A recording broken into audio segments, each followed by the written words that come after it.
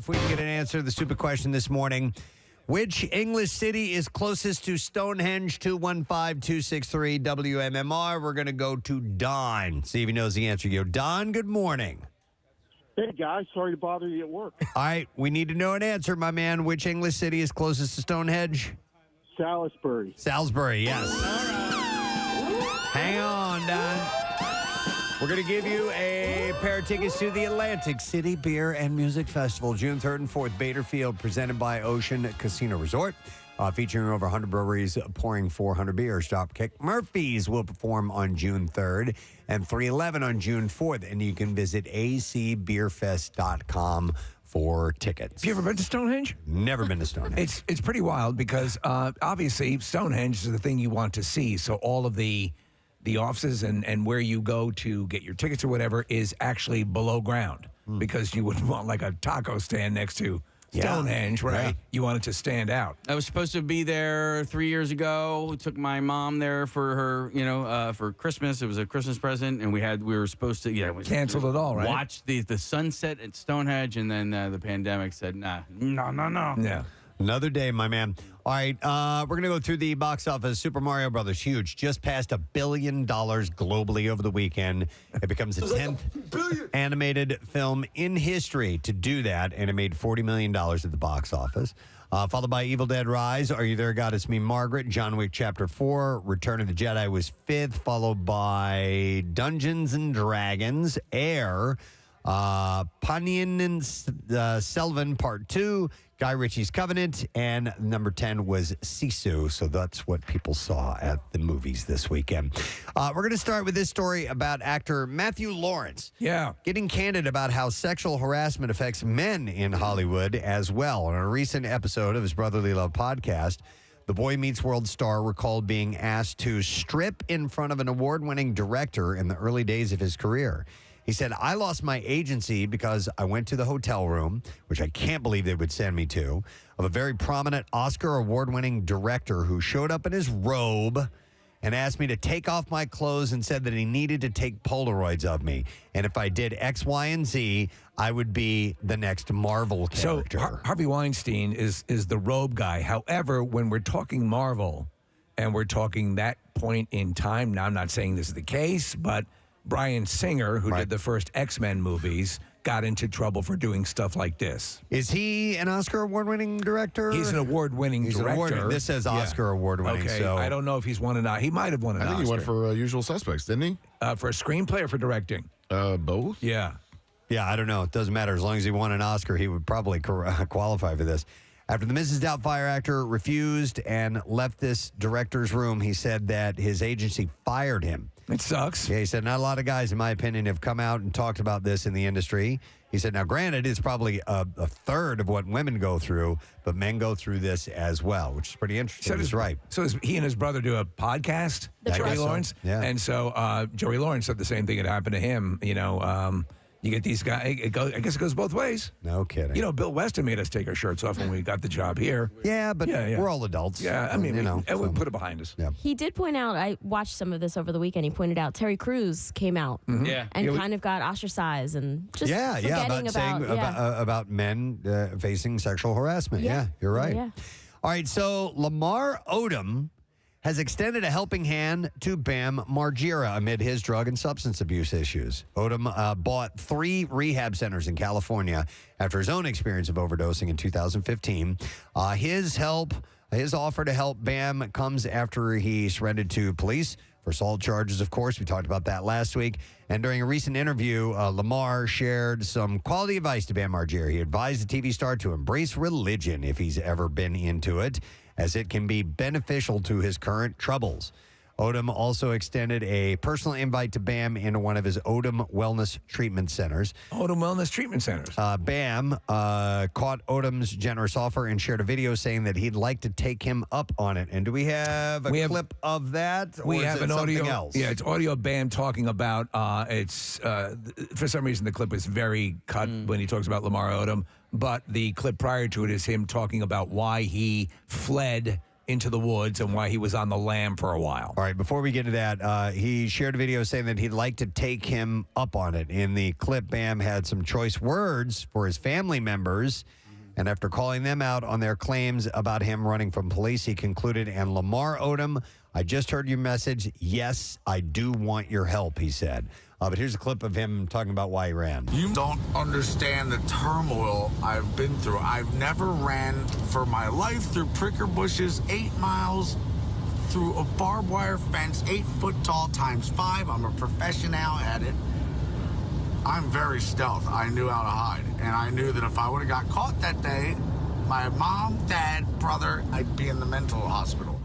And so he said that he wants to take Lamar up on his offer. Listen, I think the one person who could have helped him out more than anybody was Steve-O, because he's been there. They share the similar lifestyles together. They both had serious substance abuse issues. And I don't know, man. And Bam's already been in center after center, and just going to another one. Do you know the amazing thing here is that, and we keep talking about it, is that it was Bam that helped Steve-O get out of his situation. And now he can't reverse it. So Lamar has offered Bam a free stay at any center to help him address his drug abuse and substance addiction. And Odom said that the invite is only if Bam truly wants professional help. Yeah. So we'll see what comes of all of that.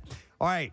Tony Danza is facing some criticism, Nick, for his behavior, and Kathy, because you love Tony Danza, for his behavior during a red carpet interview after the reporter, Rye Myers, posted a video of the interaction. And it was taken at the opening night of New York, New York on Broadway. And I want to hear what we have. I haven't listened to these clips as of yet. So this guy who's on the red carpet is a very energetic. He just loves Broadway. He loves the Broadway stars. And he seems like a really affable dude. And he approaches Tony Danza, and then you get this. Here we go. Good to see you again. Good. Hi, Tony. How are you? I'm Rye. How you doing? We're right here. How are you folks doing tonight? Well, excited. It's so great, right, to be here at New York, New York? Absolutely. Right. Just saw John Relax Chandler. a little. You're more excited than we were. Take it easy. It's exciting. It's a great night. I know. Okay. So what's your favorite Candor and Ed moment in musical theater? I just had it. I was hugging him. Isn't that something else? Just had it, yeah. Now, what's your favorite New York City staple food item? Is it a pizza or hot dog? You know what? You got to do money. You got to come up with better questions. Come on, let's go. I got to go. Thank you, Tony. In defense of his interview questions, Meyer clarified in the comment section that given the musical theme, New York, New York, everyone was asking New York City themed questions, and that's why he was going with that. And he'd asked a number of celebrities prior to that, and they were fine with the question. Yeah. But it turns out Nick's dad was right. Yes! Nick's dad was right, and he's a reprehensible person. This time, so. Not unless, maybe he'll come forward and address the issue. Nah, we'll see. People in Barcelona had to do a double take on Friday when former President Barack Obama, Michelle Obama, and filmmaker Steven Spielberg joined the throngs of tourists to visit some of the city's main sites, albeit with added security. But the trio were in Barcelona to attend a concert by their pal Bruce Springsteen. That's what a life, man. And Obama, Spielberg, and Springsteen all strolled into a restaurant together. Where's the rabbi and the priest? Could you imagine? It was the Amar restaurant at the Palace Hotel on Thursday. Staff member Paul Pareo uploaded a photo of them posing with the wait staff and chefs to Instagram with the comment, the pleasure this job brings you. So how much in the way of personal security?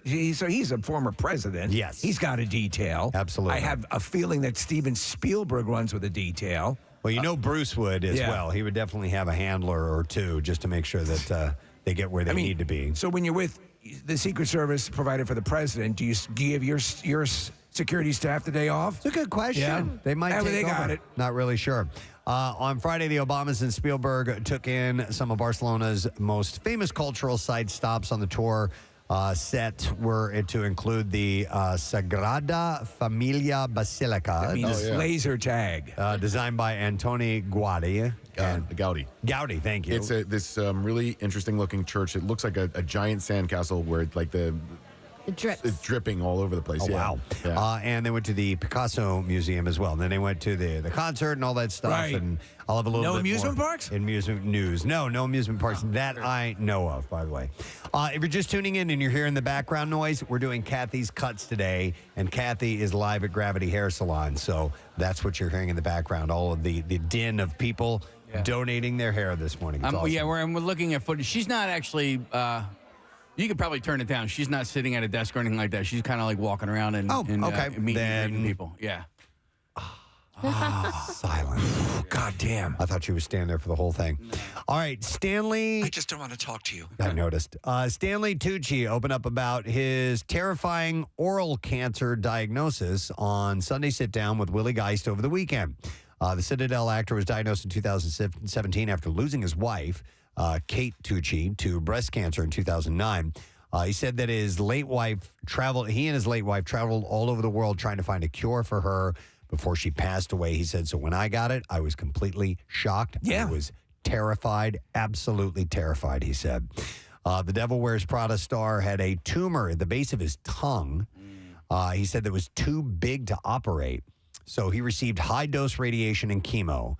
And he shared that he lost 35 pounds as a result of the treatment. He said, I couldn't eat. I had a feeding tube for 6 months, and everything tasted like you-know-what and smelled like you-know-what.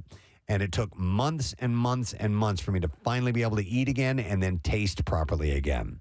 The Lovely Bones actor added that he's grateful for the support that he received from his wife, Felicity Blunt, and his sister-in-law, Emily Blunt.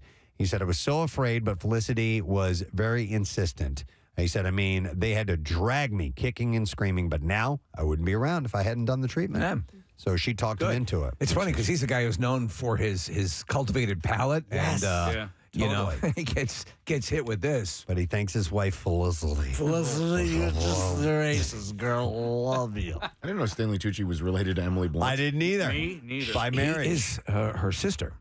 What's that? No, No, that's he right. is Yeah, not. yeah, He is sorry. not her He's sister. his own mother. Yes. Yeah. That's it. Yeah. And his third cousin removed. Michael J. Fox opened up CBS about living with Parkinson's disease for 30 plus years. In a recent interview, we have some clips to play with this. He had said that it's getting tougher living with the disease. And and in fact, when we had the clip from Richard Lewis the other day, he had said if you are diagnosed with it, it's slow progressing. He said if you're diagnosed with it late in life, you may get away with not having a really tough time with it by the time you die naturally from age. Exactly, yeah. But if you catch it earlier, Which he did. It's going to be a longer, more difficult progress, and he's hitting that point in his life. So this is him talking about falls and how difficult they are for people with Parkinson's. I had spinal surgery. I had a tumor in my spine. Yeah, it was benign, but it messed up my walking. And then I started to break stuff. Broke this arm, I broke this arm, I broke this elbow, I broke my face, I broke my hand. Falling on things. Falling, which is a big killer with Parkinson's. It's getting tougher. Every day gets tougher. But that's the way it is. I mean, who do I see about that? Yeah, you can see it clearly and you hear it in his voice that it's progressing even more. And the belief is that it'll be a fall that will kill him, and he says, how do I not move? How do I not live? You got to do what you got to do. You don't die from Parkinson's, you die with Parkinson's. Yeah, he definitely states that. Here's another clip of him talking about people that not surviving long. It's falling and aspirating food and pneumonia, all these subtle ways they get you. You don't die from Parkinson's, you die with Parkinson's. I'm not going to beat 80. I'm going to beat 80. Yeah, he said he's not going to make it to 80. Wow. God, he's what he's done and how he's carried himself throughout this has been amazing and it's been inspirational. But I wish the guy could get a break. I know. Another clip of him talking about being happy with his wife. I had to go through our den, our TV room, and I looked up and Back to the Future was on. It was just starting. And I hadn't seen it since like 1987. I hadn't seen it. And I sat down on the sofa. Like 45 minutes later, Tracy goes, "What are you doing? Where are you?" And I said, "Back to the Future's on." She said, "You're watching Back to the Future?" And I said, "Yeah, I'm really good in it." That's good. Such a great movie, man. Oh, it's just sad to see. So hopefully, gets whatever treatment he can to keep it as minimal as possible. And every day brings the possibility of, some sort of advancement. Yep. All right. Here's some sweeter news. Rita Wilson and Tom Hanks are celebrating their long-lasting relationship. And on Sunday, the actress shared a photo of the Castaway actor looking at her and holding a cake that reads "Happy Anniversary" to Instagram. They've been married for 35 years. Just going to say that they're my favorite couple. I love Rita and I love Tom, and they're wonderful. I'll never forget one time we spent a long weekend in Caracas together. And I was wearing a submissive ashtray mask. And we had a sexual encounter that was so amazing that I mean, the FCC prevents. I can't go into it, but it was special. So is that the mask where there's a pole like sticking out of your mouth with an ashtray on it? So for those who are unfamiliar, it covers your entire head. It's jutting out of your mouth about 7 inches is a black pipe, and at the end of it is an ashtray. Yeah. And they're supposed to make fun of you, and they did. They called me horrible names, and they put cigarettes out of the ashtray and made me feel like a subhuman. And it was a wonderful sexual experience. Well, that's what you go for. That's what I was asking. Yeah, they're good friends. They appeased me with this and fed into my perversion. Well, happy 35th anniversary. Those two lovebirds. Couple. Yeah, they're just lovely. So she had captioned the post 35. Could you imagine Regis with one of those masks on his hands and knees. 35 years of marriage, April 30th, 1988. Love is everything, they wrote. I just read a story, not to take you off your entertainment report. Tom Hanks had donated a very... typewriter. Yeah, I had that in City Beat. I was going to try to hit that last week, and I didn't get to. But there was a local typewriter place, and he donated this really cool classic typewriter. He's got, he loves the typewriter community in Philadelphia, believe it or not. Can I tell you another great? Yeah, please. Yeah. So we were together. This time it was in Barbados. And we were at a resort. And what they did is they put my nutsack in the typewriter so that when the letters would hit, it wouldn't strike the paper, it would hit my nuts. Why did you take a I got to tell you, it was a wonderful experience. Yeah. That I did get a cut from the ribbon advancing. We didn't. Oh, all right. Okay. Forgot, the old style typewriter. Okay. Yeah. I thought it was like the parentheses key or something like that felt great. That. Okay. Semicolon, love it. Okay. Good to know. Hey, there was a celebrity sighting in Westchester over the weekend. Eugene Levy. Good God, I can't even say it.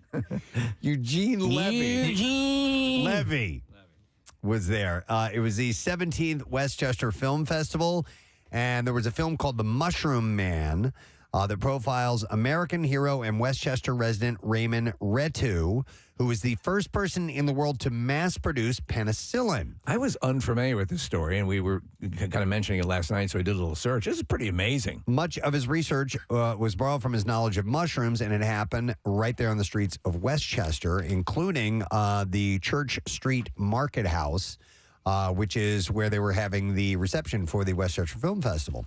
And the film's producers, Douglas Gam and Deborah Devine, both relatives of the late Mr. Retu, were there. And Deborah is the wife of Eugene Levy. How about that? Yeah. And so he was there, and apparently he even bought some popcorn from one of our former interns. Yeah, she's great. Because they have a kettle corn food truck. And apparently he was enjoying himself and out and about in Westchester. I think that's cool. Remember, we've had him in the studio. He was so great. He was great. Yeah. Oh, my God. He was just exactly the way you want him to be. Yeah, super nice. Wonderful. So, have you watched any of Essex Creek? I watched the first episode, and it didn't grab me. I know people love it. Yeah. And there are some people who are fanatics about it, but I love it. It wasn't for me. But I get it. Yeah. Let's see a couple other things. According to Hollywood Reporter, a new Adam McKay movie is coming to Netflix titled Average Height, Average Build. And Amy Adams and Robert Pattinson are set to star in this. Nice. It's been described Wait a as... second. What? We are friends with Adam McKay. We are. Adam McKay is going to be working with Rob Pattinson. Rob Pattinson is the Batman. I want something signed from him. Okay. We have Michael Giacchino. I'm working that angle as well. But it then result, if I end up with the Batmobile, I'll be happy. Okay. So it's described as part serial killer thriller, part comedy.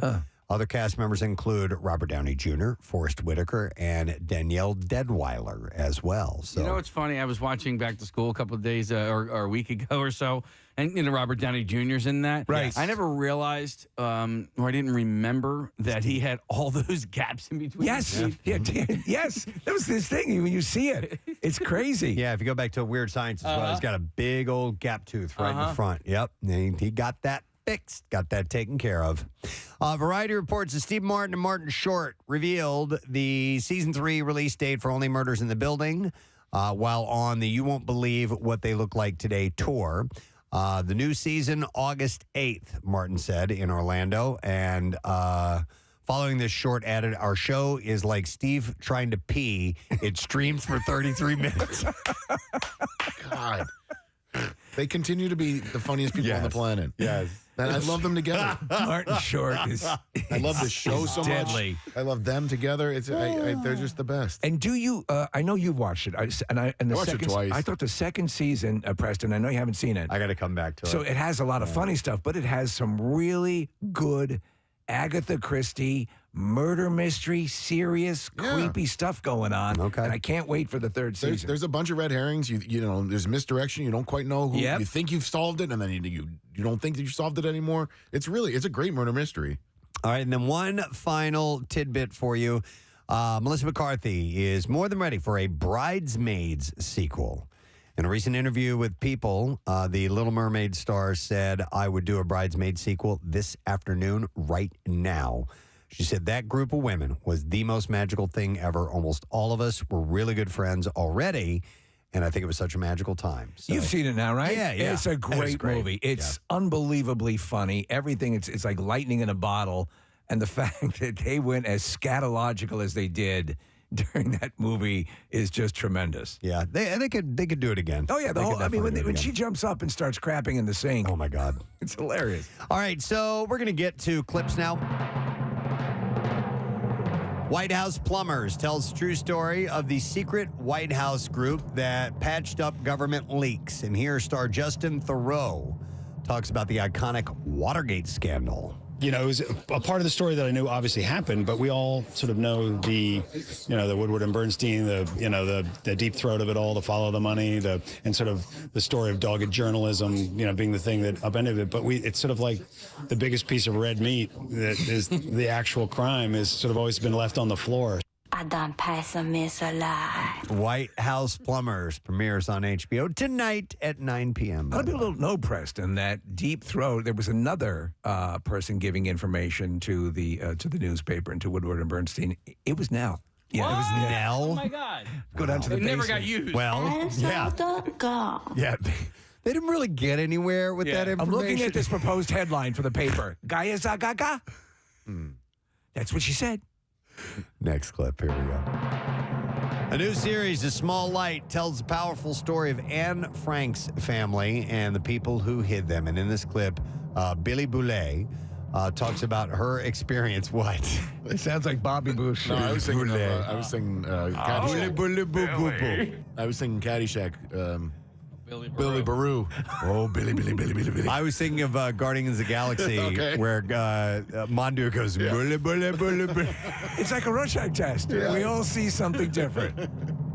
In the story about Anne Frank, by the way. Yeah, right? Yeah. I'm thinking about Judge Smales. Billy Boulay talks about her experience. Bobby Boucher. On telling Anne Frank's story. Here we go. There's been so many portrayals of her that it's their versions of Anne. I really wanted it to be truthful to her diary and her fieriness and her strong will and her opinions. She was a real teenage girl. She had bite to her. Jigsaw. A Small Light is airing now on Discovery Plus. By the way, there you go. That is your last story. For the Entertainment Report this morning. Mondays, man, we're kicking off with a lot today. We have a bunch going on.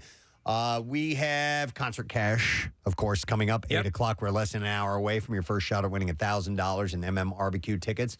We also have a concert announcement we're going to get to later on this morning. We have some more of those Guardians of the Galaxy screening passes to give away. And we have Kathy Romano, who's on location for the Kathy's Cuts benefiting Wigs for Kids. And she is a Gravity Hair Salon there in Ambler. But then We're going to talk to Jackie Bam Bam this morning. Vibe Salon in Mount Laurel is where he is going to be. Yeah, and listen, the sun came out, even though the weather forecast was not that good. So obviously this is a wonderful event. Obviously the spots are all taken, but people are taking time out of their morning ritual to head on over there and get this done, and it's a wonderful cause. Already had a guy that donated 28 inches of hair, which is crazy. So I want to see what that guy looks like when he got his new style done. I saw a fleeting glimpse of him walking across after the screen after getting his hair cut.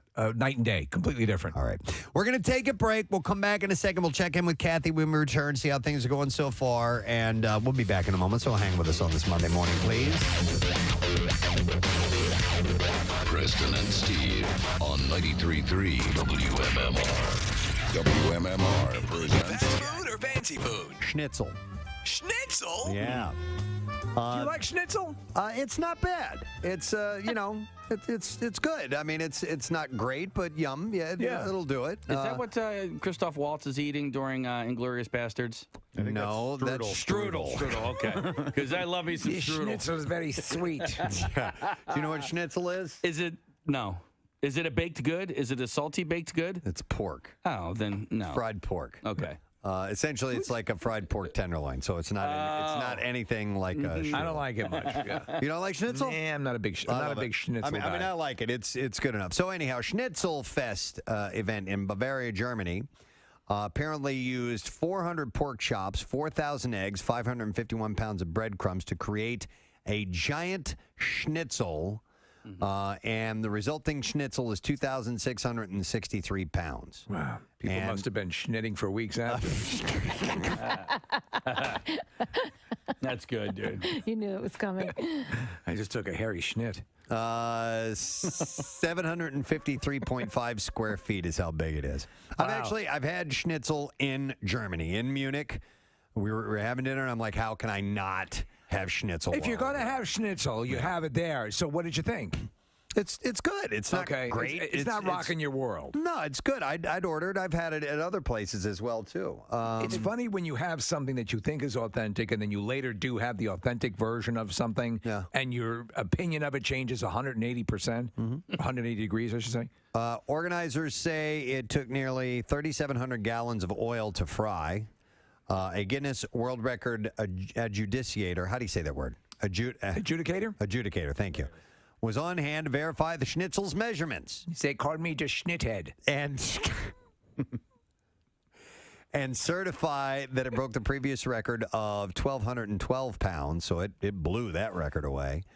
And it was then split up into 4,800 portions and sold to attendees at the festival. Yes, we put it on a conveyor belt and it comes right out to Schnitthorn. Keep going. Do more. What were you going to say? You were going to say something. Well, so it's just a pork chop, basically? Yeah, I don't know if it might be the tenderloin case. I'm not 100% sure what part of the pig it is. But yeah, it's like a fried pork chop or a fried tenderloin. Yeah, I never really cared for pork chops.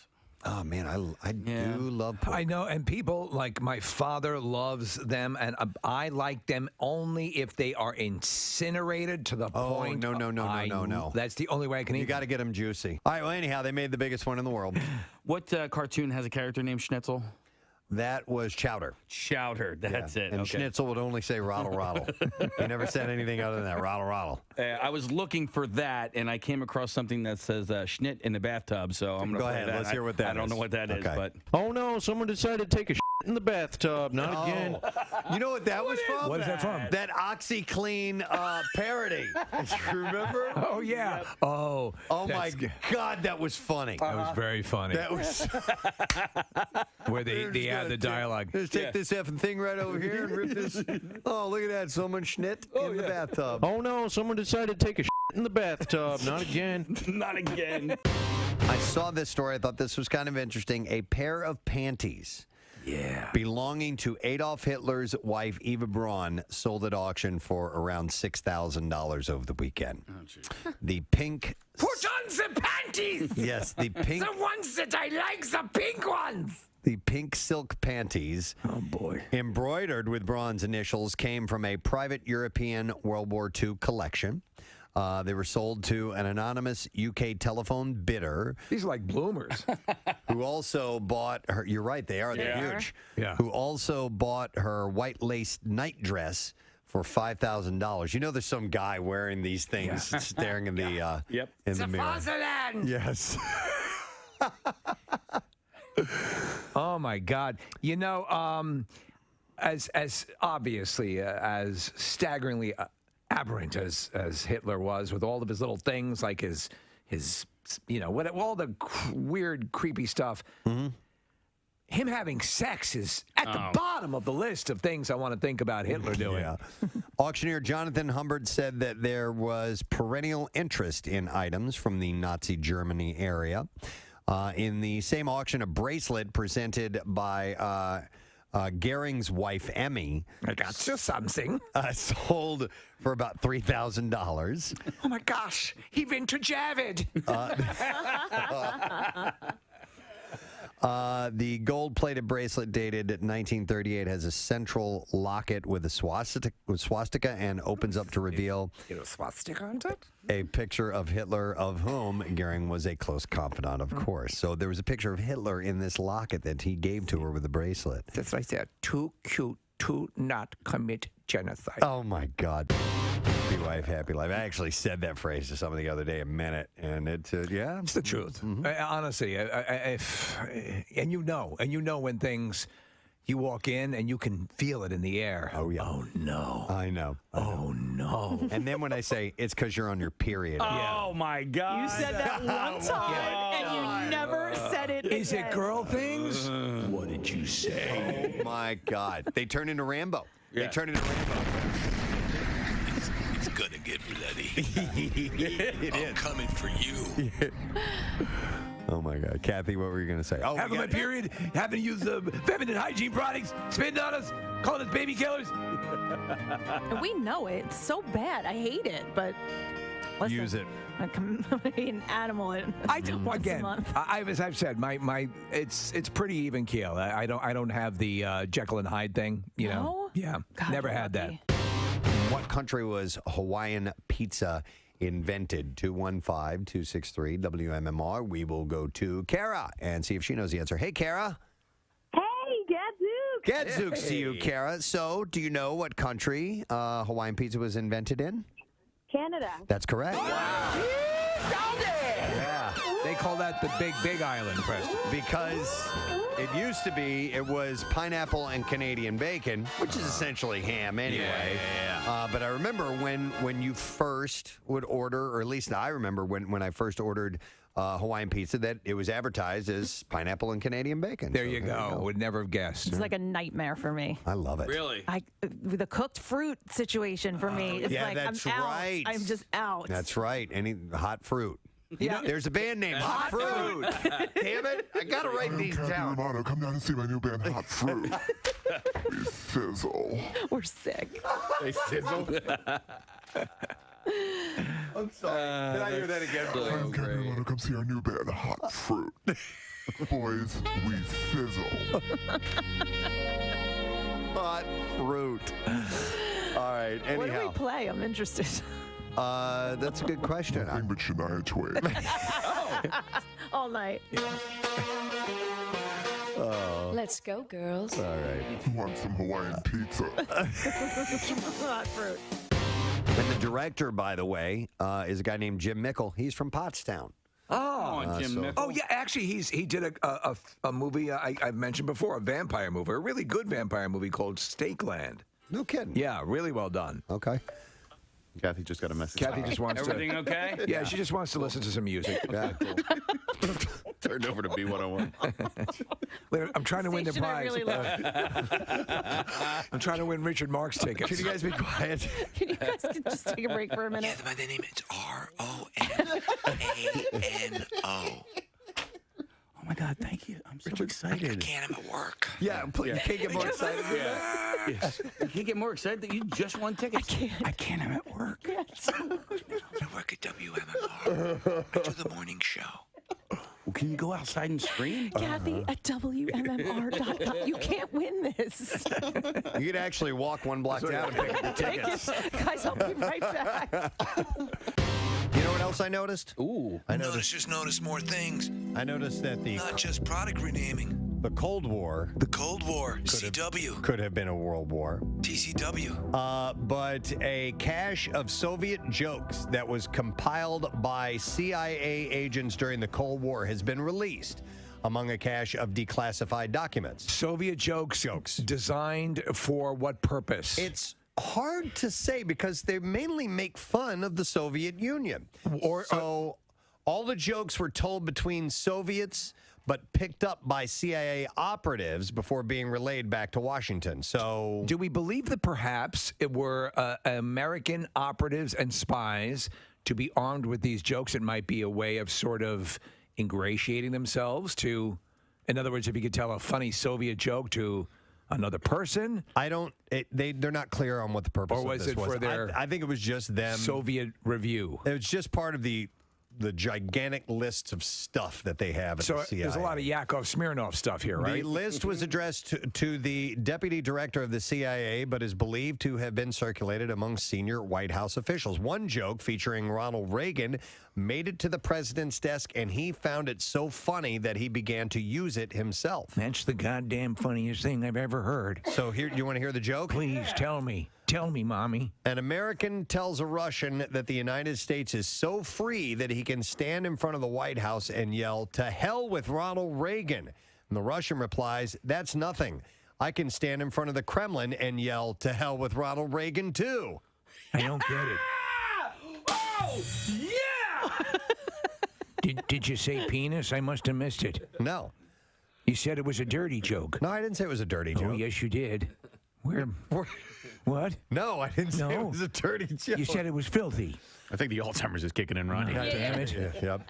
Where are my jelly beans? It is not known exactly why the CIA began doing this. It wasn't filthy. Though since there were no polls in Soviet Russia, it could have been a good way for agents to judge public mood towards politicians and the government. Why did chicken cross road?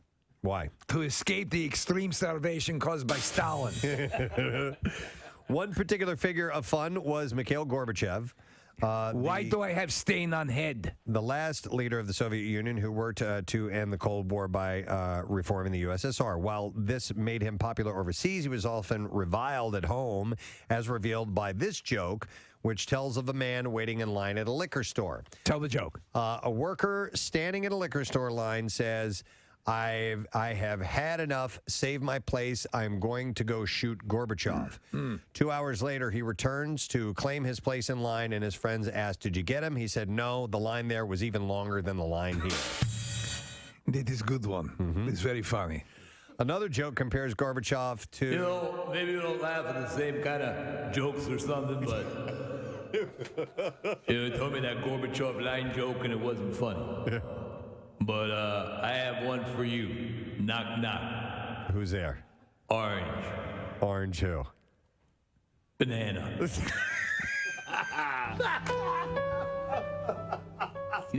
don't think you told that correctly. And how old are you? 9. And how come you cut? How much? Do you know how much hair you cut off? Yes. What was it? 12 inches. Wow. To cut your hair. I don't know. I think your mom didn't want to brush it anymore. Yeah. What's your name? Caroline. And how old are you? 11. Do you have to go to school today, or do you get the day off? We still have to go to school. What? No. And so who brought you here today? My mom and dad. I heard your dad is so cool. Sure. Sure. Yeah. He's telling them, make sure they say that he's so cool. So they're 9 and 11.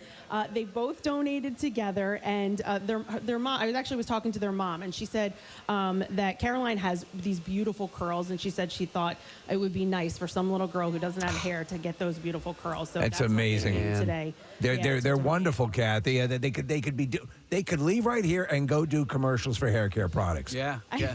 Hey, Cap, can you ask their parents, because their daughters' names are me and Preston's daughters' names? Yeah. Did they hear the names from us and go, we like those names, and we're going to name our daughters that?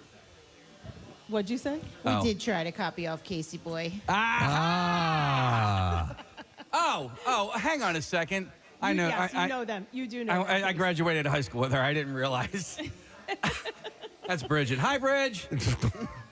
She's waving to you, Case. And then I also wanted to talk to Carly. Carly, where are you from? Burlington, New Jersey. How much hair did you just cut off your head? 27 inches. Whoa! Holy moly. Oh, my God. 27 inches. We have pictures. You have to see it. It was so long. When was the last time you cut your hair? 4 years ago. And it was right before or after your daughter was born? 4 months after my daughter was born. And how come today? Why did you decide today to cut it?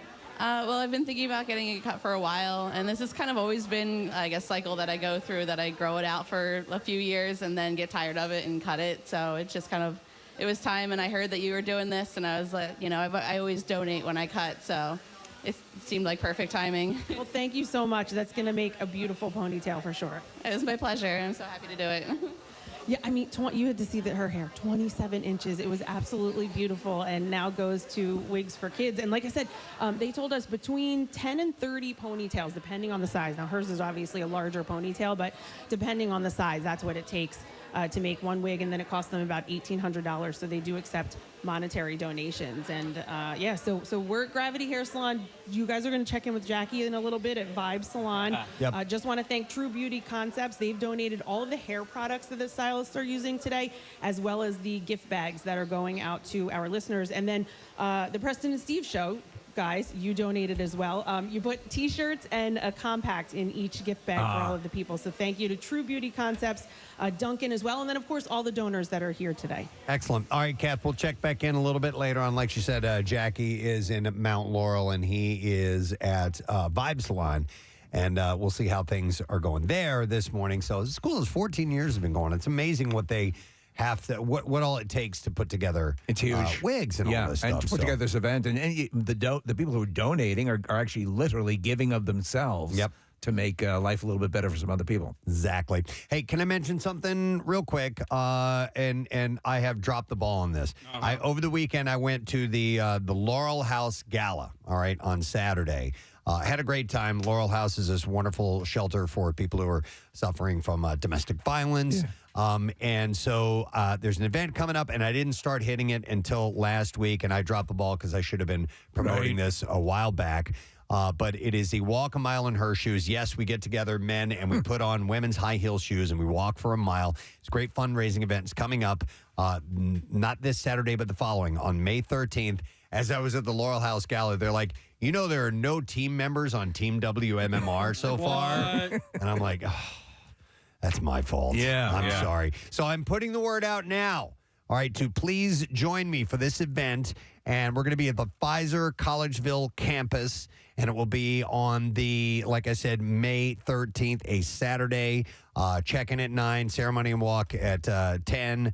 And it's done. It's like an hour-long thing. It's a real quick event. It's fun. It legitimately is a fun thing to do. And raising money for a wonderful organization. So if you would like to get registered for that, please do so. You can click on the community events of WMMR.com and sign up now. Or you can do a quick search. You can go to the Laurel House's website. There's a bunch of different places to do it. Or reach out to me, and I'll help you out with it. All right, so please do that and join me if you can. It's going to be a good time. All right, I saw this story, thought this was kind of interesting. And even though this is out of the UK, I think some of this might echo a little bit in the U.S. as well. But apparently the average adult hasn't spoken to their neighbor for 3 weeks. But millions enjoy passive-aggressive posts on community social media pages. It was a study of UK adults. They found that 56% of those in local online groups report sniping and backbiting, as they call it, with 34% describing it as pure entertainment. So they would actually... So the consensus here is that people are more likely to enjoy doing that backbiting and gossiping rather than just talking to their neighbors. Exactly. 1 in 20 go as far as saying that they can't remember the last time they spoke to their next-door neighbor face-to-face.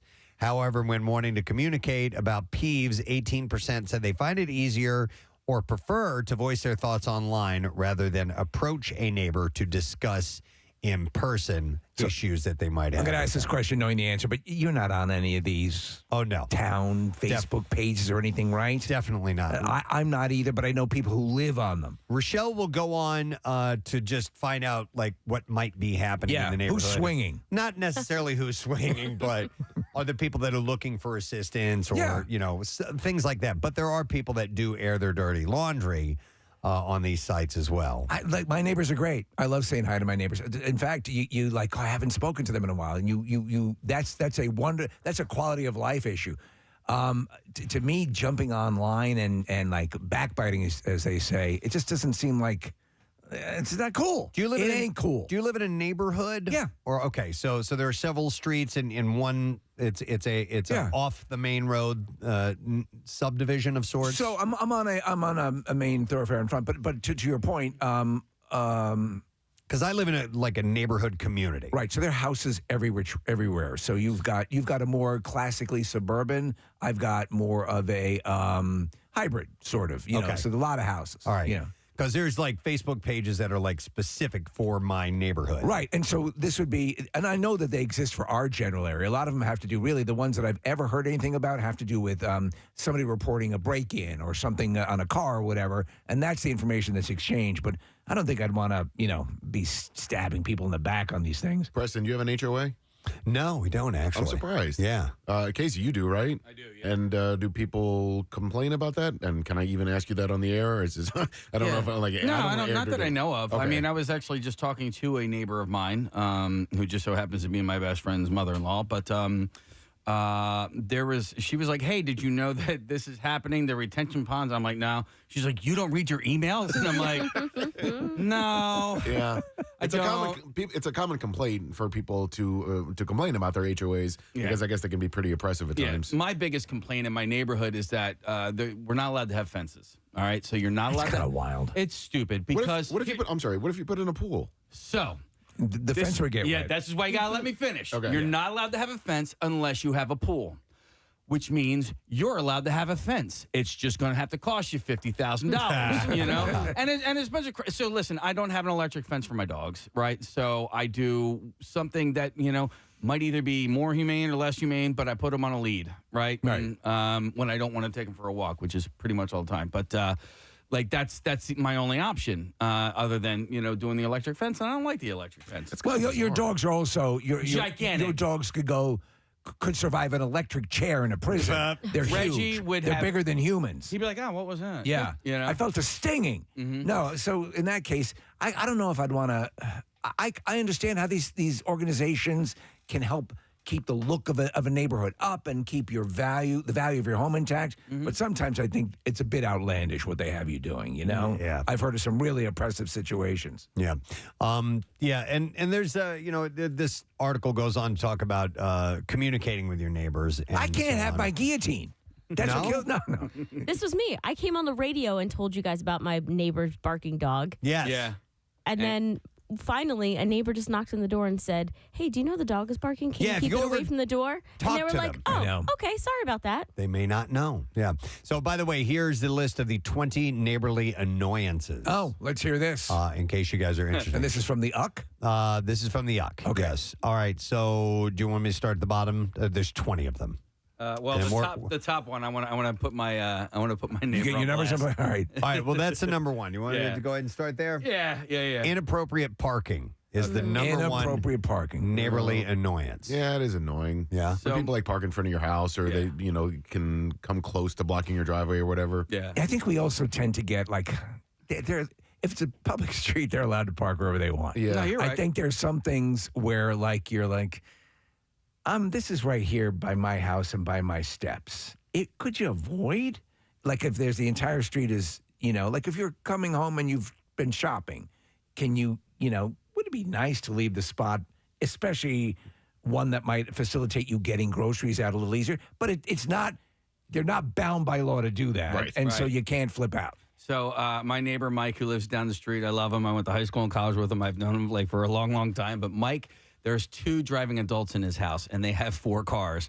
And because he takes such good care of his cars, and they're all paid for, so when he gets a new car, he just can't get rid of his old cars. You know what I mean? Like families that have a fleet of vehicles? Yeah, so I know. He has like an emotional attachment to his cars, but they're all on the street. And his is the end of the street that actually has small children. So, Mike, just sell your 2 cars that you don't need anymore, right? You don't need them anymore. But I also talked to a guy he lived on a street where neighbors had a nice driveway.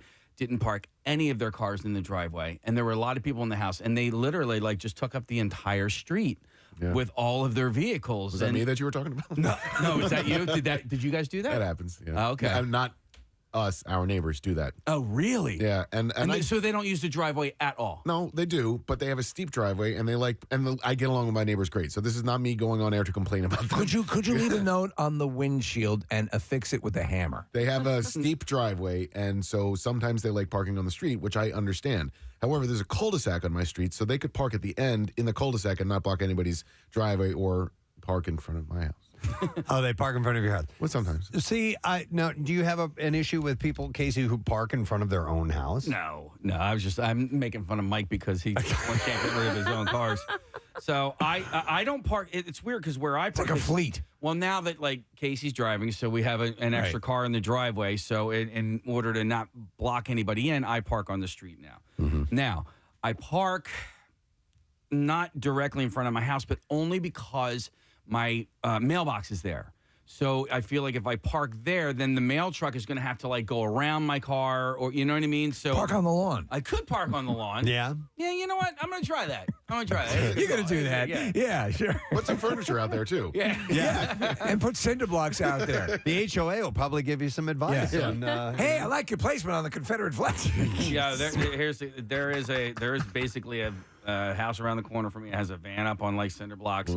Has been there for as long as I've been there. I remember, it just doesn't match the neighborhood. Well, even if it did, you put it in the back. Yeah. I told you guys about when my band, when we bought a school bus, parked it in the driveway. My neighborhood, that lasted about a week or so, and then we got a letter. Yeah. You can't do that. Here. All right, some other neighborly annoyances: loud music. Yeah. Dogs barking loudly. And listen, and I have, my dogs are barkers, and I constantly am out there going, "Can you shut up?" You know, sometimes you can't do anything about it, but we try, we attempt to. Well, there's also you have to be understanding if you are if the neighbors, if it's during the day.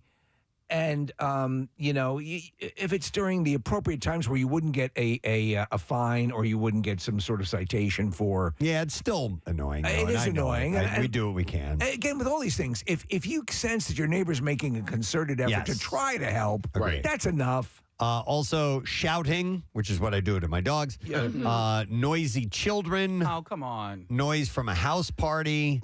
Doors being slammed. These are all standard. Loud TV. Do you use the invisible fence? What's that? For the kids? Do you guys do that?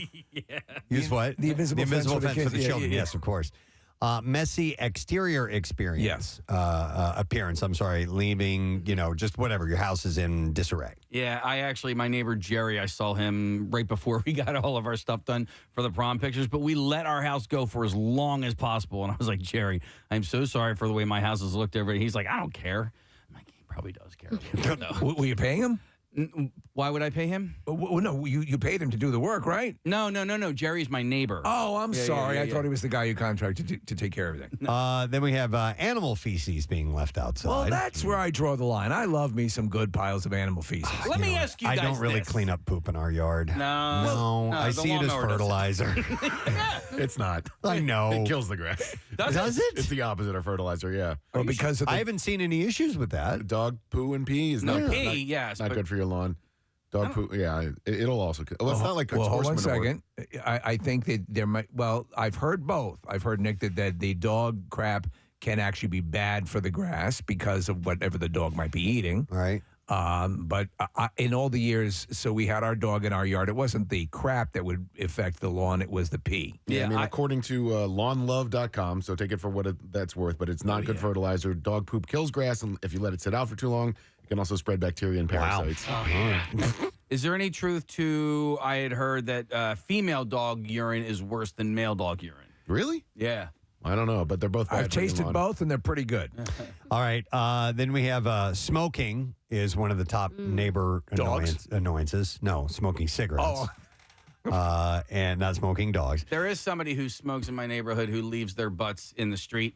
Oh, that's not cool. Not cool. Yeah. That's straight up littering. I don't listen, if someone is smoking, of course you have to be in close quarters, obviously, or your house had to be fairly close together if your neighbors are smoking and it's affecting you. Yeah. My sister used to smoke, and when she would come and stay for whatever reason, she would go out in the front of the house and smoke cigarettes. I'm like, don't do that, please. Yeah. Please don't do that. Get in the backyard now. Sometimes people will smoke off of balconies in our building, and then when you go outside, their like butts will have blown off the balcony and onto your balcony. Really? And I that's don't just like like the that. grossest thing to pick up. I mean, it's one thing too if it's in the street, but if it's like on your balcony furniture, just Do you have sitting anybody there, who pees off the balcony? I actually had to think about it. No, not that I know of. The other top annoyances of neighbors are having a fire or barbecue. Some people just get. Some of these I can understand, and some of these are you're just living. You're having a barbecue. Not putting trash cans away. Okay, that I can see. Like leaving them out for days on end, I guess. Having to take their packages in repeatedly. Okay. What is that? Explain that. Like, the packages that are left for you. Oh, like, I gotcha. Like Amazon. Right. And So you're delivery. like, you say all of a sudden you're working for them. Swearing loudly. Yeah, that would be annoying if that were the case. Littering. The is that? Not giving you a heads up about construction work. What is it? Listen to this one. Having a bold color front door. That's what front doors are for. Front door is too boldly colored. We don't have, I do like a yellow front door. We don't have a yellow front door, but I don't know. Forgive me, Father, for your sin. What is your sin, son? I very much like a yellow front door. Say to Hail Marys. No, I think that's fine. It's your front door. Yeah. What's an outlandish color for your front door? Yellow? Purple. Yellow, red, purple. Isn't the red door, you'll find the red door at, is it Lutheran churches or? Elizabeth Arden? Elizabeth Arden, the spas, yeah. It is, I think it is Lutheran. Because we visited Muhlenberg, which I think is Lutheran based. Yeah. And they had like red doors on all the. I like a red door. I think it pops. Yeah, I do too. Hang on, I'm going to go to PJ. She says, or he has the neighbors from hell. Oh. PJ, good morning. Good morning. Carson Daly's a tool. Still is. What's up, bud? I got to say, I've had my fair share of troublesome neighbors. But this one definitely takes the cake. My wife and I moved into our house about 3 years ago, and little did we know that the people we bought the house from moved out because of the neighbors. Oh, God. Every single thing on your list has been on our list as far as what they do wrong. They have a dog that constantly barks as early as 5 a.m. in the morning. They have no fence around their yard, so their dog poops in our yard nonstop. But I think the latest is that they were just on the news for the two young boys that live there were just arrested in a tri-county drug and gun ring. Whoa! Oh my God! Okie dokie. I live in Abington, PA, one of the best townships, I think, in the country. And for this to pop up right next door to us is just insane. Well, you're basically being held prisoner in your own home when you have all that stuff going on. I woke up last May to the Abington PD in my front yard with essentially a SWAT vehicle and full military garb, assault rifles perched in my tree out front, serving them a warrant for all of this. Okay, so when that was happening, that had to have been pretty exciting. It was pretty exciting, except for the fact that they did it at about 4 a.m. And you should have walked out in your robe with a cup of coffee. Hey, Joe, what's going on? I thought that that the whole block was being evacuated for like a gas leak or something. And my wife was scared to death. And I look out my front window from my bedroom and see 3 police officers. Wow. Full military garb, perched up in our trees, just waiting for something to go down. PJ, have you ever had like personal run-ins with them, like, confrontations at all? I have not, but not directly. I really try not to interact with them as much as possible. Right. But I did have... during COVID, I was working from home, and I saw 2 guys. They also, due to all the drug and gun-related charges bring a lot of not great people around the neighborhood. Right. And I was looking out my front window, and saw two kids that looked like they were up to no good cross my property. I watched them, and they're definitely staking out my neighbor's house trying to break in. So I promptly went out, confronted them. They started running away. I'm sprinting down the street in my socks, calling the police, trying to track them down. So that maternity or paternity issues with, just craziness in the street, just screaming. It's been all sorts of hell over the last 3 years. 3 years for you now. Yeah. Wow. Has anything gotten better now? There's 3 sons that live in the house, and one of them, I believe, is in prison. The other 2 are currently facing charges and ongoing court proceedings. So I'm hoping within the next couple of months that it's taken care of, whether that means they're going away or at least put in check. Yeah, man. And the day they move out, you guys will be block party. Oh. Yeah, I'm gonna buy the house and destroy it. Yeah. Do the other neighbors? You guys talk about what you see going on over there? And all the time. I'm sure. I have, over the course of the last, I'd say 2 years, have been in regular communication with the detectives of Abington Police Department. And so I think the latest thing actually is that the kid, I guess, went out and bought a new, I think it's a Dodge Challenger, that is possibly the loudest car I've ever heard. Right. A Charger? Yeah. Wow. Yeah, and waking up the whole neighborhood at all hours of the night. So every time that happens, I always get at least 2 or 3 texts from my neighbors saying, call the police, call the police. Let me ask you, PJ, because this happened to me once, even though besides all that stuff, every once in a while, is it entertaining? I will say, yes, it has some degree of entertainment. It was kind of fun watching the whole execution of the warrant and the SWAT teams in play, and the fact that they put him in cuffs right up front of my front window. So I got a full scene of them emptying his pockets and him trying to eat whatever they emptied Wow. in his pockets. You got to see a live action, a real TV show. By the way, PJ, we're getting some texts from people who know what you're talking about, by the way. So they're saying that this house is notorious. Yeah, it's pretty terrible, and they're right next door. Oh, you good for poor you. son of a bitch. Bring over a pie today. Thanks, PJ. Just Appreciate baked an it. apple Have pie. a good one, guys. Good luck with everything, man. Thanks. If you don't have to have direct interaction with something like that in your neighborhood and can kind of watch it at arm's length, it can be a little bit of an entertainment show. So about 3 summers ago, now it wasn't so. I'm on at an intersection. Across the intersection, 2 or 3 houses in, there was a volatile relationship. Apparent, and you could hear the whole thing because it'd be occasion. It happened 2 or 3 times. Yeah. And the guy was cheating on the much larger girlfriend, who would like go nuts on him and chase him.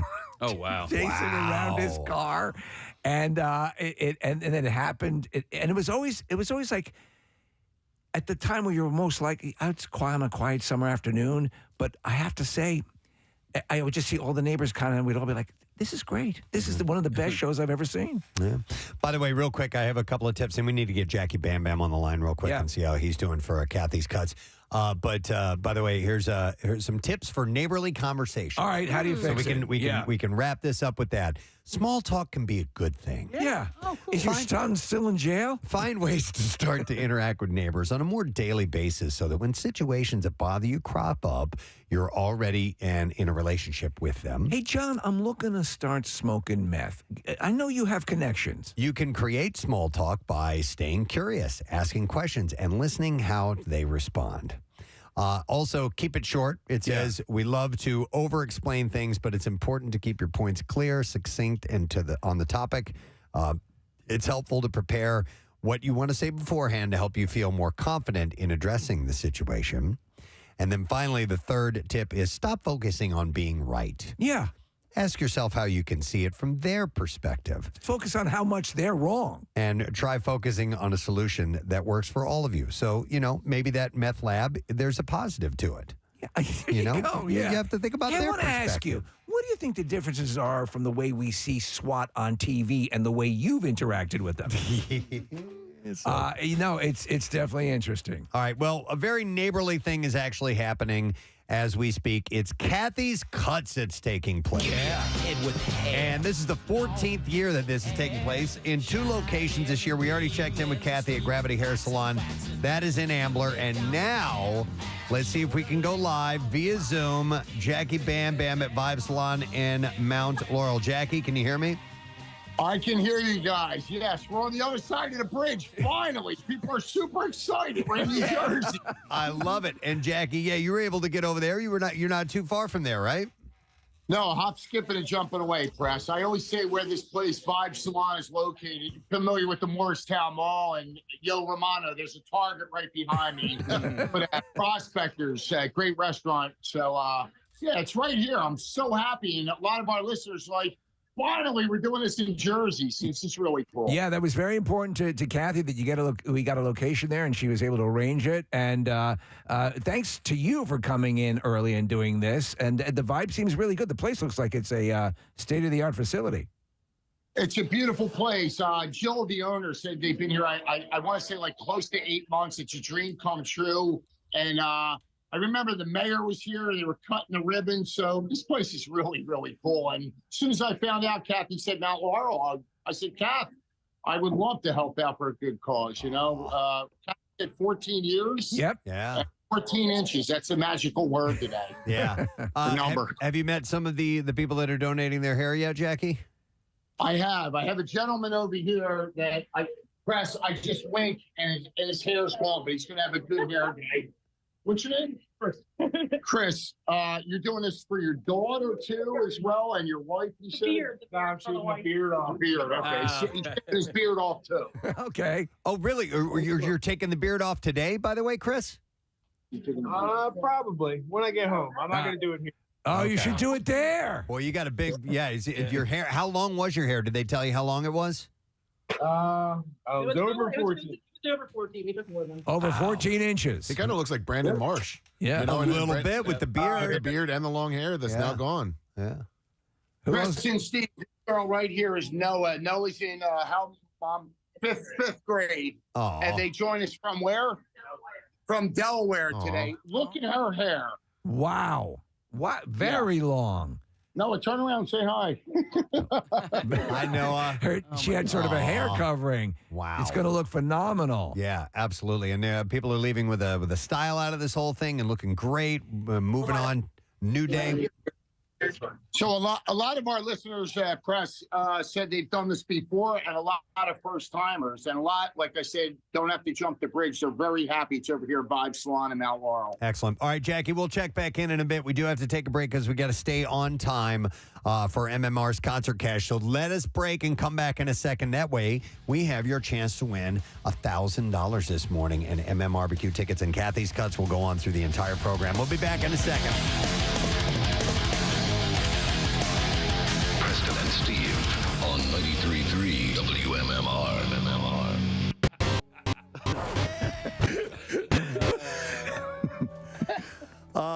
So Stalin. I'm going home.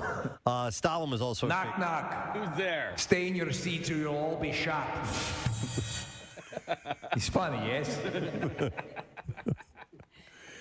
Knock, knock. Who's there? You will starve in gulag. I'm here all Seville. I would say try Seville, but there is no veal. Try cannibalism as we starve out all of the population in Siberia because of extreme poverty caused by Stalin. Thanks for coming. Knock, knock. Who's there? They murdered my wife. That's sad.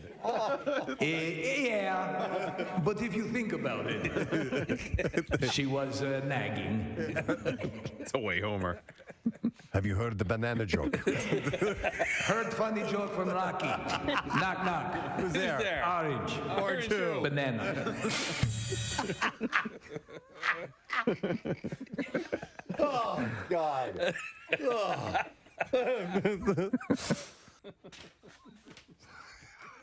These are CIA files. Hey, I am having literally to hold stomach from pain of laughing. Yes, exactly. Okay, I noticed that, and I figured we might have Notice the Soviet humor. They may not be married, but Jennifer Garner and Ben Affleck are still family, according to Ben's brother Casey. During an interview with E.T. on Saturday. Well, you still family? No, entertainment television. Do you all get together for the holidays? What am I talking? What am I talking to here? I'm E.T.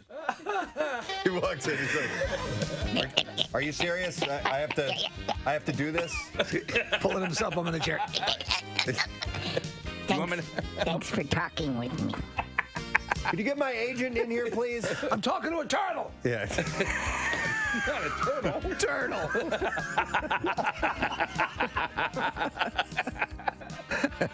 Oh my God. I want a goddamn Oscar.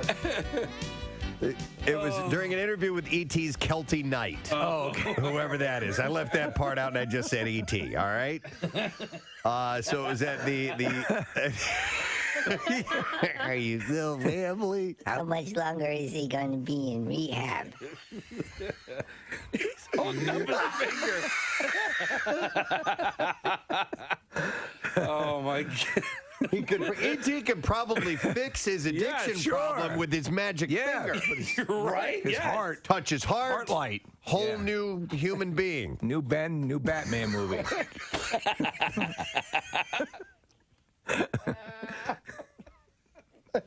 So stupid. It's so dumb. A suspended Long Island judge pleaded guilty on Friday to sneaking into his neighbor's home and stealing panties from her clothes hamper. Bad judge. This is a judge. Robert Sakale pleaded guilty to second-degree attempted burglary. He was detained on March 29, 2018 when he had been knocking on They call me Judge Panties. after he'd been knocking on a neighbor's door. I like panties. Sakale is said to have just left the home on a different neighborhood. Of a different neighbor prior to arriving at the second neighborhood's home. I'm touching myself under my robe. The first neighbor was identified as 23-year-old former intern at the Islip Town Attorney's Office. Islip, yeah. Islip, where the judge used to work. Now, police found that the judge had several pairs of panties stuffed down his suit jacket. Oh, my God. And his raincoat when they apprehended him. Those are my panties. Sakale's attorney claimed that his client had changed. He said he has served the people of Suffolk County honorably for the last 26 years. Except for the panties part. As a legal aid attorney, town of Islip attorney, and a district court judge. He has dealt with his mental illness. I also like to poop an oatmeal. He's also... What? I like to poop an oatmeal. He has dealt with his mental illness issues in a provocative manner and proactive manner. Yes, provocative. Yes, oh, how provocative. And he allegedly told officers during his arrest, the panties I had on me are from the other times I went into the house. Okay, so don't judge him harshly. We have a lot going on today. I want to start by saying we are going to have members of the Downton Abbey film in our studio this morning. So, in preparation for that, we're having Rambo Day on the Preston and Steve show. Because if you think of an American movie that is most linear to Downton Abbey, it'd be Rambo. It would be Rambo Last Blood, which is coming out on Friday, the same day as the Downton Abbey film. Listen, you guys are excited about something, and now I'm excited about something. I'm doing a double feature, Kath. I'm doing Rambo and Downton Abbey on Friday. Both Steve and I are wearing John Rambo wigs and bandanas. Casey has a bandana around his neck, but he doesn't need the wig because his hair's long enough. Yeah. So you're John Rambo, who is out and about and killing, and I'm John Rambo, who would like to get a job at a fast food place. Yeah, you're a little more. My hair is a little more wild right now, and I'm wearing my hairnet still. Yeah, you have the hairnet on. So you know, it'd be really cool, Preston, if we have enough wigs and bandanas for the Downton Abbey cast. Could you imagine if they did that?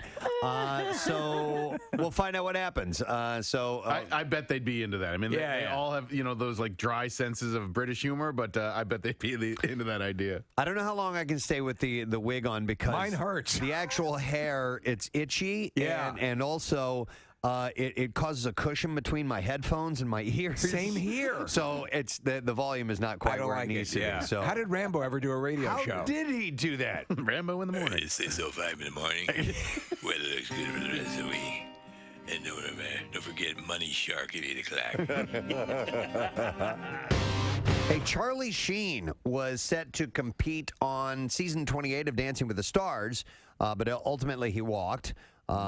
He was talking to Us Weekly. You have to walk to get out on the dance floor. Duh. He told the magazine, I was very flattered by ABC and their offer, but at the end of the day, I have 2 left feet and I just can't dance. Charlie Sheen. I'm a freaking warlock. Yeah, you should be able to create a spell and be able to dance. I'll get on my Nimbus and fly around the stage. Why can't you just get on your Mercury surfboard? Absolutely. The opportunity was linked to a pilot opportunity as well. Yeah, I want to be a pilot for American Airlines. But when he passed on Dancing with the Stars... I'm your pilot. Other side of the plane can see a freaking mountain.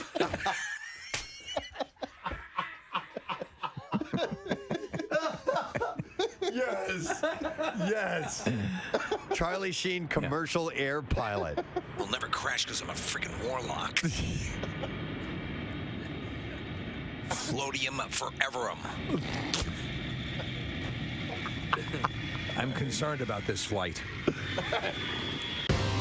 Thousands of dollars worth of bull semen has been destroyed after a cattle building exploded. Oh, no. All right. I just saw a tweet this morning that said, I didn't know semen was flammable, and I didn't know what that was in reference to, and apparently it's this story. So it was the semen itself that exploded? Well, I'm not really sure about that, but emergency services were called to... Oh, yeah.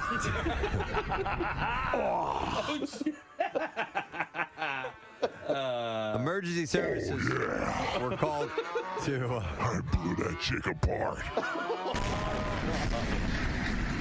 We're called to Yarram Herd Services at about 3 a.m. where 100 cryogenic cylinders containing cattle semen exploded in the blaze. I can't imagine there's anything flammable and no, I think it's probably the containers themselves or something with the wiring or whatever. Well, maybe they're pressurized, but it took 10 fire crews more than 10 hours to contain the fire at the building, which is a cattle breeding service. Vice Committee Chairman Aaron Thompson said the loss would be, quote, a huge blow for farmers, with the cylinders being worth between $500 and $1,000 each. He said the entire town next door got a facial. He said, we're coming into the artificial insemination season, so... are we? It's like fall activities. There would have been substantial amounts of semen inside the tanks that we've lost, which was owned by our local farmers, and it can range in value from $5 per straw to $95 per straw. Wow. A lot of farmers would have semen stock in the building in those tanks preparing for AI, so... We've got that plus all of our herd testing equipment that was in there as well. He said, so this is significant damage and is going to have a flow-on effect on Yarram, especially after the drought that Yarram District has experienced over the last 12 months. Bad news, folks. We have a semen drought. Yeah. It's going to be a real blow for sure, he said. The not-for-profit organization provides artificial insemination breeding advice. Put a call into Peter North. Corn has launched its new coffee brand called Corn Coffee. Corn Coffee. Yes. It's a great name. Corn Coffee. If you like the driven rock of corn, you'll love their coffee. Corn personally curated the creation of Corn Coffee. Yeah, that's good. Let's see how many K sounds I can put in there. Corn personally curated the creation of Corn Coffee. A process that saw the band members tasting multiple variations for ultimately selecting the perfect roast and blend. Yeah, that one. Each bag of Corn Coffee will feature a special message from the band, which reads, after almost 25 years of touring, making records, and playing in front of all of our amazing fans, we still drink coffee. One thing has remained a constant in our daily routine. Lattes!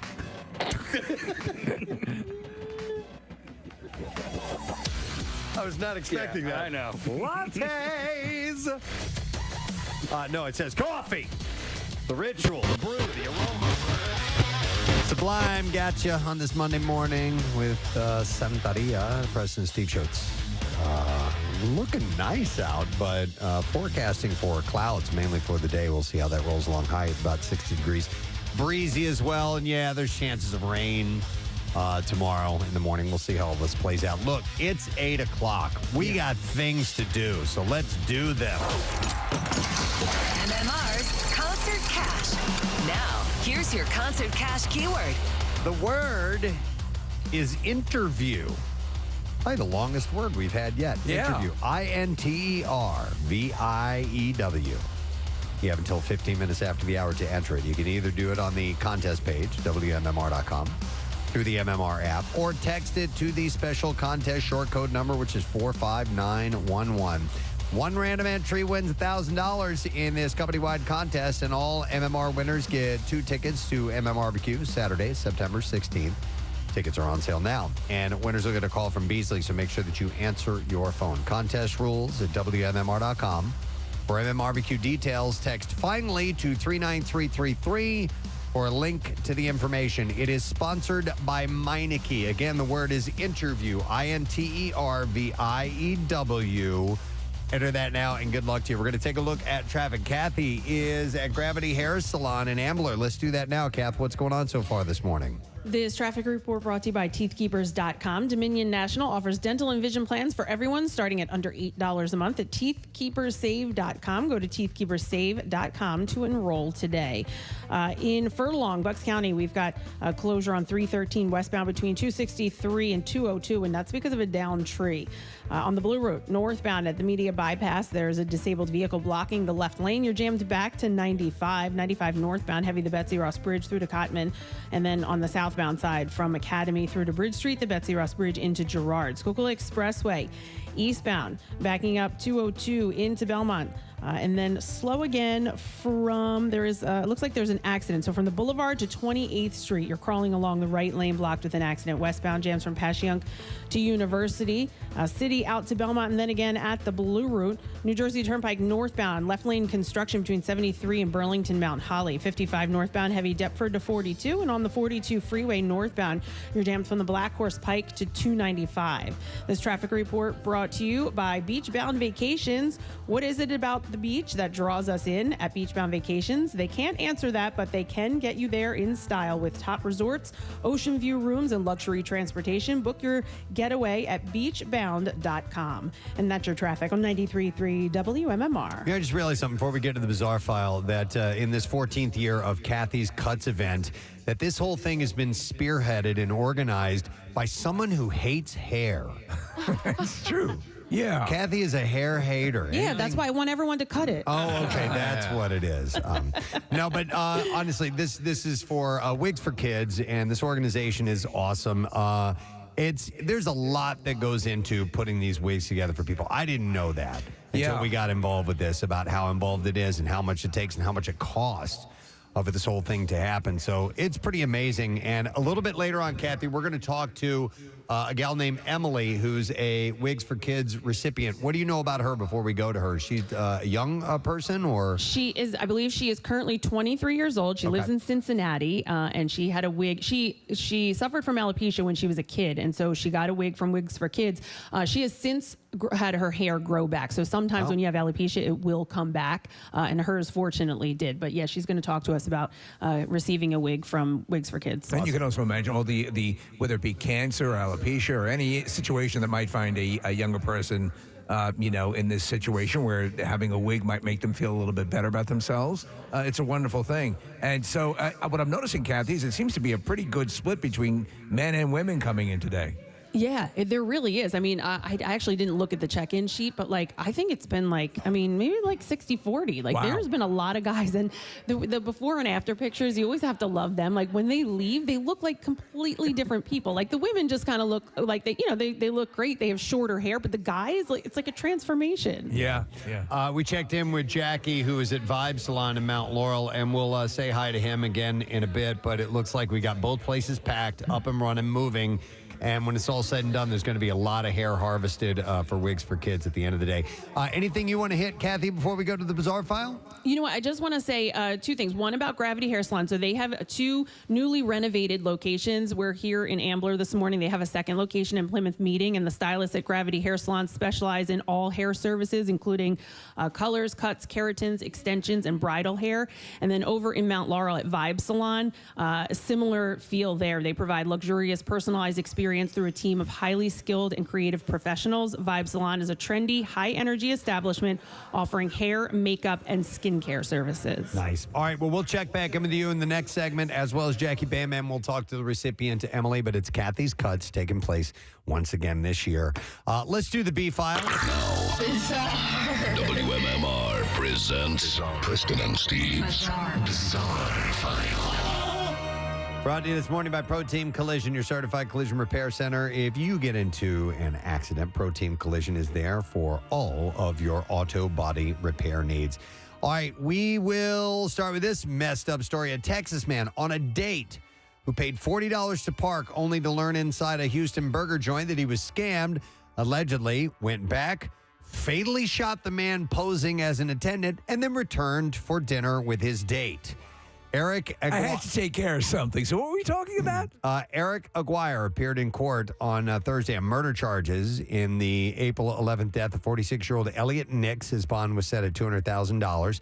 Aguirre allegedly told his date, quote, everything was fine, and that he just scared the man after returning to the Rodeo Goat restaurant from the parking lot. Sounds like a French restaurant, I'm assuming. Then they started walking to a table but left to eat someplace else after Aguirre looked uncomfortable. Aguirre's date contacted police 2 days later after police had released photos of the couple who had been identified by tips to Crime Stoppers. Police said Aguirre and his date had parked their vehicles near a downtown restaurant when Nix approached them, saying that it would cost $20 each to park their car. So this guy's, scamming them. Right. Aguirre paid the $40, but was later told by a restaurant employee that Nix didn't work for the parking lot and had scammed them. An employee at a nearby smoke shop later told police he saw Aguirre run back to his car, grab a pistol, go after Nix. The employee said both men went out of his view, but he heard a gunshot, then saw Aguirre nonchalantly walking back to his car with the gun in his hand before putting it back into his car. Aguirre then walked back to the restaurant to go inside with his date. Nix was taken to the hospital. He later died. Aguirre was arrested earlier this week. Jeez. He's going to jail. Yeah, messed up. On a date? Yep. More than a dozen people were injured in a roof collapse during a Saturday night house party near Ohio State University. The collapse initially sent 13 to the hospital. Roughly 20 other people were injured in the collapse, but were able to seek treatment at the scene and walk away. You see these things and like too many people on a deck somewhere, and you just think that's going to give way. So the students were standing on the roof during a party. Partygoer Gavin Levine said that he assumed standing on the roof was safe because, quote, everyone does it. But he said, obviously not. No. The university said that it was aware of the collapse. A spokesperson said, we are monitoring this serious situation closely and assisting first responders in any way possible. Our thoughts are with the present and their friends and family. But apparently everybody was like, there weren't any major injuries. All right. The actual roof collapsed, and there were a bunch of people that were hurt in the incident. All right, this is a messed up story, but this idiot got what was coming to him.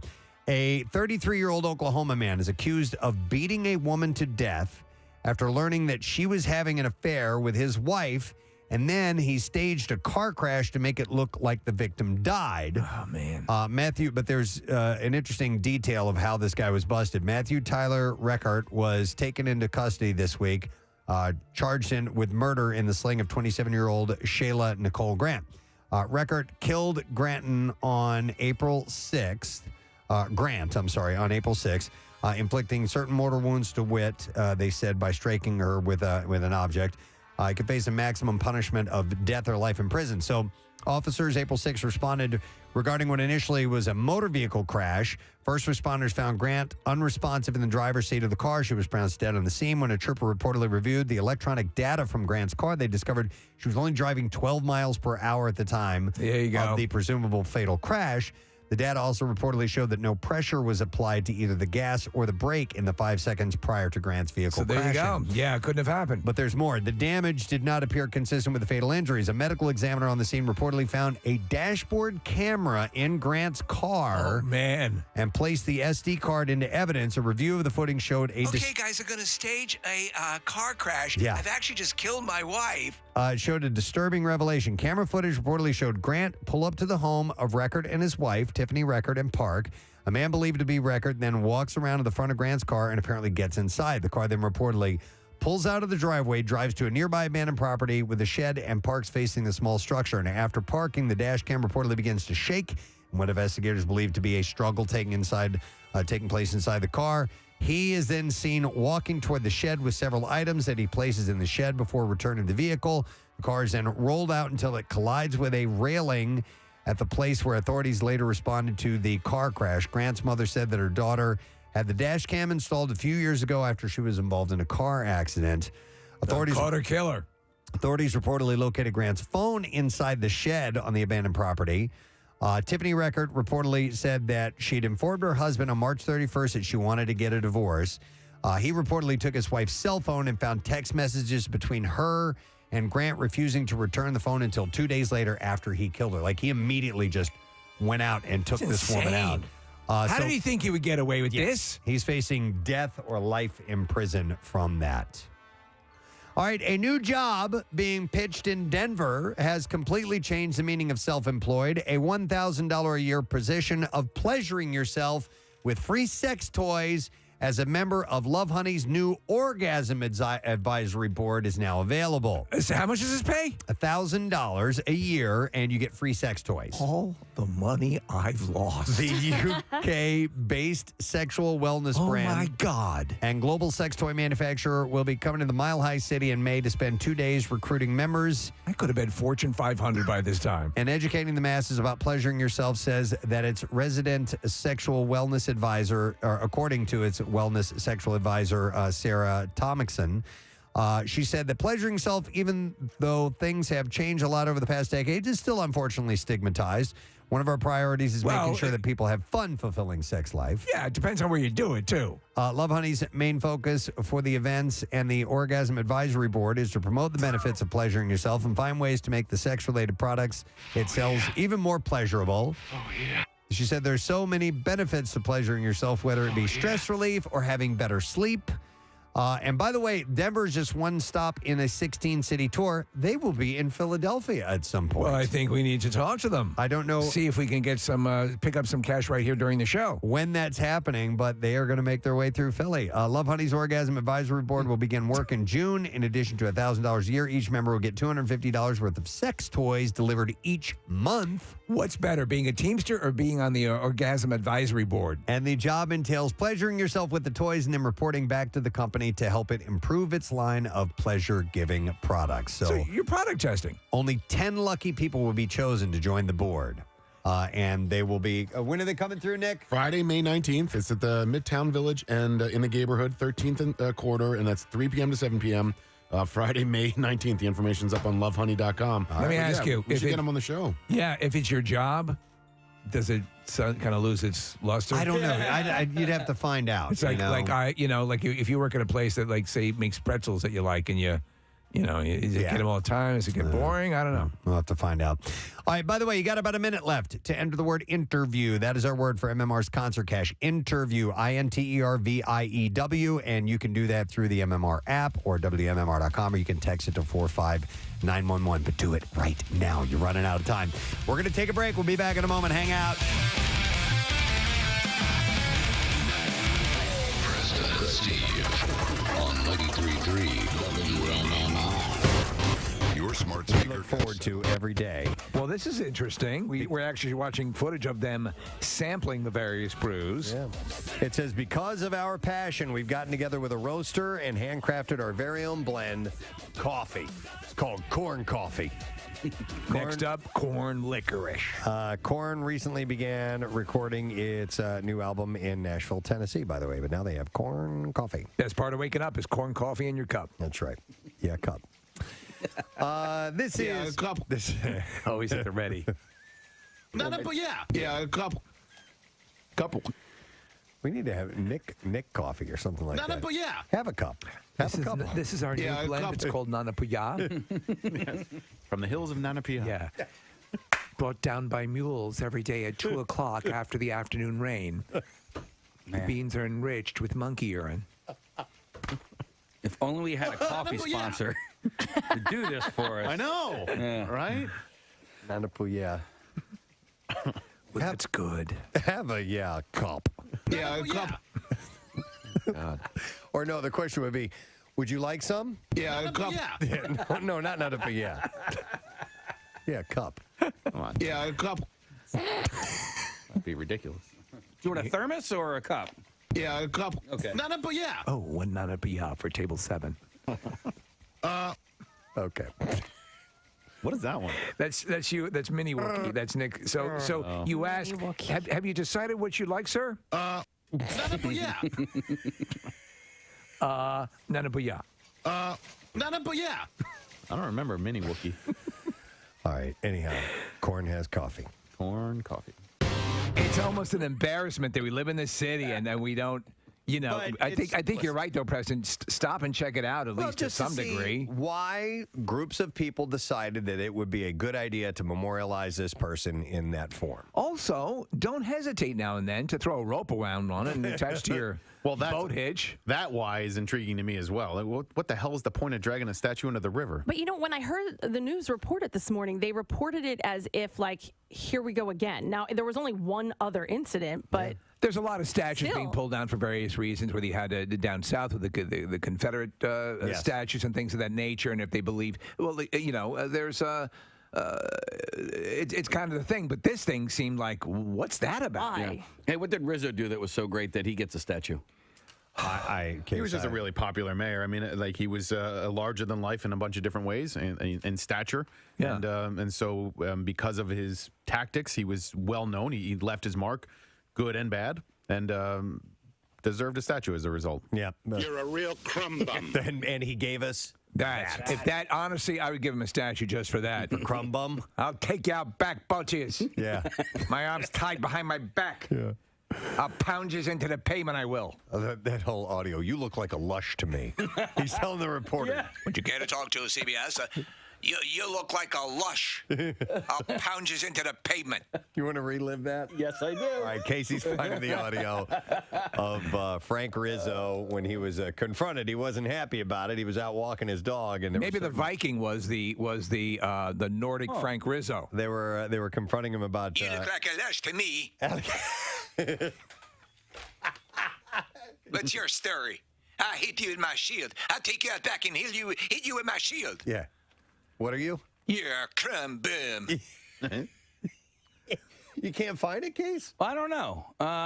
Here, let's Here try you go, this one. Crumb Bum. Crumb Bum, see Frank Rizzo. It says Rizzo. See Crumb Bum. This says call Stan Bowman. Here we go. Yeah, that's it. There is Stan Borman from Channel 3 News. Could we... How are you? Fine, sir. How are you? Good. Could we talk with you for just a moment? No, I'm busy. You couldn't answer any of our questions? I wouldn't talk to you under any condition. Why is that, sir? Forget it. Scram. Get out of here. Sir, Scram. Hit the road. Scram. You lush, ya. Why? Get away from me. I'm now a private citizen. Yes, you sir. get away from me. We're allowed to be on the street, sir. I don't want to talk to you. Get away from me. How do you feel about the security guards being taken off of you, sir? Get away from me, or I'm going to throw you out in the middle of the street. Gonna throw you right out there. One more question. I'm telling you, get away from me. You were the symbol of law and order in Philadelphia, sir, for many years. People looked up to you and respected you. Look, creep, get out of here. How could you justify your actions at our cameras last Monday in front of your Get house? out. You're a creep. We're a member of the media. We'd like to have an answer to our question. You're a creep. Why did you attack our cameras, sir? Get it all. Don't miss any of it. You're a creep. Get away from me. Would you answer the question? Dude, he had great pipes. He really did. Listen to his voice. Get away from me. He could do movie trailers. This weekend at the Community Cinema Pucks. You're a creep. Get away from me. Would you answer the question? You know, you hide behind that press card. I'm not hiding behind anything, sir. I just wanted to get some answers. I'll tell you what to do. There's a gang of yous here. There's enough of you here. By myself, I'll take yous physically. Well, I'm not asking you to take me physically. Well, get away from me. Well, sir, I'm on the public street. I should be authorized to be here. I'll break it off. I'll break it off. I'll break it physically and mentally. Yeah. I'll get inside your brain.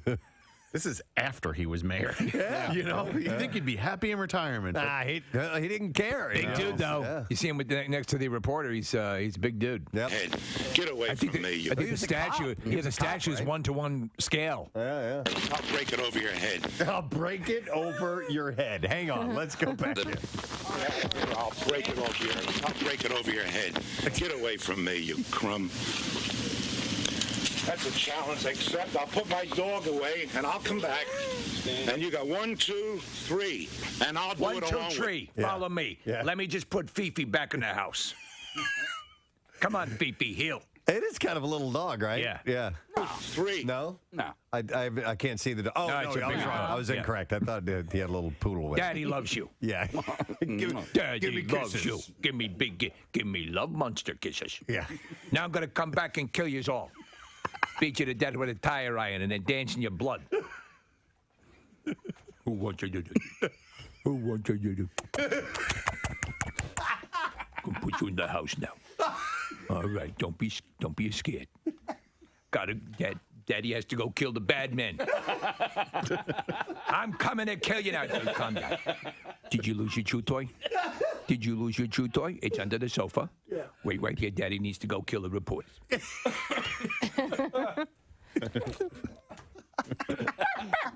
Yes, I know. Talking. Yeah. Get up in the living room window. You want to see Daddy kill the bad men? Yeah, that's right. Sets him up where he's got a nice view of the street. I'm doing this for you. Yeah. 2, 3, and I'll do it along with you. In that back of that fence, just the 3 of us, 4 of us, me and you. 4 or 5. I tell you what, call some of the family members. Bring them out here too. Show you what kind of a man you are. You're less than a man. You're a less man. Okay, you're a crumb creep. A crumb creep. You're a moon creep pie creep crumb. You're creep brulee. That's what you are. Creep brulee. Yeah. As if someone's taken one of them little torches and fried the top of your head into like a caramelized sugary thing. You are creep brulee.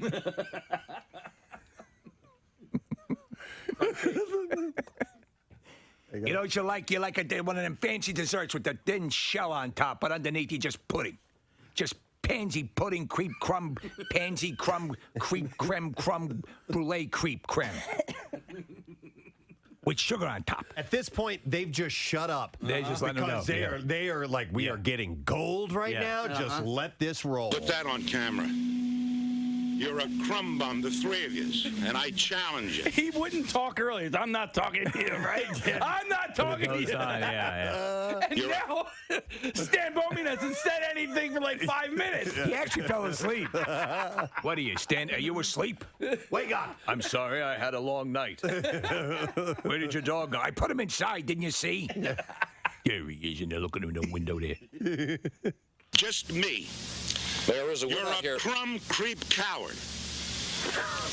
You can't take. You won't stand up to him. I'm standing up. We're not here to fight. We're here to get some answers to some questions. That's all. I want to fight you. Why is that? Because you're a crumb creep lush coward. You don't. Crumb creep. He keeps adding on. Lush coward. It started with 1, then 2. And Now you're a Methodist. Now he's up to What? he's up to 4. I don't know. I'm running out of desserts and various disgusting things. Are you keeping a list? Do you know, like, okay, you're a crumb, you're a creep. Wait a second here. You're yellow. I keep a list for things like this. You are a jackass crumb, creme, creep, cram, crumb. Oh, that's the wrong list. That's the potential dog names. Thinking about getting another one, huh? It was in Chestnut Hill. Wait, hold on a second. Honey, where's my reported bad name list? It's in the closet. No, I looked in there. I was looking for the dog's chew toy. I'll get back to you. What's your number? Give me a number.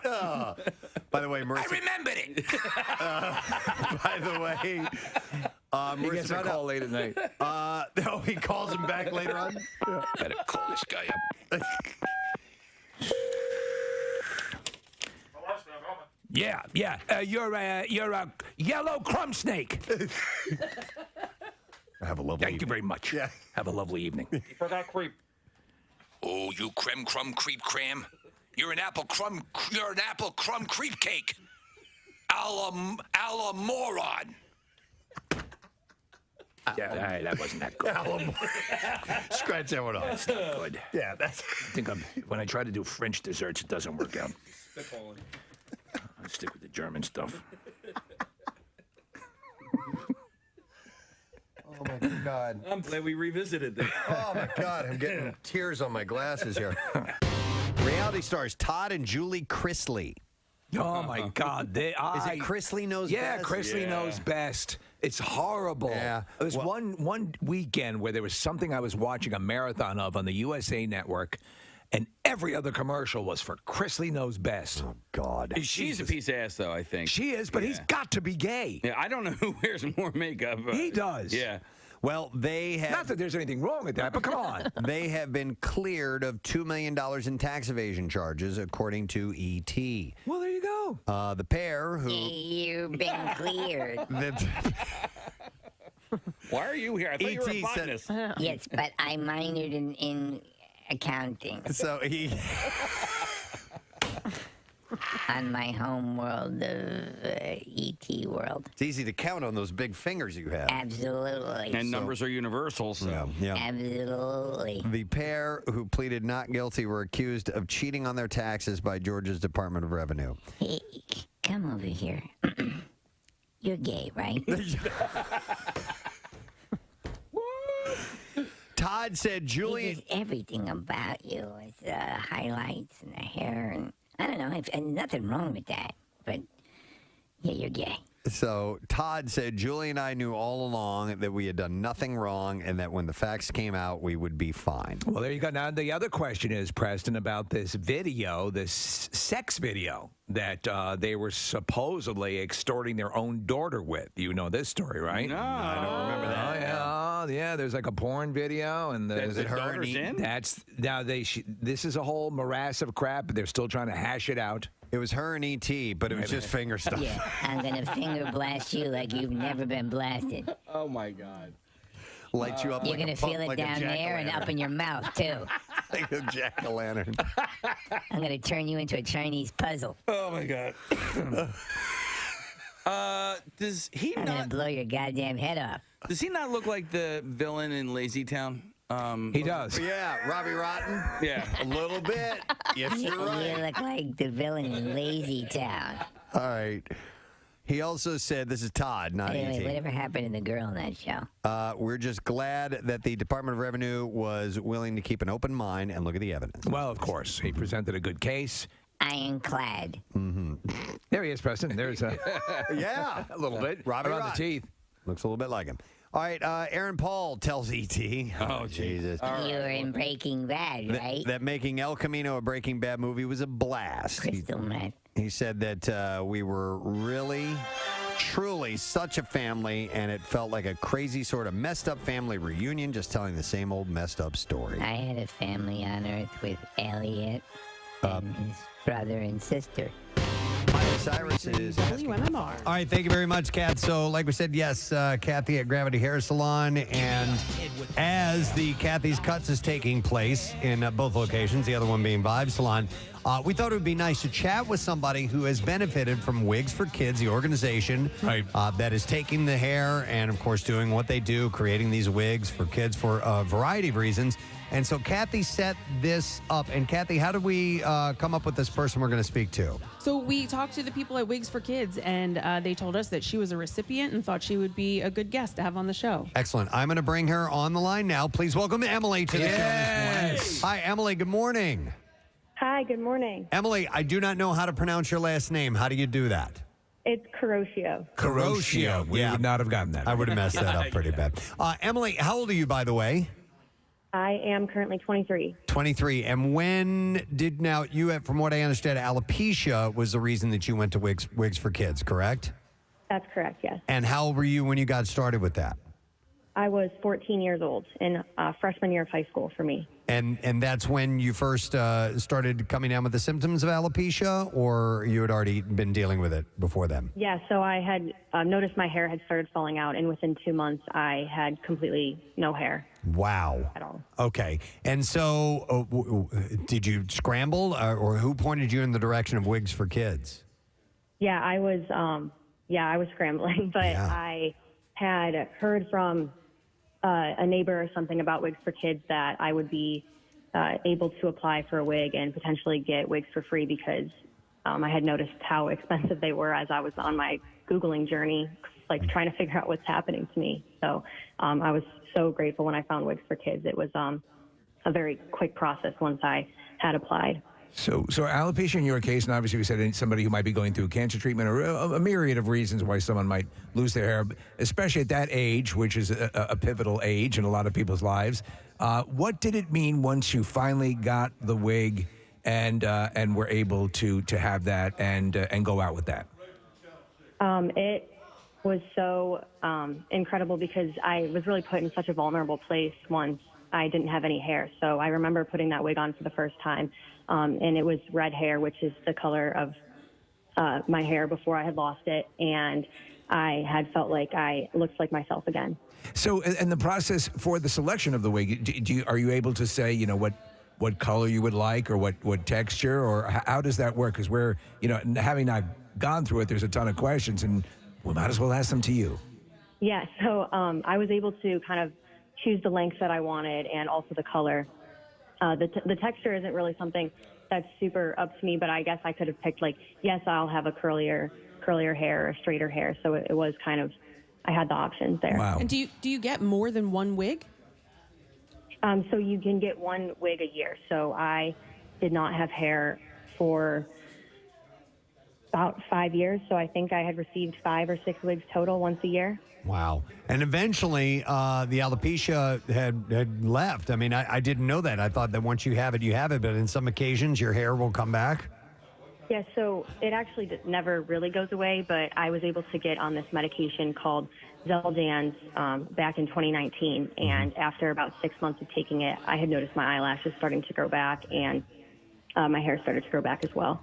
Famously, Jada Pinkett Smith has gone through it, and so she's, she has her situation now, and they're saying that she will probably have some hair return over time. But so when you get the wig, and you say you can get one a year, if you care for a wig, will it last longer, or do they recommend 1 year per wig? It can last longer. I think that there was some overlap time. I would be able to wear 2 different wigs every other day or something. But I mean, I was always taking good care of it. The only thing is that if some of the hair starts to fall out of the wig, that's kind of it for it. So that sort of speaks to the need for a lot of hair because you're keeping a lot of people in wigs from year to year, and obviously those need to be replaced. I wanted to ask you, and I'm not familiar with this, but how is it affixed to when you wear it? Is it what's the process of keeping it on your head? Yeah, so the system that they have now, you're able to put some tape on it on the inside. So I would be able to put tape on it and stick it right to my head, which when I did not have hair at all, it was really easy to apply that. And then I could do all the sports that I wanted to do, and it would stay on very well. So when I did have hair, I could put some clips inside of it and clip it to the little bit of hair that I would have. So it gave you the freedom without having to worry, and as you said, it meant the world to you. Absolutely, yes. Meant the world. Wonderful. Excellent. Well, that's the message that we're passing along to people who are making these donations or thinking about donating down the road, how important it is to people who need this, and not just alopecia, but as we said, chemo treatments and things like that as well. And learning that it's like a year per wig and how much you have to go through, and each person needing that many more. I had no idea. I thought you got one wig and that was what you went through for a number of years, but I didn't know they were every year. So that means the more hair, the merrier. Absolutely. And wigs for kids, it's free. Yeah. It's amazing. So, all right, Emily, well, thank you so much for sharing. We appreciate it. You're going to motivate some more people to get on board for this. Yeah, thank you so much. And thank you to everyone who's donating their hair. Absolutely. All right, thank you. Let's hear it for Emily, guys. Nice. All right, Kath, we'll check in with you in a few. And you know what, Press, can I just say something real quick? Because, it is a serious topic. Unfortunately, we have these listeners that come in that are also serious about it. He requested a specific haircut. What's your name? Patrick. And what did you request for your haircut? I asked for the old George Costanza. George Costanza. I shaved the top of his head off, and Joe is giving him a George Costanza so that, I hope your wife's not listening, so that he can send a picture to his wife and let her know that he did cut his hair today. Oh, that's phenomenal. I love that. How guy. long was his hair before the cut? We're looking at it. It's very very short now. How long was it before, Kathy? Joe, how much hair did he have? We cut 14 inches off. All the way down to the Costanza. Oh, my God. I love it. All right. Thank you, Kathy. We'll check in a little while. By the way, so my stepmother has alopecia, and she has to get a treatment done once a month, and they actually glue it to her head. But doing this once a month, it costs $300. $300 each month to get that done. So it's expensive. It's a lot. Very, very expensive. And you know what makes you feel like you? What makes for especially for a little kid in school? You know, just to have as Emily was saying, to be able to participate in sports because of the way the wigs are designed, and because they can. Be fixed on firmly, and they can be a little bit more active. That's fantastic. Yep, most definitely. So good stuff happening today. Once again, 14th year of Kathy's Cuts. By the way, Steve, you sent me this article last week. I think this is worth bringing up. All right. It's kind of city beat oriented. Yes, I have a couple other stories if I need to, but has to do with the shore. So I was wondering, you guys are in full prep mode for the shore now, right? With your. Oh yeah, baby. Oh, baby. It's gonna be your regular weekend thing. Keenan's is going to be the big, get it going shore event that takes place. But between now and then, yes, for sure. I sense a massive. I mean, it's usually every year people are very excited to return to the shore and to do the summer activity and these kind of things. Yes. But it just seems extra this year for some reason. Are you feeling that? Yeah, I think there's the mild explosion building. Yeah, yes, absolutely. I mean, it's the 1st of May. We are less than a month away from Keenan's. Oh my God! Oh my God! Well, anyhow, it's definitely happening. But one of the things that we need to keep in mind is there are new laws that you may not know about that are yay for laws constantly popping up down the shore. And Steve found this article of new laws passed at Jersey Shore towns for this year. Things to be aware of. Yes. It does vary quite a bit, doesn't it, from town to town? I mean, beach tags in one town, no beach tags in another town. And actually, in some cases, Nick, prostitution is 100% legal on one block, and then illegal on the next block. I was thinking about Ocean City, New Jersey as well, because it's been a dry town forever, and there are little inroads every now and then in Ocean City where Casey, you know better than I do, but there are places where there are BYOs in Ocean City? Yeah. No, I don't think there are. Okay. No, those are bring your own yarmulkes. No, they voted against it. I remember that a couple of years ago. That was brought up to the board and interesting. But but I do know that there were issues with teenagers and stuff in these beach towns, and I feel like Sea Isle is they have a no backpack ban. Let's lead with the backpacks in Sea Isle City. Just so you know, I didn't look over there. I just knew that. On March, you don't usurp the constable. Come on, man. Okay. On March 28th, Sea Isle City enacted a new rule for everyone, including adults, that bans bags larger than 8 by 6 by 8 inches deep. So will they modify the backpack song? From the promenade boardwalk, beaches, and beachside streets between 10 p.m. and 1 a.m. Okay. So there's a time Yeah. when that's going to be. Yeah, because they're, hiding their White Claws. And stuff. And by the way, high school kids are drinking White Claws these days? Like the boys and I the thought girls so. and- It's because of that, or is it because of theft and stuff like that? No, I assume, right? No. They're hiding their contraband in those backpacks. Huh. There was a while, they were stealing beer out of people's fridges that were in their open garage doors and stuff. Huh. So a lot of that stuff going on. So it's 10 p.m. to 1 a.m., May 15th to September 15th, and this does not include medical devices, equipment for journalists, people engaged in fishing, or Sea Isle City police officers. So fishing and journalists can keep their backpacks. So it says here that it is in response to recent cases of teens gathering late at night, underage drinking, and vandalism. And they're drinking White Claws, you're saying?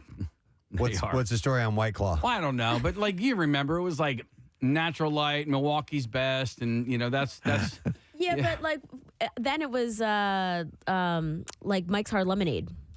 Right. And Twisted Teas. Okay. So now White Claws it's expensive. That's the only point. No, okay. Is it expensive? I don't know. Don't drink the seltzers. Are they more expensive? I don't even have a backpack. I feel like a 12-pack is $15 to $20 or something like that. Okay. I mean, you were getting cases for $9. Before all this stuff you guys were talking about were wine coolers, man. You go back to that. Bartles and James. That's what the youngins were Bartles drinking. and James. So from 10 to 1 a.m. is when you can't have any backpack. So the rule is meant to prevent teens from transporting beer, liquor, or weapons. There you go. That's mainly it. Yep. There's various penalties, by the way. If police see a person on the promenade, beach, or beachside streets with a bag during restricted hours, they receive a fine. 25 adults, $25 to $100. Minors will be given 2 warnings with the ability to remove the item from restricted areas. Let me ask you, when there are rules like this, do you see, are they inclined to enforce them, comprehensively? Or like, are there things that you see constantly being violated that they don't?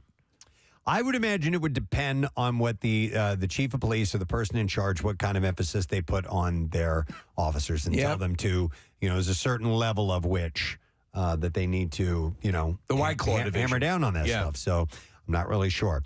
All right, there's a curfew in Seattle City. That's new this year. People under 18 cannot be out in public areas unless with a parent or guardian between 10 p.m. to 6 a.m. From May 15th, September 15th. During the off-season, the curfew shifts from 11 p.m. to 6 a.m. And what's the age for curfew? 18, people under 18. Okay. This curfew does not apply to minors traveling home from work, school, or religious events. Mm-hmm. There's also a 72-hour exemption prior to and on the night of Halloween. Wow, okay. I think if you go, so just go out and tear it up dressed as a priest. Yeah. So Sea Isle, under 18, can't be out in public areas between 10 and 6 a.m., and that's during the season. Ocean City police can detain minors for breach of peace violations. What? Yep. There that is seems broad. already a curfew for people under 17 years old in Ocean City, 1 a.m. to 6 a.m., and in the off-season, it's 10:30 to 6 a.m. But what does that mean, breach of peace? I assume unruly, like civil. So there were basically like giant gatherings on the beach. Okay. Causing a ruckus? Causing a ruckus. So, and this is at night, and the youths would leave the boardwalk and then head on to the beach. And Yeah, we got a whole bunch of whippersnappers causing a brouhaha. they'd be hooting and hollering and whatnot. It's a regular hootenanny here out on the... I mean, it just seems like such a broad definition and so vague that at any point you could say, well, this is a breach of the peace and we're going to arrest you as a result. Not going to put up with this hullabaloo around here. Not in my town, not on my watch. I will say that I don't... Why are you rapscallions? When I was a teenager, we didn't... I mean, I was in Ocean City all the time, and we didn't, like, go onto the beach at night to hoot and holler. And then not a brouhaha? There are no brouhaha. But I'm wondering, like... Are the youths today more unruly, or are the adults a bunch of little bitches? Cranky bitches. We did. We went on the beach quite a bit and we had senior week down the shore, and our senior week was in Avalon. And were you creating a ruckus? We were doing some brouhahas and ruckuses, and I mean, listen, if I were a 47-year-old man, which is what I am now, and I were in Avalon that week, I would have been annoyed. I would have been annoyed at the people at myself. Where are my White Claws? I left my garage door open. Yeah, well, back then it was Zimas and, like Casey said, Natty Lights and. But yeah, it was. I don't know. It's a tough thing for them to juggle because obviously it can't be so restrictive that people don't want to go down to and just spend some time down there. But also, when you have people spending thousands of dollars to be down in the what is Ocean City's call to fame? It's like America's like most family-friendly vacation town or some nonsense like that. Well, and I feel like all the kids would hang out on the boardwalk. That's what happened when we were. We would all like gather right outside the surf mall in that little like courtyard area, and then you kind of get shooed off of that area. So maybe that's how they end up on the beach. Yeah, I would think so. Scat, you little rugrats. America's greatest family resort is what it's called, Casey. That's the slogan. But Marissa, were you guys drinking or anything like that underage? Yeah. Okay. I wasn't. Yeah. That's the thing. And maybe I'm a big, giant nerd. Oh, see, we were. Yeah, definitely. Yeah. Not at the beach, but just when, yeah. Casey, did you have senior week? Yeah, but I went to Cancun. Okay. Yeah, everybody in our high school went down the Jersey Shore. So it says here, Nick, however, police can detain underage people for breach of peace offenses, which cover, and here's your list. To answer your question. Brouhahas. A variety of violations, like hootenannies, like breaking curfew, making excessive noise, or activity that police deem loud, indecent, obscene, or offensive. Okay, so that's a broad spectrum there. It means police can now detain and bring underage people to the police station to call their parent or guardian. So if you're out on the beach late at night, or you're on the boardwalk and you're going, yeah, that's hooting and hollering. That's hooting and hollering. That's both a hoot and a holler at the same time. Yeah. We got a hoot/hollerer here. All right, how about this one in Seaside Heights? I know that's a little further north than most people travel to from around this area, but I don't know. Maybe a fair amount of people go there. In March, the Seaside Heights Borough passed an ordinance requiring drivers to pull head in when parking in diagonally angled parking spots. You can't back into them. All right. Yep. What? I mean, who cares? If I'm a backer inner. I'll tell you why, though. They're angled spots, though, Nick. Yep. So to back into an angled spot, it's awkward. You know what I mean? There's more of a big swing you have to do, and it could cause a I don't traffic back issue. into angled spots. No, like yeah. that. No. Yeah. I'm a That's a backer inner bitch too, move. Nick. But not It's a bitch move. That is I would tell you this: I don't back in at all. I pull in because it doesn't matter to me. I'm not. It's not like I'm Batman and I have to come tearing out of the spot quickly to fight crime. Nick, I think it was in Manhattan Beach. We stayed at your aunt's place in Los Angeles, and there was a parking lot that it was back in only. Correct. Like there was no, and we pulled. I didn't see the sign. Yeah. I just pulled in and You got a parked in ticket? this spot. I got a ticket. Yep. Because I pulled in and parked straight forward. Yeah. Where And are you from, son? You have to back in the spots. Yeah, isn't that I'd bizarre? never seen anything like that before. Well, it's West Coast. Yeah. There's that beach in, I think it's in Lewis or somewhere down in Delaware, where if you back into a spot, it means that you're cruising and you're looking to be picked up. Okay. Like it's a sexual innuendo. Oh. If you back in. Okay. Just And is FYI, this guys. rumor or is this? Do you think this is fact? No, That's it's how I fact. had some of my best anal. Like that's what people Yeah, are yeah. down there. Yeah. Wow. It's fact. It's in I don't know, one of the beaches. But down there, beaches aren't like beaches in the Jersey Shore, where they're more in like parks and such. If you're super horny, put a couple of inverted pineapples on the hood of your car too. So if they're in parks and such, so okay, all right, so a little more removed, and Exactly. if you park that way, it's like at a truck stop or something. Yeah, like a little that. more remote. Yeah. You want a lot nice, lizard. A nice bike path too. All right, and then the only other one that was on this list is the no gun policy has been reaffirmed in Atlantic City casinos. So in case you didn't know, you can't go into a casino with a sidearm. They're just reaffirming that. Grenades still okay? Grenades are still good. Yeah. It says in February. That's my gambling grenade. Each of the 9 Atlantic City casinos enacted personal policies banning any firearms or weapons from casino property. Yeah, but it seemed to me, how would you even get in? I don't know. Are there? I guess you could. There's no like metal detectors or anything. Yeah, I when was you're trying to walking think if into there a was. casino. Yeah, no. And like at, I think in Live in the City, They do. They do have. Yep. They do pat you down. Or you do go through a metal detector. You go through a metal detector and they check. Yeah, they check your IDs. I forgot where it was. One of the shore towns was trying to stop a. There were rumors that there was going to be this floating party going on, Casey, like there was in Wildwood last year. Mm-hmm. Whatever that CO2 or whatever it is, or isn't that? There, I don't. Maybe it's a number or something like that. Okay. It's like 3 digits or 3 letters or something like that of some kind of. You remember they caused all the ruckus. Yeah. But it was a big brouhaha. Were they hooting and hollering? It was like a think so. hootenanny. Okay. But there was another town where they recently said, "Don't try it. You are going to be arrested. Yep. You know, if you try to gather here and do that whole thing." There are back-end only spots in Conshohocken, right on 4th Street. And I forgot this. Kathy just texted me right by where the art gallery is. I was in Conchi on Friday night with my fiance and with Kathy. And yeah, there are spots in Conchi where they also, just like in Manhattan Beach, Preston, it's back-end only. There's a part of Conshohocken that has diagonal parking that always messed me up. I don't like it. On the road, and I forgot where that was. It was over by the saloon. You know what? Pub? Yeah. Great American Pub on that side of Great Fayette? American Pub. That was it. Yeah. Right by the beer distributor. I love that area, but I hates the parking. It sucks. All right. Anyhow, so new laws at the Jersey Shore this year, just to give you Nothing affects you, though, right? No, there was nothing in You can still do your hooting and hollering. Wildwood Crest, North Wildwood. So Keenan's not affected by any new laws that I know of. So, yeah. When do you have to start using beach tags? What time of year? Now? Or I would imagine Memorial Day weekend. Is it? Okay. Yeah, I think that's when everything kind of goes into effect. Yeah. They right around now they have like a pre-sale where you can go to the library and get them for cheap. Okay. Or you could just go to Wildwood where you don't need a beach tag. No beach tags in Wildwood? Nope. Will they No. accept skin tags? Yes. Okay. Yeah. Everyone with Lots skin of those tags down is there. allowed for free on the beach, by the way. It's great. Yep. All right, let's see. All right, what the hell? We'll continue with some city stories because you mentioned. You know what? That was more like this. That was yes. That was for the beach stuff. Hey, cats and kittens. All right, Time for beach party. From now on, I will come up with beach segments just because we have this music. With Preston Avalon. Preston Avalon. Oh, I like that name. Yeah. I like that name a lot. Oh, all right.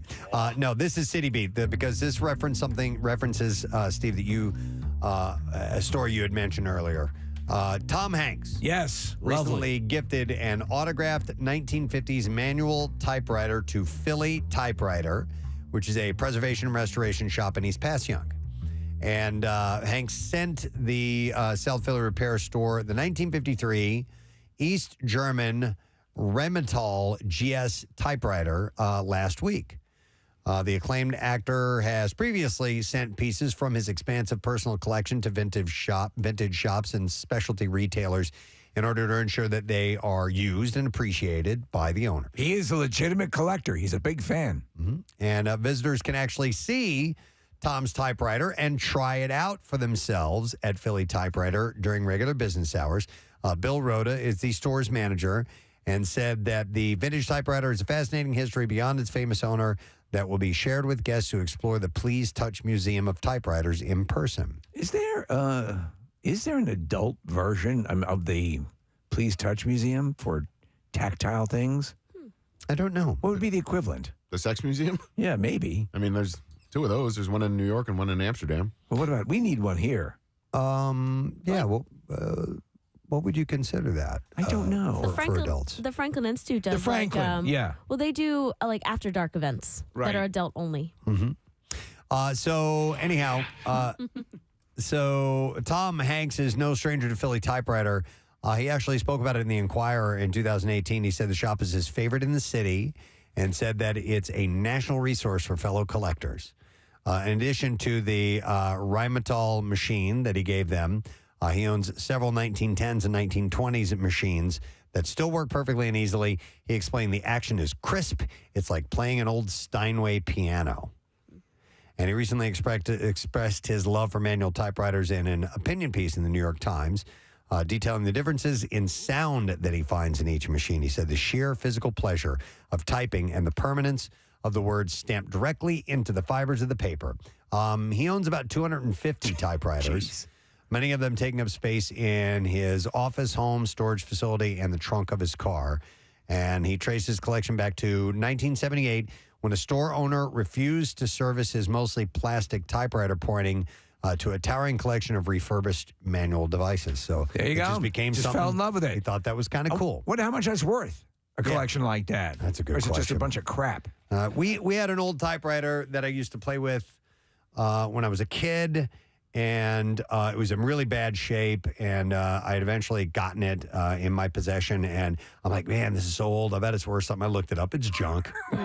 It's absolute Didn't junk. even give a dollar amount. It just said junk. It was probably from the 1910s, something like that. It was That's really pretty amazing. old. Yeah. But do you remember the name brand? Was it like an Underwood or? No, I threw it away. Okay. Yeah, it was just taking up space, and I was never going to do anything with it, so They're tossed heavy. it out. They're Yeah. extremely heavy. Yeah. I mean, like 30 pounds heavy, probably. I think Pierre bought one for Eddie Vedder a few years ago. I don't think he's ever had a chance to get them because Eddie likes I don't to. want this. he likes to write songs on the typewriter, write lyrics, and so Pierre bought him one, sort of like in this Tom Hanks style. Oh, that's nice. But I don't think he's had a chance to actually give it to Ed Ved yet. Oh. That store in East Passyunk is really cool. Whenever they have the Flavors of the Avenue or any events down there, they'll set up a table outside and they'll just be all these little kids like hitting buttons on a typewriter because I mean it's such antiquated technology to a kid, but they're just so intrigued by it. Like the Please Touch Museum. Yeah, I remember when I got when I got an electric typewriter. Yeah. You know, I've been through all the stages. I used to type on, my dad had an old style, you had to replace the ribbon, all that stuff, and there would always be one letter that didn't quite work right. Right. Yeah, and as this stuff advanced, the IBM with the rotating. Yeah. whatever the hell. Yeah, right. Ball, yeah, whatever yeah. that was. Yeah. I'm just I have so letters on my balls. I'm so bad at typing. I couldn't imagine having to use an actual typewriter on a daily basis. Well, that's how I learned. That's how I was taught typing. I was taught on a manual typewriter. Casey, the amount of mistakes. Yeah. You can't, I mean, you can go back and fix them, but it would be so. Yeah. It would be such a task to do that. And then what you'd get is you'd get the ones that would go, and before they would correct it, they would pop on over and put a little white patch over the letter. Mm-hmm. It was pretty wild. Yeah, but yeah. Antiquated. Who's going to do that now? Come on. All right, I wanted to pass this story along for sure from City Beat. And Steve, you're asking what the equivalent of an adult please touch. Well, I'm sitting here with the answer to you. In Plymouth meeting, Legoland announced Adult Night. Ooh. Which is going to be this May 5th from 6 to 9 p.m., specifically for adults who wish to visit the center without a child present in an adult-only atmosphere. And so... Nudity? And I don't know about nudity, but the adult night theme is Lego City, City of Champions, and will feature missions, games, and challenges, which will test Lego building skills to collect exclusive limited edition mission cards. So this actually probably keys a little bit off the like the Will Arnett show, the competition show where they use Legos to build these different structures. Yeah, and it's kind of become like a global competition. We'll also include a guided tours of Miniland Philadelphia, which is pretty awesome because I have been there and they have this city. They've done Philadelphia and Lego. Oh, I want to see that. It's really cool. They also have movies in the 4D theater. Refreshments are available for purchase during the event. And the Lego retail shop will also be open with special retail offers. And it's $16 per person and can be purchased in advance on the Discovery Center's website or at the door. You know, I hear as inordinately painful as the Lego Sibian. Oh, well, I would think so. Like very painful. Even though they use the rounded pieces and everything? Yeah. It would still be uncomfortable, I would imagine. I was never a huge fan of Lego. Because I think Did you have something? Were you a Lincoln Log guy? No. My imagination's not good enough. Like here's a giant tower. Here is a set of stairs. Like that's pretty much it. Here's the thing with the wheels on it that doesn't look like a car at all. Yeah. Yep, that was me too. I just made a car with 3 wheels. Yeah, I was never any good. You at mean that a stuff. tricycle? Yes. But the kits that you can buy now, yes, are pretty awesome. I can follow and they're the kind of directions. fun, to put together. I think anyway. I haven't done the giant ones that you guys have done. Yeah, I've only done the little ones. I don't know. There's a crazy. The one that I think that I look at and I say that might be kind of fun is the Titanic. Yeah. But when you read the amount of pieces. It's so we have incredible. We have the biggest one ever at home. Parker put it together. Which it's is the world map. It's got over 10,000 pieces. Wow. And he did it all by himself. And so we're going to hang that up on the wall. It's pretty cool. Does he not want any help? No, he's cool with if you jump in Okay. and assist. But he just kind of started doing it on his own. We're like, all right, we'll let him do it. So is it an elevated map or is it just what is it? What is it? I'd have to show you a picture. It looks like you hang it on the wall. It looks like a portrait of some type. You sent us a picture of it. The didn't you? pieces are I sent you photos. Yeah. The pieces are very, very small. Oh, did he use the Craggle? He did not use the Craggle. Okay. No, that's cheating. Yeah. I don't know. Like I feel like when you're doing something like that is 10,000 pieces. You want to keep it intact. Yeah. Right. Yeah. But the Titanic, I think, is the second largest one, and maybe we'll get that one someday. Yeah. Because they're pretty cool. We got a whole menagerie of these things that we put together. We've got the Saturn V rocket, the Stark Tower. We have the entire Stranger Things, the Hawkins and the Upside Down, and we've got Diagon Alley. Any We've got all Star Wars kinds of ones? stuff. Somewhere probably. I can't remember what. My favorite one though is the ISS, the International Space Oh, really? Station. Yeah, it's really Do you have the cool. Death Star? Don't have the Death Star. Okay. No. We have the Millennium Falcon, and but that's cool. It was really cool. Yeah, What was and that, $9 million? something like that. But there is a bit of zen attached to it. Like you get in a zone, and you're focusing on one thing and one thing only. So it takes you out of your mind about thinking about other stuff, and I appreciate that about it. Yeah.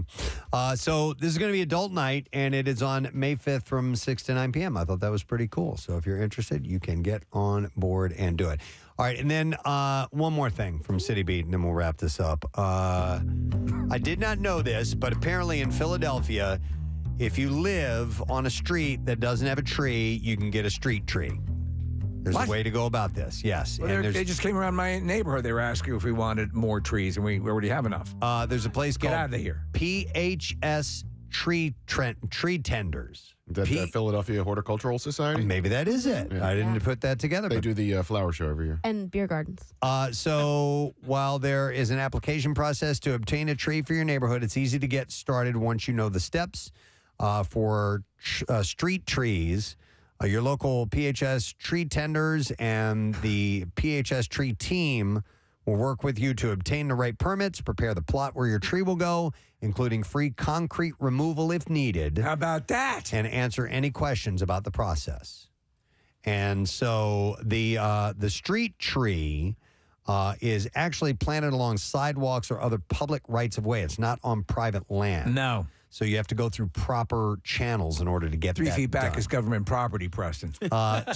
Street trees have been given a bad reputation because of the misconception that planting a tree will ruin pipes, sidewalks, and infrastructure. However, when the right tree is chosen for the right space and planted properly, the tree will grow without disturbing its surroundings. So we have 2 trees on the thin strip of land between us and the street we face on the front of the house, and the side has a couple of trees as well. Yeah. They came by and they said, would you like a tree? And they pointed to an area. And I said, well, if a tree grows there, people won't be able to see the stop sign. Yeah. And then I said, now you get your asses out of here now. The hell's wrong with you people? Crazy, insane people. So, by the way, some people think that trees, obviously the roots look for a water source. So if a pipe is already cracked or burst, the roots of a tree are going to find that water source and use it. But a tree will never destroy pipes that are in good condition. Most tree roots are within 18 inches of the surface, while most Philly sewer laterals are 6 feet down. Most trees I know are pretty cool.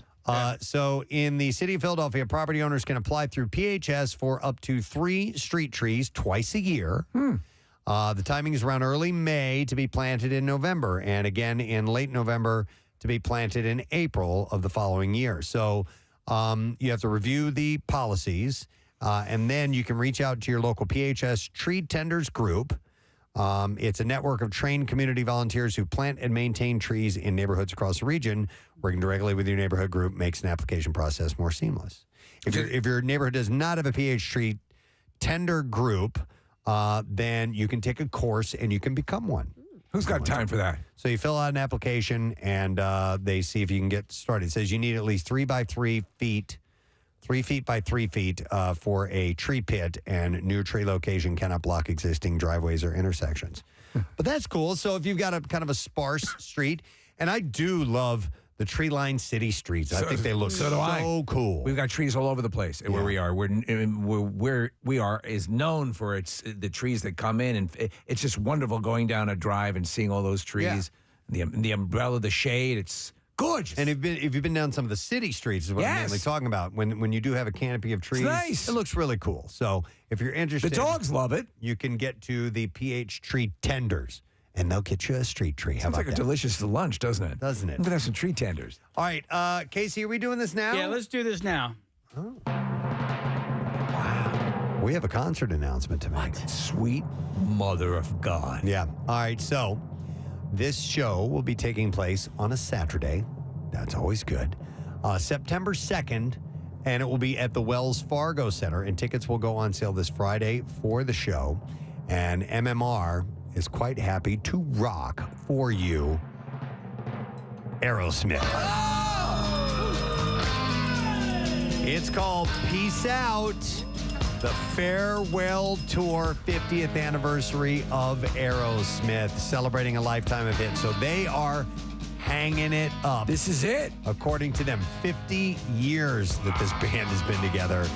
And they have one last tour to do. The farewell tour stop in Philadelphia will be Saturday, September 2nd at the Wells Fargo Center. Tickets on sale this Friday via WellsFargoCenterPhilly.com. And along with them, Black Crowes are going to be playing.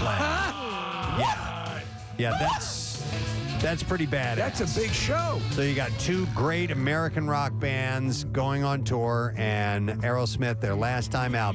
You will want to listen to Brent Porsche's show all this week to win tickets. And it's also our Lesson Learned prize this week, too. So that'll be coming up in a little while. If you're interested to get a link to the details, text the word farewell to 39333. And there's a pre-sale and another chance to win tickets online for MMR VIPs. So I'll hit you up with that one more time. Black Crow Saturday, September 2nd at Wells Fargo Center. And it will be tickets going on sale this Friday. And Brent Porsche is going to have tickets all this week for you to win. Excellent. Yeah, Excellent. So make sure you're listening in about an hour to win your first pair of tickets, right? The lesson question is when we'll Straight do that. up. Thank you, Casey. Just straight stunting. All right, there you go. And WMMR.com for all the details, of course. All right, I've been told one more time. Yeah, we're going to, at least one more time. Yeah. We're doing Kathy's Cuts today. We checked in with Kathy a little while ago, who's at Gravity Hair Salon. And now, in New Jersey, Mount Laurel to be more specific, at Vibe Salon, it's Jackie Baby! I am the bagster. We are bagging the hair. Yes, Jackie's holding up a one of those sealable bags that has some hair that was recently culled. Looks great, Jackie. That's what they do. The girls, the stylists, cut the hair. They put them in these bags, and we're dropping them back off with Kathy. But, dude, everybody's here. It's a beautiful day. Not only because you announced Aerosmith and the Black Crowes. We have the lead singer of Coheed and Cambria. Wait, let me see. Yes, yes. Oh, wow. Check out the hair on this dude, man. Wow. Wow. Who is that, Jackie? I live in Philly. Live in Philly. Yeah, Okay, Philly. so you jumped the bridge and you joined us here today in New Jersey. Yeah. First time doing this for Kathy's Cuts? For Kathy's Cuts, yeah. I've donated my hair a couple times. Okay, well, thank you. Awesome. About the kids, right? So, guys, come on over here. Is that Zelda or is this Zoe? This is Zelda. This is Zelda. Look at little Zelda. Ah. Aw. Say hi Wow. to Preston, Zelda. Hi. How long was Zelda's hair before, Jackie? She is 7 years young. And how long was her hair, Jackie? 7 years. How long was Your hair was like down to here, right? No, here? Wait, only here, not here. Kinda. And your sister's here too. They have the coolest names. They have cooler names than you and me, Preston Steve. Zelda and her sister Zoe? Yeah. Where's Zoe? Over here. Every chair is packed over here. I love saying that. Come on over here. This is your sister. Say hi to Preston and Steve. Hi. And how old are you? 9? And do you know why you're cutting your hair today? Why? Can't quite. Right. You're going to make a little boy and a little girl very happy. So thank you so much. Okay. All right, we couldn't hear her very well, Jackie, but why did she say she's getting her hair cut today? For a little boy and a little girl. She knows all about that over here. So. That's awesome. That's awesome. Thank you for bringing her by, man. Really, really sweet gals. That's so cool of you. So every chair is packed over here. People are coming in and coming out. It's an amazing day. So these kids, Jackie, must be coming here thinking that they're actually getting to meet a real live pirate. Look, it's all about the kids. All the little kids are scared of me. I noticed. I know there's a monster. Can they say hi? Her hair was all the way down. How long was your hair? Down to here? Whoa, like down to her waist. Oh my gosh. What's your name? Nalani? Nalani. And this is Nalani's mom, too. Hi, Milani. And Milani's mom. That's awesome. Well, her haircut looks fantastic. That's a cool new summer do she's got there. So I did this, the last time I donated was when you guys did this in the bottom of the studio. In the lobby. Yeah. Oh, yeah. That was, yeah, so we did it, at the time I did it with my my fiance, who's now my husband. And then after we got my haircut, then we went up to the studio and we got to sit in. So now, now my daughter's doing it with me. That's sensational. Thank you so much. It got to try and do it here, got to be logistically difficult because we started having too many people sign up for it. So we're like, why don't we just do it at the salons where they have more control and all the equipment and make it much, much easier? But yeah, we used to try and pull it off here and did, and it was pretty cool. But I love the fact that we've branched out into Jersey to make it easy for some people over that way. Jackie, what are you saying there, bud? This is Autumn. I want to put all the children on because that's what it's all about. Autumn, how old are you? 10. 10? And your mom and dad said you listen to WMMR all the time. So you took off school today, or are you going to go in school later? I took off school. Took off school? That's the way to do it. Yeah, play hooky. Yeah, you gave her off, right? Blame it on Preston and Steve. Yeah, please do. All right, we're kind of... You're coming in and out, Jackie, so we're not able to get the full sentences, but she's adorable, and all the kids there, it's just terrific that they're helping out other kids. It's just awesome to see that. All right. He's bouncing around. I don't know what he's doing. Pot him down and just. All right, so I'm sorry, Jackie. We can't. The audio is breaking up here. So, okay, Casey's waving me off. All right, so we're gonna let him go. But Jackie's bouncing around, getting people on camera to talk. But he is at Vibes Line. If you're in the Mount Laurel area, go by and see Jackie. Pop in and say hi real quick. They would love to see you. All the appointments are full. We're stacked in that regard, which is a really good thing. But Kathy at Gravity Hair Salon and Jackie at Vibe. And I'm really interested to seeing how many ponytails are going to end up getting from this day because there's a lot of activity going on. We're going to take a break. We're going to come back more. Kathy's cuts taking place for the 14th year and more on the way. Stay with us. We'll be back in a moment. Preston and Steve. Preston and Steve. On 93.3 WMMR. Finally. Tonsillitis, so thoughts and prayers, folks. On Tuesday, the singer revealed on her Instagram stories that she had been admitted to a local hospital just one day after sharing on the social media platform she was suffering from tonsillitis. In the series of pics that featured Miley in her hospital gown, she explained how she was trying to get better before this weekend's Gorilla Palooza. What the hell? It's an entire concert series performed by gorillas. No, it's a charity event hosted by Ellen DeGeneres' The Ellen Fund. For her gorilla sanctuary. That is correct, yeah. Well, to raise global conservation efforts. Right. She had written, hoping the rock star gods send me a boost of badass and help me kick this S to the curb where it belongs. We got gorillas to save. I love the way she talks. She captioned a somber hospital bed selfie that showed an IV in her arm. I don't feel so good. You don't feel so good? I don't feel so good. Okay. I hope my voice, everyone send some good vibes because I want to be able to perform for Gorilla Palooza. Oh, gross. Shut up, Kathy. Yeah, right. From there. Hi, everyone. I'm in the hospital because I have tonsillitis and I want my voice to get better for Gorilla Palooza. You have tonsillitis and you want your voice to get better. Gorilla Palooza. Because you're afraid you'll lose it. Yeah. Something like that. For gorillas. From there, Miley changed tones and began to get more optimistic about her current situation, opening up about how looking good, about how looking good can make a person feel good. Yeah, she's right. Practicing what she preached, the singer showed off her oversized hospital gown that she cheekily redesigned to be more form-fitting, low-cut, and sleeveless. Look, a gorilla could wear this. A gorilla could wear that. No, she took the scissors out and she cut up her gown and made it into something a little more Smiley-ish. Wow. Unbelievably enchanting. Yeah, just a beacon of light. Just a beacon of light and dark hope. world. And gorilla saving. Yeah. She wrote, how you present yourself can determine how you feel. And she captioned a mirror selfie in the hospital room that featured her mother, Tish, standing behind her and doing her hair. And she said, thank you, Mama, for helping this little sickie look a little bit better by brushing my God. So gross.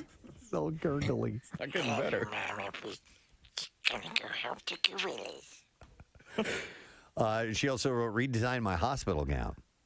Maybe she needs to just rest. The final post saw Miley being... Get in the bed! Being showered, and this is her in bed, showered with love by her friends as she laid in her hospital bed covered with rose petals next to a giant bouquet of bright yellow sunflowers and a large I love you balloon, and she wrote, I love my main gaze. Well, her boyfriend came to visit overnight, Preston. The stories have been updated. Wait, who's her boyfriend? I don't know. He's a mystery man. Mystery man. But he's playing guitar for her. Played acoustic for her, and she's chilling. She's in bed, Steve. So she's resting up. All right, looks like Danny Glover. Yeah, it's not Danny Glover. It's a white guy with a beanie on. That's my bitch. No. So she's healing up as we speak. Well, listen, she's trying to heal for a good cause. But what a voice. We all support gorillas. Mm-hmm.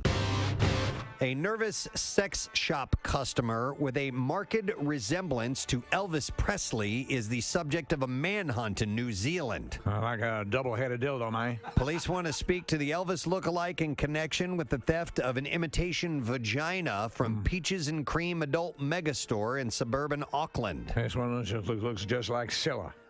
Staff member Kat Mayer described the man as having black, slick-backed hair and wearing large sunglasses, and in a not very Elvis touch, an orange high-visibility vest. Look at that vagina, man. That thing's huge. He had attempted to buy the sex toy, but when his credit card was declined, he said that he was going to go out and get another card. Instead, he snatched the vagina. Snatched his vagina. And ran out of the shop. She said it's called dine and gash. She said... That's good. Thank you, man. That's why I'm the king. She said it's really frustrating when this sort of thing happens. So rude, and it ruins your day. She said the man tried to distract her. She said he was very energetic and erratic, going around the shop. I got so much energy, man. Talking a lot. He brought a sex toy called Like a Virgin up to the counter, but his card was declined. Ain't nothing but a hound doggy style. He was really vivacious. She said, I'm not here to judge anyone, but he comes in really vivacious, and he blindsided me. I mean, I look like an idiot, but it happened so quick, and before I know it, he's running off down the street. Don't beat yourself up. If a guy who's an energetic Elvis comes into your sex shop, you're going to be thrown off. Local police confirmed that they had received a report of theft at the store, so they are looking for Elvis with a fake vagina. How about one of our favorites, Lindsay Lohan?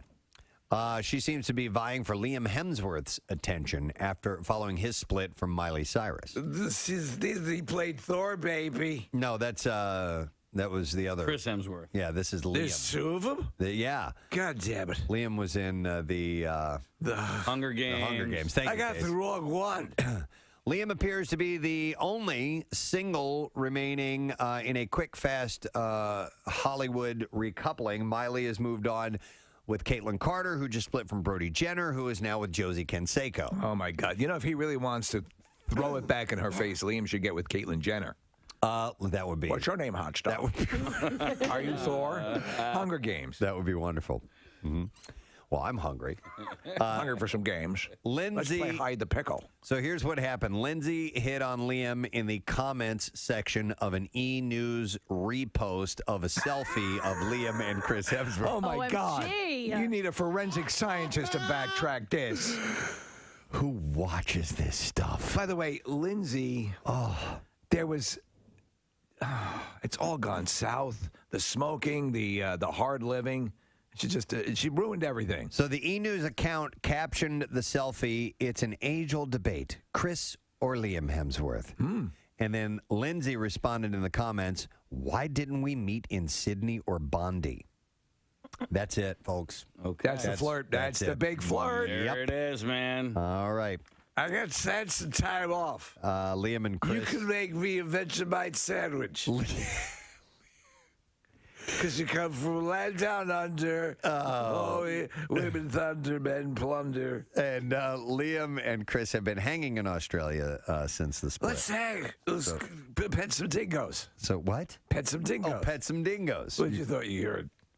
I didn't know what that was. It's Australian. I heard pants and dingoes. Pants and dingoes. It's a great. It's an Aboriginal vaudeville team. I'm pants and I'm dingoes. Yeah. Break out the didgeridoo. It's time for pants and dingoes. I'm sorry, I didgeridoo. Yep. Waka waka waka. That's the punchline. Those are the jokes. And then instead of like a slide whistle, that's what they play. The Aborigines like, yeah, it's good. Do you remember the squirtable butter used to come in a thing? Yeah, butter spray. Is that what? I no, can't not believe it's spray, not not butter. There's an actual like liquid, almost Really? like liquidy like the way you butter. dispense mustard. It was don't more remember back in the 80s probably, and if you had a waffle, you could go blink, blink, blink, blink, blink, blink in each little. Okay. I had a waffle. Each little I'd eat it crevice. in the morning. Yeah, there we go. Do you Parkway. need butter in every little square? You do. If you're If you're a man. if you're a man. No. Okay. No, I obsess about little things like that. Okay. It's just like weird. So your answer is yes, you do. Yeah, I have a butter memory with Preston that is probably 19 years old. Do you know what it is? Butter memories. Butter memory. Preston, do you remember the butter memory? That's probably 19 years old. 19 years old. Memories. You would have to butter memories. You would have to give me a hint. Me, you, Steve, and Marilyn. Wow. That wraps it up. Butterfest, We did a show 1998. for 3 years together. Media Court Diner. Oh, okay. Oh, yeah. You know the butter memory? Yeah. Oh, well, do tell. So we're sitting there, and it's after we had done a show, and we're having lunch, and there was We're all just getting to know each other, by the way. yeah, we're all getting to know each other, and so they had a little ramekin full of butter, which is a small dish. And so I guess it was a ball of butter or something like that. And we're just talking, and I just reach out and grab it and just squish it with my hand, just to be outrageous, provocative. I'm like, ooh, butter, Yeah. and I did that, and he died laughing. So. I was like, what? I wish I would have done that. At first sight. That looked fun. Butter memories. But if I owned a diner and I dine in the morning, and I was serving waffles, there would be a special little spray that I would put melted butter in so that you could go. You would keep it like you could even have it as you could have the way you have a mug warmer where your butter could be on it and with the pump so that you could dispense that Now way. it would need to be more like misty, like a fire hose. No, like Like spray bottle. like a spray bottle, like you would spray your indoor plants. Like a spritz. I disagree. I think that the butter, like the spray butter, you're lessening the quality of the butter product. And if you're going to have like actual butter, you're going to need to have like a vat of melted butter. This is your diner, so I'm not trying to tell you how to run your business. You open your own diner next door and do build your own goddamn normal, boring pats of I butter. kind of want to work with you, like almost like as if I was your therapist, and to make you okay with not having butter in every square. Like it's all right. No, I know. It's still going to taste good. You're going to get enough butter. Believe me, I've Touchstone Pictures. He had to have butter in every square until a concerned therapist came into his life. My name is Romano. I think I can help you. Then we need some good music, like yes, Peter inspiring. Gabriel, Salisbury Hill. Salisbury Hill. Yeah. See if you can pull that up. So the serious part when he realizes he has a problem. Oh no, I can't even get it together anymore. Every time I go into the diner, I start trembling like crazy. I think I know someone you can talk to. And then she came into his life. My name's Romano, and today's the day we start making changes. From Touchstone Pictures, the story of a boy who learned now how to not have butter in every square of his waffle. Butter squareless waffle boy.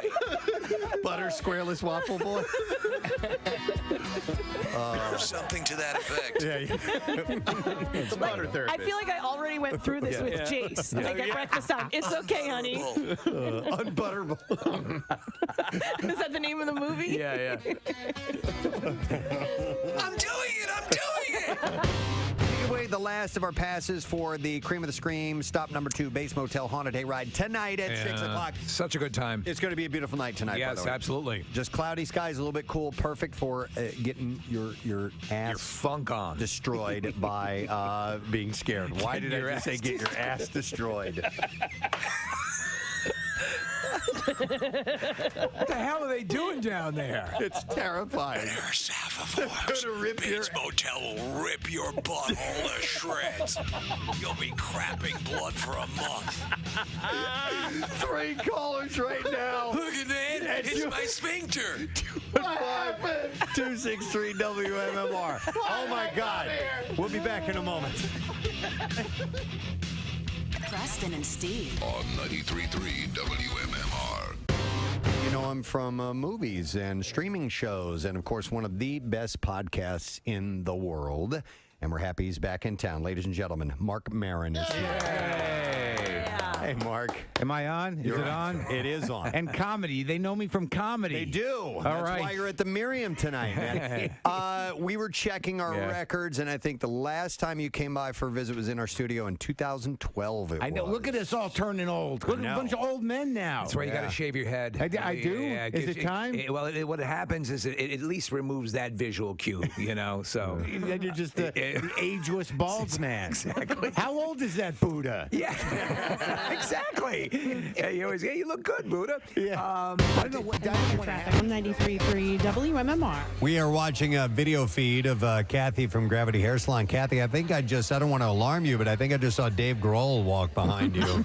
Oh, wait, I think we're going to talk to him. Oh, okay. There are a lot of dudes today, aren't there? Yeah. See, Dave Grohl right there. There are so many guys here. After you mentioned that, now we've been looking as they come in, and we've had a lot of men donate, and great hair, long. This one guy had, Dave Grohl, who's next to me, he also had curly hair, but they have this beautiful hair. So it's gonna make a great wig for a kid. Doesn't matter if it's a man or a woman, as long as they've got nice hair. Let's keep in mind that's a sacrifice. It man. is. Somebody's spent some time growing their hair out, making it look good, and they're giving it up, which is pretty awesome, man. They used to call me Bon Jovi in high school, and I decided to shave it off. So Look at you now. Yeah. Dave Grohl, what's your real name? Tim. No. Tim, where are you from? I'm from Pittman, New Jersey, but I live in Utah. And you flew in to get your haircut today. Flew in. I made it a goal 6 years ago and decided to come back and chop it off. Are you kidding? He flew. He came in from Utah? Yes, he's actually missing his daughter's first birthday. Wow. I figured she wouldn't remember this one. It would be harder next year or the year after. So, my goodness. Happy birthday, Libby. I will be home tomorrow. Well, you know what? You're giving a great gift to her because you're going to help out some other child or somebody who's dealing with something like this. So kudos to you for being an inadequate father. No. I said, yeah. I thought you were going to say something nice. No, it is nice. It's a good thing to do. His hair was all the way down his back. I mean, he was throwing it over his shoulder. It was very long. And he even, if you can see him now, it's long right now. There's Wait a still minute. some length to it. Yes, he had his haircut already. Had his haircut? I thought he was getting ready to get his haircut. Yeah. No. Do you know how much hair they cut out for you? They took 20 inches. Oh, my God. He had hair down to his ass. Yes. I know. It's super annoying. Every time my mother-in-law, when I pull it down, and I'm because it's always in the beard. Yeah. And they're like, this is BS. They really hate it. And I know I look douchey, it's just flipping it around. My brother-in-law's bald, and I'm that guy, but I'm always telling them it's to donate. So no, you did a wonderful thing, and I would not have imagined. I would like Preston. I thought you were getting ready to get your cut, but wow, that's a huge haul. So thanks for everything to make to be here today for this. Yeah, so he had been planning over the years, and then COVID hit, and then they had a baby, and so he couldn't. But he wanted to come here and donate, so he flew in today to donate. So thank you so much. You look awesome. Thank you so much. I'm blown away. That is so cool. Yeah, he's got I wish I had that hair. I wish I had the hair like that. And I wonder how long since he had gotten his last significant haircut, if his hair was down to his waist. It had to be. He had to be rocking that Crystal Gale look. Wow, that's super impressive. Dudes are stepping up today. I got to give him credit. Yeah, most definitely. But Kath, everything seems to be going smooth, right? Everything's going smooth here. We talked to the people over at Vibe. Everything is going smooth there. We've got our Dunkin' set up. Want to thank True Beauty Concepts again. They're located they have two shops, one in Southampton, one in Manayunk. And they are the top independent beauty distributor in the area. In addition to supplying beauty products, they also build salons and spas, and that's True Beauty Concepts. We usually, or for the past however many years, we've gone to their location. We weren't able to do that this year, but we're probably going to go back next year and put us all in the same room again. Yeah. But I think having two locations, one here in Ambler and one in Mount Laurel, is great. Yeah, a lot of people have been commenting about the accessibility, which is really cool. And I have to say, since the earliest of times when we checked in with you, that Angela Perfetto there has been tearing it up at that chair. Wait, her first 3 people that came in, their hair, she cut, I think someone had 27 inches, somebody else had 28 inches, and then she did a 22 inches of hair. Everyone that's coming in, for whatever reason, she's getting the people with all the really, really long hair. Chopping away. It looks great. Well, listen, Kathy, we're gonna sit here and chat for a little bit about other things, but I do want to get your quick opinion on the first thing that I'm going to bring up, because I don't know what all we're going to talk about here, but Nick had a bit of a realization Oh, God. over the weekend. I know. And it has to do with this thing that he told us about last week with M&M's. And recount the original story, Nick, if you would, please. We were on vacation and bought a bag of peanut M&Ms, and we put that bag of peanut M&Ms. This is me and my fiance Andrea, and I put it in the fridge. And I didn't tell Andrea about this experience until yesterday. So she found out what an idiot I am the same time you guys found out that I'm an idiot. She didn't understand the backstory. So I put this bag of M&Ms, peanut M&Ms, in the fridge for the better part of a week. And the reason that I did that is that sometimes when you're in a place like the Virgin Islands, the ants can be a problem. You leave food out. Right. And so I was told that it's a good idea to put some of those, any food items in the fridge. And I did that. Yep. And then at the end of the week, I pulled out that bag of M&Ms and I looked inside the bag and I was like, man, the M&Ms have been in the fridge for the better part of a week, and it has physically changed the appearance of the M&Ms, so much so that there are now only 2 colors in this bag of M&Ms. And I thought that some sort of alchemy had taken place. Some chemical reaction because they had been kept at a very low temperature for a long period of time. What were the colors, by the way? Green and purple. Green and purple. Okay. So, and he thought there was a combination of colors somehow or another made him green and purple. I discussed this on the show last week, and I was like, and Casey, to his credit, said, "All right, well, let's try it here. We'll have a control bag of M&Ms. We'll put them in the fridge here. See if the same thing happens to the bag of peanut M&Ms that Casey had snagged and put in our fridge." And he checked after a couple of days; they were still the same colors. And I kind of put it out of my mind. I figured, this is just this weird anomaly. We're never going to understand how it actually happened. Yesterday, a woman named Gigi tweeted at me, and her Twitter handle is Denise McLean 1. And all she wrote was she tagged me, Nick McElwain 1, and then hashtag mystery solved. Apparently, there is a bag of M&Ms that's been sold lately that is only 2 colors, and those 2 colors are always in this bag of M&Ms. It's supporting women bag of M&Ms, they're flipping the status, and it's a promotion that M&Ms is trying to do. And so this bag of M&Ms that I put in the fridge, I never noticed that before I put them in the fridge, they only had the 2 colors. Well, to your... It looked like any other bag. I would have passed right over it as well, not ascertaining that was the whole deal and there was just 2 colors. But you're being nice. You were so forthright, and I think we were coming off a discussion about Skittles and yes. in general. So I'm like, and I'm along for that. I'm like, is it possible that some sort of oxidation takes place? And there you go. And so when I saw this tweet yesterday, and it was really, she wasn't mean about it. She just said, we solved the mystery. Here it is. But I felt like the biggest boob. I felt like such a moron. And then I told Andrea about it, and she's like, I could have walked you through this. I could have pointed out to you what an idiot you are. Here's all you need to do. You need to say 2 words: dragon troll. Yeah. Right. Kathy, by the way, did you enjoy Nick's texting of us about this yesterday as much as I did? It was so great. As soon as I saw it, I was like, oh, you idiot. Because I was thinking, when he told the story, I was thinking that like they were kind of, like muted, or like the shell had kind of worn off, and it became, who knows, maybe or another color bled into it. Right. No, they were perfect M&Ms that were just that color. Yeah. I thought maybe there was some kind of condensation and there was water and moisture, and it made the things run, and they looked all striped and funky. No. They looked painted purple, like M&Ms, like the green ones, or the yellow ones, or the orange ones, or any of that. Call the CDC. Oh my God, too funny. All right, I'm going to let you go, Kath, because we got all that room noise, but I knew you would enjoy that. Yeah, and it's just, I honestly, the way that my brain operated was that, there has to be some scientific explanation for this change in color that I've so clearly noticed, when I just, I missed it from the get-go. I missed it entirely, and that's why I felt like such a moron. Do you know what happens? Still do. We live in a world where we are bombarded with all sorts of insanely strange things that we see all the time. Yes. And so you kind of get... where, I think our level of reticence to believe things, gets muted, because there's some really fantastical things that go on.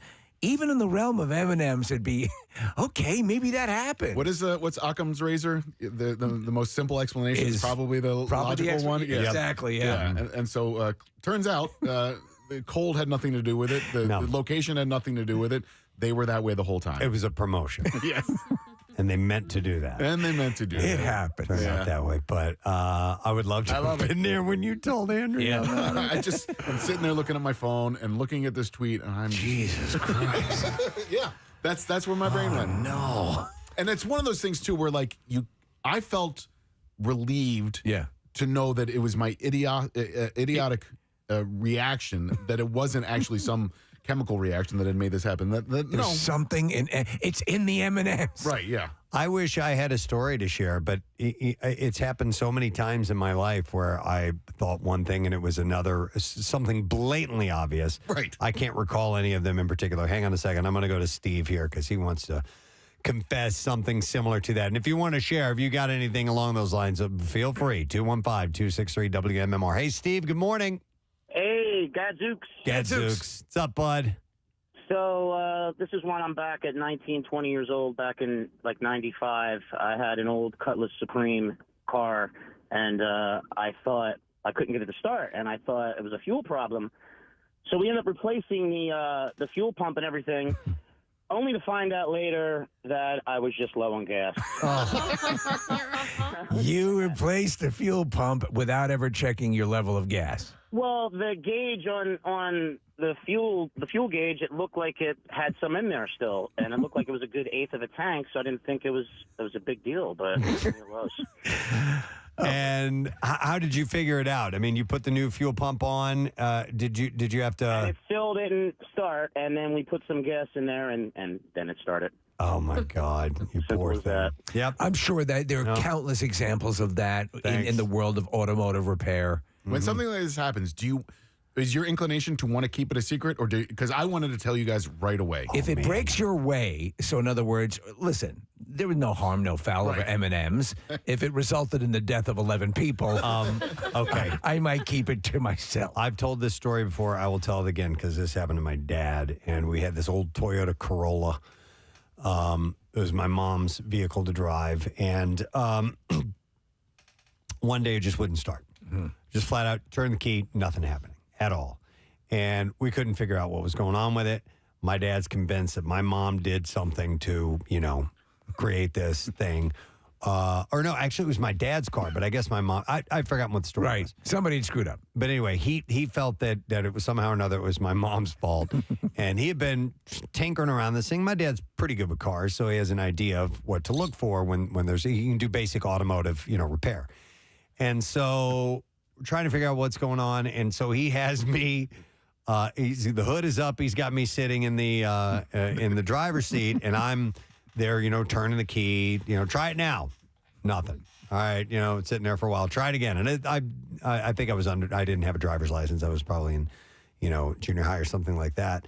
And then I look down and I go, hey, Dad? I go, the car's in drive, Why don't I just put this in park? I put it in park, turn the key, vroom, starts right up. He comes in and he tells me, pulls me aside. He's like, don't tell your mother about this at all. Because he was the one who had left it in drive. And then he was giving her crap? Oh, yeah. Oh, yeah. Yeah, he was convinced that she did it. And but I'll never forget that. Okay, now don't tell your mom about it. Have you shared that with him since he's been back with you? No, but you know what? I will. Yeah. I definitely I'm sure will. he'll appreciate it. It happened to me a few weeks ago. My computer, my keyboard, the space bar wasn't working, which is actually a very important key on your laptop, on your keyboard.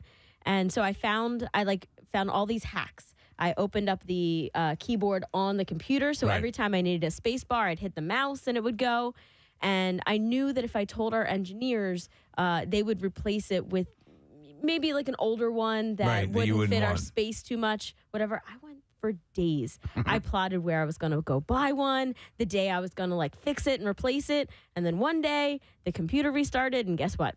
Spacebar started working. Oh, really? So you never rebooted it. All it did was need to restart it. Isn't that the first thing you do when there's a computer Step problem? one with anything. Yes. When it comes to a computer issue, restart it every time. And it will usually make that fix a number problem. one, or put it in park. That's funny. All right, hang on. We got people calling in now. I'm going to go to Dave. Hey, Dave. Good morning. Hey, good morning, gang. Hey, what's up, buddy? Hey, this is years and years ago. friends had us over for supper, and his wife put out a real nice cracker and cheese plate as an appetizer. Okay. I wasn't eating any of it. And it was when vegetable Triscuits first came out, if you're familiar with those. Yeah. Well, I thought the little green spots on the crackers were mold. And they finally asked me, why aren't you eating anything? And I said, well, I don't want to insult you, but, the crackers are bad. They started laughing their heads off. She went and got the box and showed it to me. I'm like, oh, man. I made such an ass out of myself. Yeah, but that's it. You think what you think. Okay, it's turning green. It's bad. Yeah. Purple M&Ms. Yeah. It's amazing. It's a miracle. Thanks, man. Appreciate it. Hang on. I'm going to go to Eric. Hey, Eric, good morning. Hey, Gadzooks, guys. Gadzooks. What's up, dude? Okay, so I used to work for AAA, and we used to go around replacing batteries and helping people their cars would start, right? Yeah. And I get to this one customer, and he's so adamant that his car is just dead. It won't do anything. It won't turn on. The lights won't go on, right? I happened to look down and notice that the car was still in drive. Yeah. There you go. Oh, my God. Well, here's the kicker. Later on that day, it happened to me. Oh, to you personally, you did the same thing. Yup. Oh, my God. Probably didn't take you as long to figure it out, though. Nope. But this guy was so adamant that his car was broken. Like, I did something to it, and I'm like, sir, please put your car in park and try it. Oh, nice. Nice. This Yeah. guy went a shade of red I've never seen before. Oh, I'm sure. Just feeling like an absolute heel. Well, the best thing is Thanks, if you Eric. can have these revelations by yourself. Oh, my That's God. the best with nobody to witness it, but it's often not the case. If somebody else has to point it out to you, that it's exponentially worse. But if you yourself figured out, you feel like an idiot, and you can beat yourself up over it, but it's not nearly It's the like level. the anesthetist gives far too much anesthesia, and they lose the patient. It's like, somebody saw that. I'm going to go to our buddy Ra, who's on the line. Yo, Ra, good morning. The end is purple. And it's purple. What's happening, Ra? Oh my goodness! So, I'm a child of the '90s or whatever. So we have a reunion. We have ours every 5 years instead of 10 because we feel it's too long. So I was in charge of music at this point in time, right? At the time, CDs or whatever, but you couldn't record on them or whatever. So I made a bunch of tapes. Took a whole week making sure all the best music from our era was on these tapes, right? I had a big giant boombox I'm gonna bring up. It's gonna be nostalgic. I get up to New York, that's where I went to high school, and put the boombox and whatnot, turn it on. No, nothing, right? Nothing's playing. We send our friend way out somewhere in Manhattan to go find some D batteries because you can't find them everywhere. There's no Walmarts in Manhattan. He comes back, puts the D batteries in, still no sound. We spent the whole reunion quiet and just chatting, right? No cell. This wasn't smartphone time. You couldn't plug in a smartphone with no color. So I get back home, and at the time I lived in North Carolina, so I traveled all the way from North Carolina to there. Get back home, upset and whatever, don't know what's going on in my boombox. Plug it in and all that. It doesn't matter. Still no sound. I turn up the volume. Bro. The thing was, the tapes were playing, but with the sun glare, you couldn't see that the tapes were spinning. Had I seen the reel of the cassette spinning, I would have. And I told no one. This is the first time, dude. This is the first time I saw it. When I tell you I was so embarrassed, mad at myself, it was ridiculous. There you go. Yeah, I've had that happen a number of times because we're working with a lot of sound equipment and various things where you just don't realize the sound is down. And these were knobs, so I couldn't see. There was no switch the lever up. It was knobs. Right. You just had to turn it. And, oh, man. That's bad, Rob. You guys rock, man. Thanks, Rob. Appreciate it. Love you, bud. too, man. We'll talk to you soon. All right. A couple more calls. I will go to Kevin. Hey, Kevin, good morning. Morning. What's up, Kev? Not much. All right. What do you want to tell us? So I own a landscape company. I've got a dump truck that we got this machine hooked up to the back to spread mulch, and it's a really expensive piece of equipment. Costs a lot to get it on, and I've also got a lift gate in the side of the truck, and we use it to lift trees and just heavy stuff. And Sure. we got the truck back, and the lift gate stopped working, and I didn't put two and two together.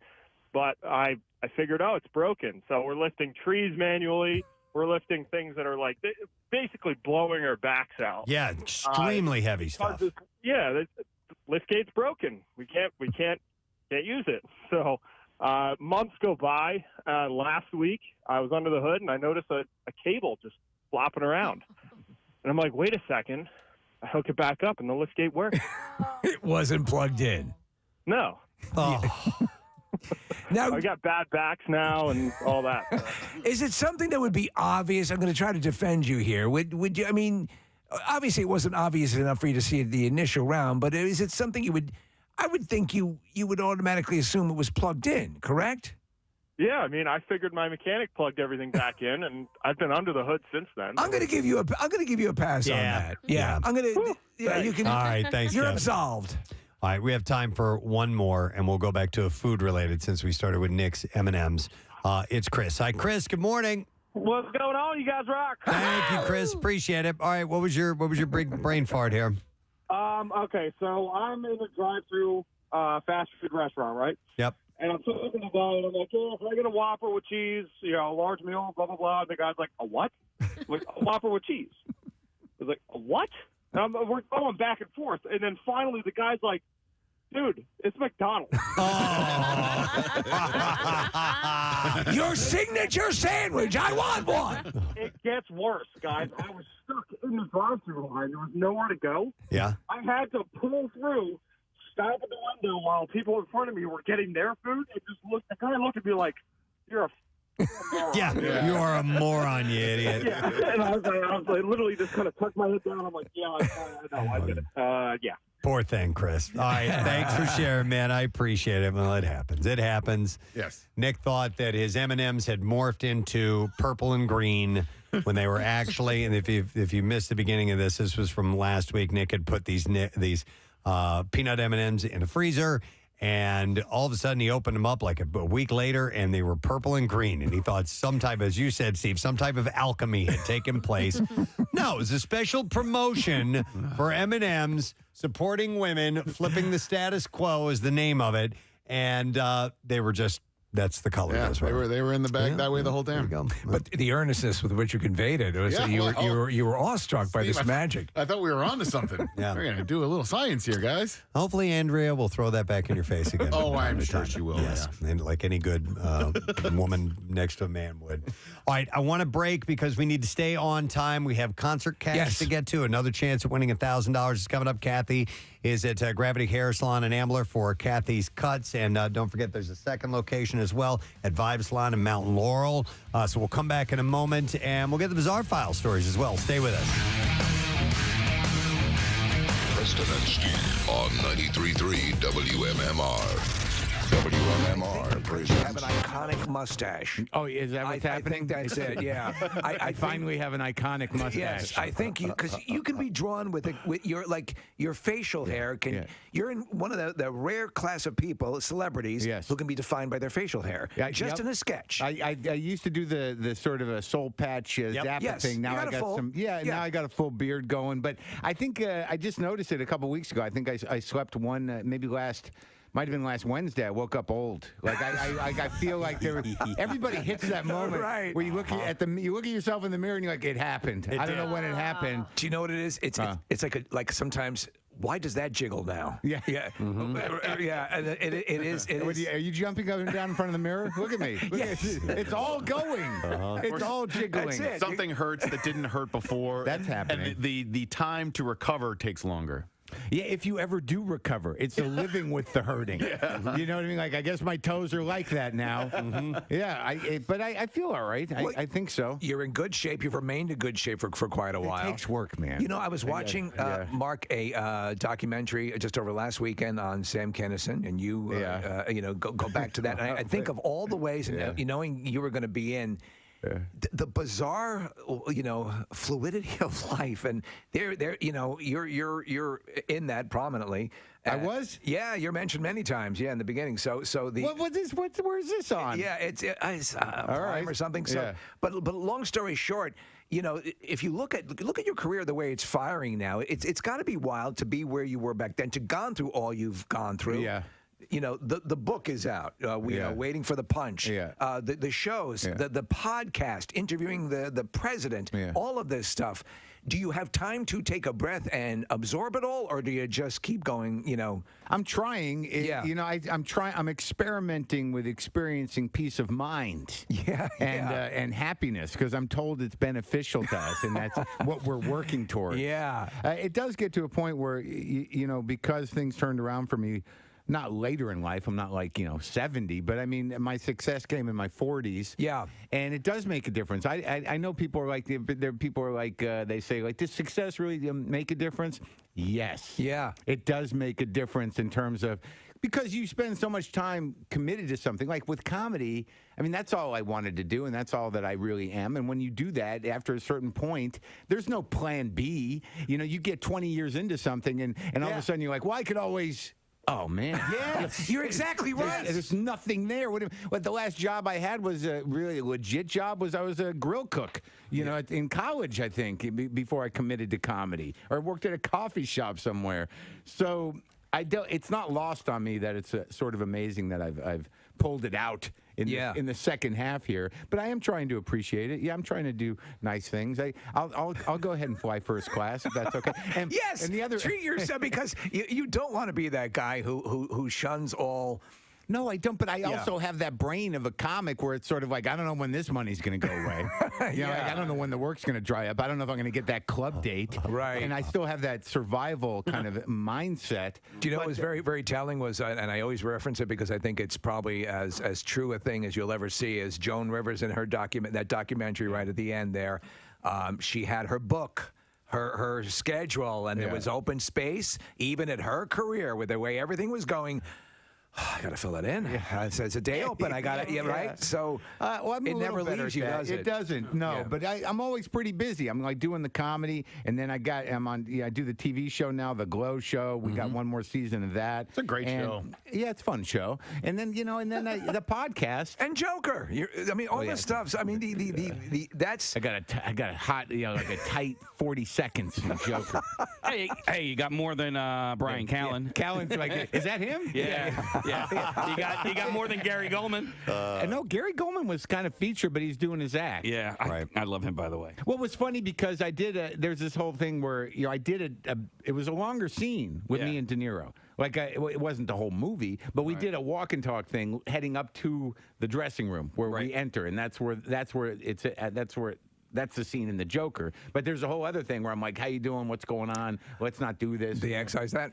Well, because I asked the guy, Todd Phillips, I said, before I saw the movie, I said, am I in it? Did I make the cut? He goes, well, we cut the walk and talk. And I was like, all right. He goes, we had to, because he said, there's not a scene in that movie that doesn't involve the Joker. So it's completely from his point of view, or he's always in every frame. So anything that didn't involve him, that he wasn't in, they took out. And it made sense to me. And he said that one, like that scene, that walk and talk, had nothing to do with Joker. So they really... I guess it makes sense. Yeah, it made sense. You had a funny observation on Colbert you were talking about. Because like... Yeah, I mean, I get this opportunity. It's De Niro. It's freaking De Niro. Well, people I'm fairly critical of Marvel movies, and I get, I've gotten a lot of pushback. Well, as you can see, we're fans. But I get a lot of pushback from the grown male nerd community. Has it gets very mad at me. But when they found out I did Joker, they're like, "No, you're a hypocrite," and they're very excited that they think they won something. But we got him. We converted him. No, they were like, this guy's opinion means nothing. Right. He's a sellout. But the bottom line is, you get a call from your agent, and they're like, "You want to do a scene with Joaquin and De Niro?" I'm like, it's in a comic movie. I'm like, no, I didn't. Yes, of course. What am I? Of course, I'm going to do that. Yeah. Right. So, all right. Can I ask you what your stance is on these comic movies? Because are you up there with like how Bill Maher feels about them? Yeah, I don't know. Like, Bill has a tone. Yeah. That's delicate. That's delicate. And I don't know if I'm within that tone. Okay. I mean, I think you could put me in the mildly condescending. Right. Sure. I have a problem with it culturally, because I do believe that there's a fanatical sort of commitment to them. I do believe that because of their popularity, they do push out other entertainment options. And I do believe that, I don't know that as a grown-up, I've earned this age that I'm at. I don't want to feel sort of bullied to go see children's movies. Okay. You So know, and I understand that. I understand that because people who like those movies, even if they're grown-ups, they're sort of like, come on. They're almost like missionaries for them. There's just like a bunch of Disney stooges, who are trying to tell you it's like this is their life. Well, right. I've been a fan throughout all my life, and so it attaches to pivotal moments of my childhood. That. Sure. But I understand it's the same way vegans try to push, the whole thing. And I think one is more healthy. Like I don't think you're getting any health benefits from the Avengers movies. Well, Batman's like the DC Marvel's different. And I've used that joke. Like when people were like, "Yeah, you're doing it's a DC movie." So, it's a little darker, a little more grown up. More grown up, yeah. I do understand it because I love the movies. Yeah. I'm not a comic book guy. I didn't read the comic books growing up, so I don't have this like long vested interest in like, oh my God, it's finally happening. I think it's a belief system. Right. I mean, these guys have been reading. Go ahead. But no, my wife doesn't watch any of them, and I tried to have. I think that's something a lot of men say. But I tried to have this argument with her. I'm like, no, it's really, really great cinema. But now, like hearing you talk, I'm like, okay, you know what? Listen. You're allowed to not be into them, and I need to just kind of like drop it right then and there. Like, okay, wow, I think if this feels like some sort of peace talk. We've made a breakthrough. Yeah, I mean, you're just going to drop it right there. That's interesting. You sure you don't want to get online with an army of your peers? No, and talk it's about too much work, man. That's an argument nobody's ever going to win. So that's what gets me is why have that argument? Maybe just for the catharsis of having the argument itself. No, I tell you why. And my producer Brendan has explained this to me is because this is a group of people that were sort of marginalized in a way. The nerds were always sort of the brunt of the joke. Yeah. And now they own culture. They do. And they're not going to let it go. So anybody that's going to start pushing at it, they're like, no! And it's always shrill and awkward, and they're having feelings. Well, you look at like Scorsese just caught. I think that was a reasonable and he's just saying, and listen, if Martin, you certainly have to entertain Martin Scorsese's view on things. At its basic core, it's fun. That's what it is. It's a diversion. It's a harkening back nostalgically for childhood. Right. But it's not a I don't want to leave childhood. But I know what you're saying. I get bored. Yeah. I'm bored. Right. You know what I mean? The stories are simple, and I get it. Like I know they're like you ought to see the one with Hugh Jackman and what's that Logan. one? If you want to start, because I'm going to try to watch some. Yeah. Just for watch Logan.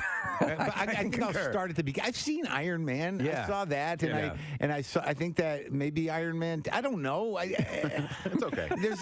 You don't. It's really okay. Again, it's funny because we deal with obviously the station plays music and a song will come up and. It's the ultimate subjective thing. How do you respond to music? But that sucks. People speak in concrete. This is great. No, it's the same with comedy. It's the same with everything. These things are subjective. You don't have to like them. Right. But I mean, my problem is with those movies generally. I really do get bored. I mean, if you're not thrilled by dudes flying around and throwing buildings and rocks and cars and things, I don't know. It was never my thing. And I read some comics, but even the comics I read when I was a kid were not those. I read like Swamp Thing, and then I went into the Gaiman stuff, Hellblazer and Sandman. I liked That's good stuff. I liked a lot of the underground world of comics. I like Daniel Clowes. I like that guy. What's his name? Burns, who does the 8-Ball comics. So what do you Peter like? Bag. Do you like horror movies and stuff? Nope. Or you're not into that stuff? No, I have no patience. No patience for that. I just kill the guy. I don't know what that feeling of suspense is not one of my favorite entertainment feelings. What in the pop culture realm? What's your go-to genre? What do you most find yourself being drawn to when you go to a movie? If you have, that's a good question. Yeah. I don't know. I've been watching Succession. Okay. I just started watching that. I love it. Everyone raves about it. Yeah. Well, the way they talk to each other is amazing because it's not real, but it's like there's the emotional weirdness of the whole thing is great. I just rewatched the entire Breaking Bad. Me too. Mm-hmm. Well, you did? Yeah. Well, Preston and I did a year or so ago, and now I've watched the last few episodes again because of the Netflix movie that's coming out with Jesse. I went to the premiere. Oh, how was it? Can we ask whose phone is going? It's yours, I think. Is it mine? Yeah. Oh, yeah. Oh my God.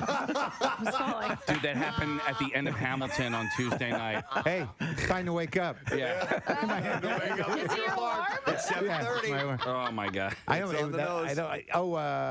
almost didn't wake up because I thought I said it and I didn't say it, but I woke up anyways. Yeah. The movie's good. It's good. It's almost like I think he made it just because he's like, these guys were so great. Let's just make one more movie. Okay. I can one more see thing that. with this. I'm fine with that. But the premiere was great. I don't usually go to a lot of those, but because I'm on a Netflix show and I've done specials and I've been on a few of their shows, they invite me, and I was like, I'm going to go to this one. Yeah. So I wore this shirt, the one you kind of. I love he's wearing a denim shirt that I really like. Well, thank you. I mean, I know it's stiff. I know it's new because I knew the way you said it. It's like you're like, wow, where'd you get that shirt? It was a compliment, but there was sort of like a little new. It's a little. Yeah. Maybe you might want to break that in. But is it itchy? Where'd you get that brand new denim shirt? Had an edge to it. Yeah. You just got that, didn't you?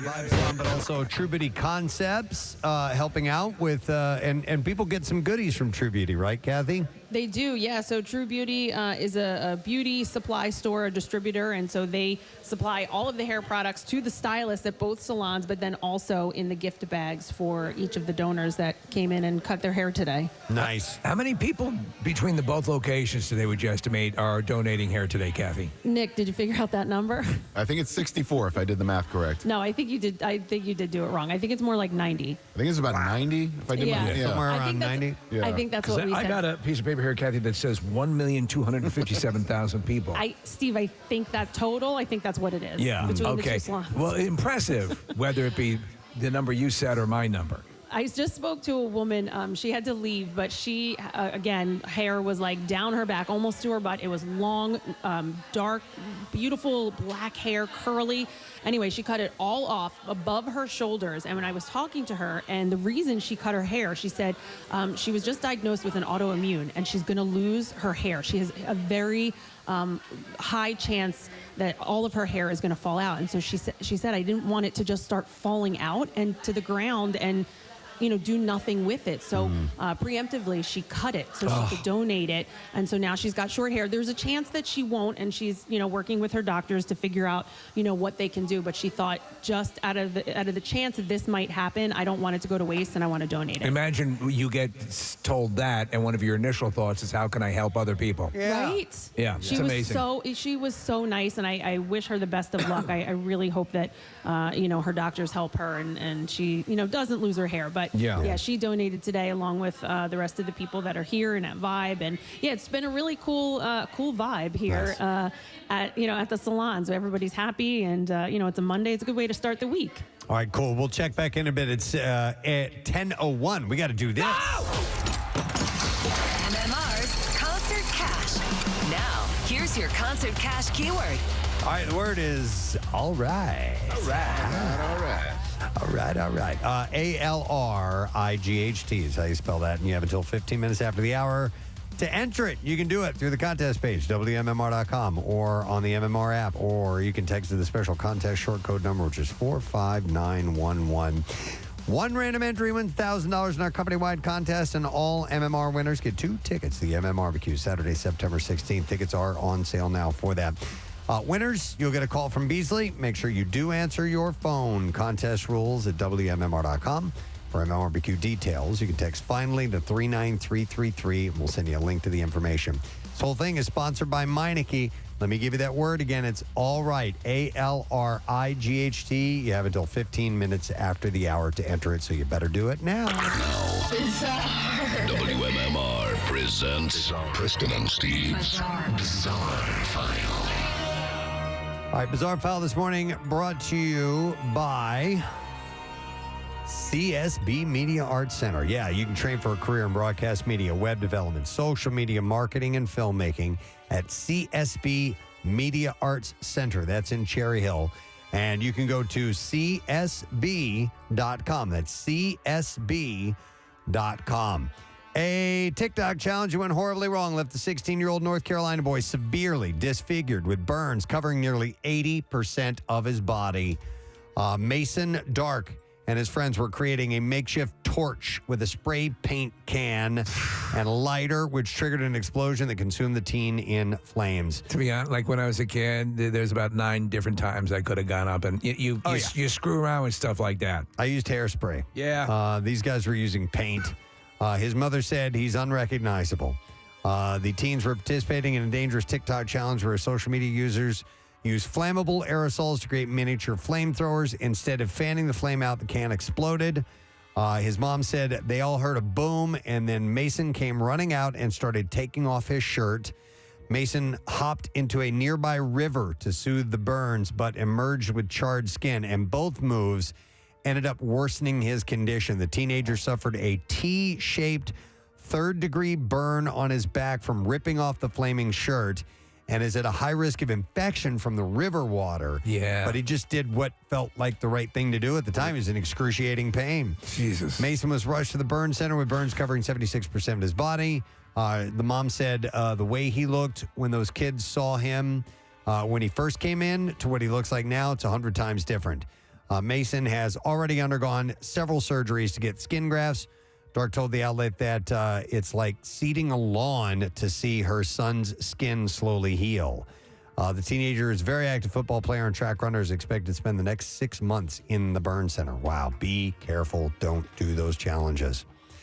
A Burlington County, New Jersey man received multiple charges this week after following school buses and harassing children.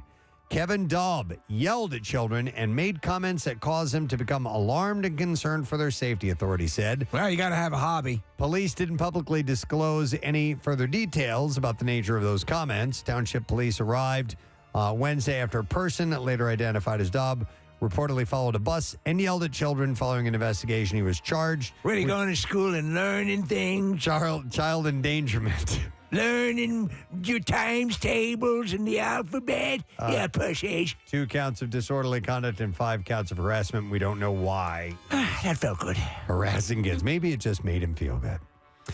As if Ukrainians don't have enough things to worry about, a new potentially fatal phenomenon has emerged in the Kharkiv region, and that would be crows carrying landmines. Crows carrying landmines? Yes.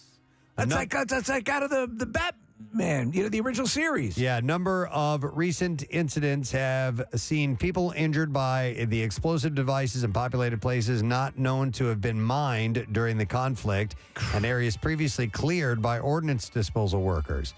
On April 14th, a woman recently stepped on a mine in the market, severely injuring her leg.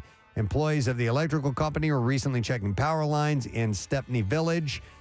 When a 46-year-old man stepped on a mine, that explosion blew his foot off. So the crows are just, they're actually transporting mines and then dropping them? Yeah, so on April 18th, it happened near the center of the city of Balaklia. A stone's throw from a supermarket, a woman stepped on a PFM-1 anti-personnel mine, diagnosed with a left foot laceration. She was hospitalized. The incidents have led experts at the local Kharkiv Zoo to speculate that the mines have been moved by crows. So Dmitry Strelkov, who is with the zoo, said crow-type birds, especially ravens and great crows, are very intelligent and can be curious about unusual-looking, unfamiliar objects. Oh. Usually, these birds are wary of human-made items, but nowadays, some are so used to living around people that they can take such things quite easily. Well, I would assume a landmine would be too heavy for a crow. Not these. The PFM-1 is an anti-personnel landmine called a petal because it resembles a tree leaf. It detonates when a person steps on the mine. The explosion produces virtually no blast fragments, so people often don't die but suffer severe leg injuries with high likelihood of amputation. So now I get it. Okay. More like a firework or something like exactly, that. Concussive. Yeah. I was thinking of a round, large landmine. Petal mines can appear where they don't seem to be before, not only because of birds. During mine dispersal by aircraft or other methods, such munitions can get stuck in tree branches, remain on the roofs of houses, and etc. So now they have that to worry about. It's insane. Exclusive video captures the chaotic crime spree after a man with a stolen forklift goes on a rampage in Orange County. Lacey Harvey, the owner of the Living Room Saloon, captured the mayhem on her salon's surveillance video system. The male suspect, Matthew Shore, had reportedly stolen a forklift from a construction site Tuesday night before smashing through a chain link gate. As he drove the forklift down 19th Street, a witness said that the suspect attempted to ram people with it. And Harvey said, I'm going to lift things. I couldn't believe what I saw. What kind of forklift, Preston? Standard warehouse or like the one that we had, the telescoping? It doesn't say? No idea. All right, because that sucker could move fast, that He one. said he takes out the whole gate, coming right at traffic, and that's the thing that we're shocked about here. The guy knows the forklift. He drove it pretty well. He knows it real good. Video shows the chain link fence was still attached to the forklift as he traveled on surface streets. The fence later struck at least one vehicle before it was left in the middle of the road, creating a traffic hazard. The suspect continued driving about 2.5 miles before reaching Pacific Coast Highway. He got out on the highway, did he? Newport Beach police officers spotted the suspect on the PCH, where he was pulled over and arrested in front of a fast food restaurant, and he was booked on multiple charges. Where are you going today, sir? But he was going nuts on the forklift and causing some mayhem. It was a brouhaha. Yeah. All right, and that's it. That's what I have in the bizarre file for you. That means you have, let me see here. You got about 5 minutes left to enter the word all right. All right, and that is for MMR's Concert Cash Giveaway. So all right is the word ALRIGHT. So make sure that you enter that right now. You can do it through WMMR.com.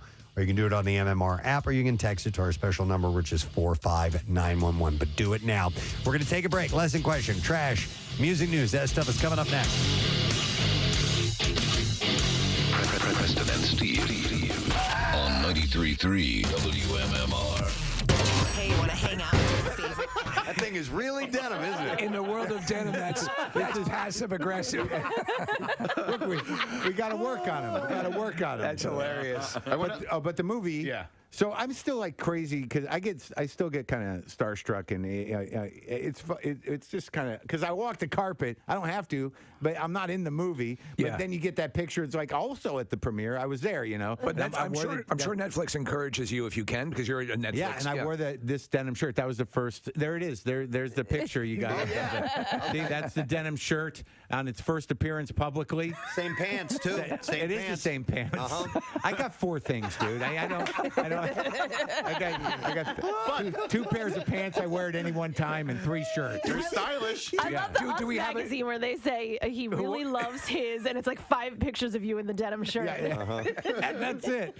Yeah. Well, I'm breaking it in. So, but I get starstruck, and also there's a weird mixture of like, do people know who I am, and can I approach them? There's some of them I do. Like I saw Ed Begley there. Ed Begley gave me a big hug. And that's not Ed nothing. Begley's great. That's not nothing, huh? Yeah. Yep. And then I saw Jonathan Banks. Who plays Mike. Yeah. And I'm not sure if he does know me, but I walk up to him because I grew up in Albuquerque, and they shot the whole thing in Albuquerque. Yeah. And my buddy from 2nd grade lives in an apartment building that Mike just got a place in because they shoot out there all the time with Saul and everything else, and they've become friends. So I walk up to Mike. I'm like, my buddy Dave's your buddy. And he's like, oh, yeah? And I'm like, and then I realize like, he doesn't have no idea who I am. Like, I don't think he does. I don't think he gets starstruck. Oh, my God. No, Jonathan Banks. He does not impress me as the type that's he's pretty nonplussed. But yeah, definitely. But the thing that got me, like, Cranston was nice to me because he's been on the show, and I saw Jesse Plemons, who I've not talked to, but he's like, he was, you know, he knew I was, and we talked. I listened to me. I'm like, some of them know me. Some of the celebrities know me. but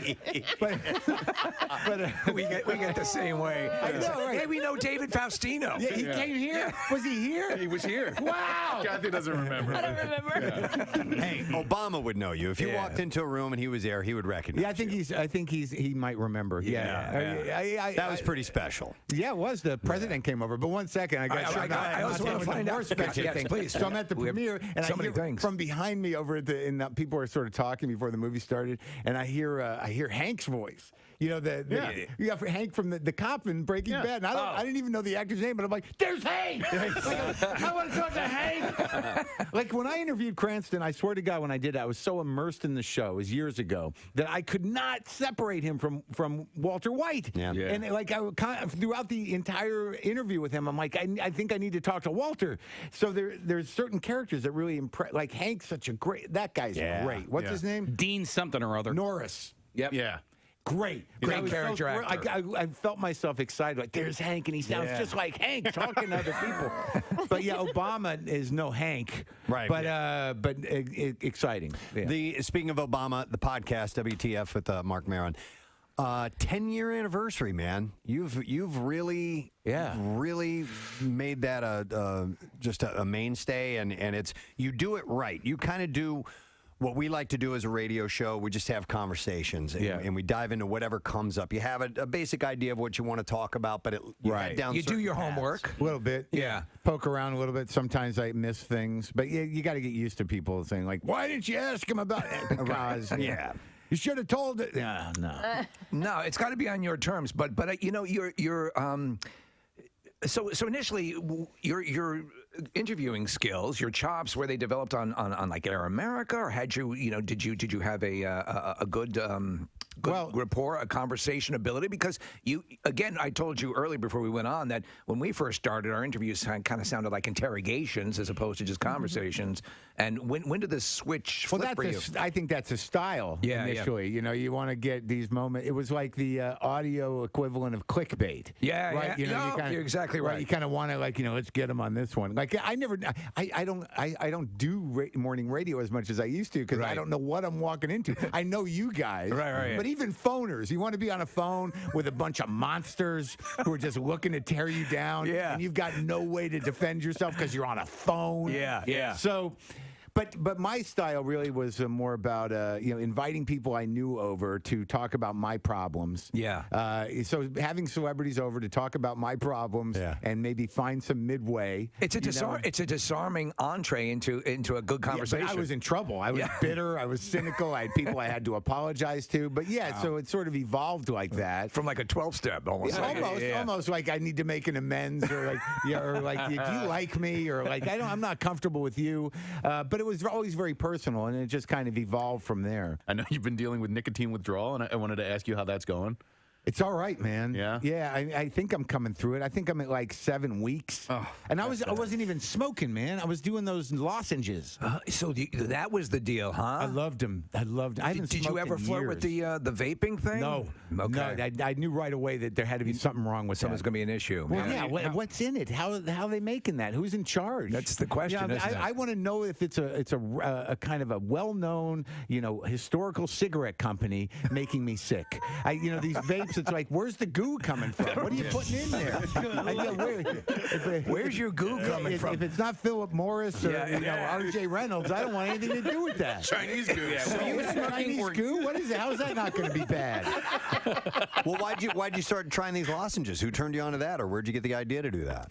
Well, I've been wrestling with nicotine my whole life, but I haven't really smoked a cigarette in over a decade. So there was a period there. What happens with me is I got off the smokes. I think I had one cigarette during a Keith Richards interview, but I knew I was on the lozenges, and because he made me smoke with him. All right. Of course. Keith Richards, and he's got a bit of charm when it comes to getting people to do things that are bad for you. So we've heard, He's done that to an entire generation, several. But no, and like I do the gum. It took me years to sort of quit, but then I kind of leveled off on lozenges. I was on gum for a while, but they're not good for your jaw. And then Tom Rhodes, another comic. We've had him in. He's great. Yeah, he turned me on to Walgreens cinnamon 4 milligram lozenges. So cinnamon, okay. See, I was always the mint lozenge guy. Yeah, no, I don't. And I don't do the mint. I don't mind them in a pinch. I'll do them. Why cinnamon? When you're an addict, you'll do anything. What do you got? The mini ones are too much for me. The little ones dissolve too quickly. So were you in effect like chain sucking? Yeah, for sure, man. Are you kidding? I loved it. I looked forward to them like cigarettes. So. But what happens to me is I'll get off everything like I am now, and then I'll decide, like, I think I can have a cigar. Yeah. And then I'll have a cigar, and then within 2 weeks, I'm having 2-3 cigars a day. Yeah. And I feel like my mouth is rotting. So then I got to get back on the lozenges to get off the cigars, and then I'm locked on those. So you got to look at me because I'm the only one who's currently addicted to nicotine, and I 130% know exactly what you're talking about. What are you on? Yeah. Just the mints? No. Now I'm on Oh, you're dipping? Yeah, the thing is, like with that, I've done that. But but I'm not smoking. But I'm not. But I get it.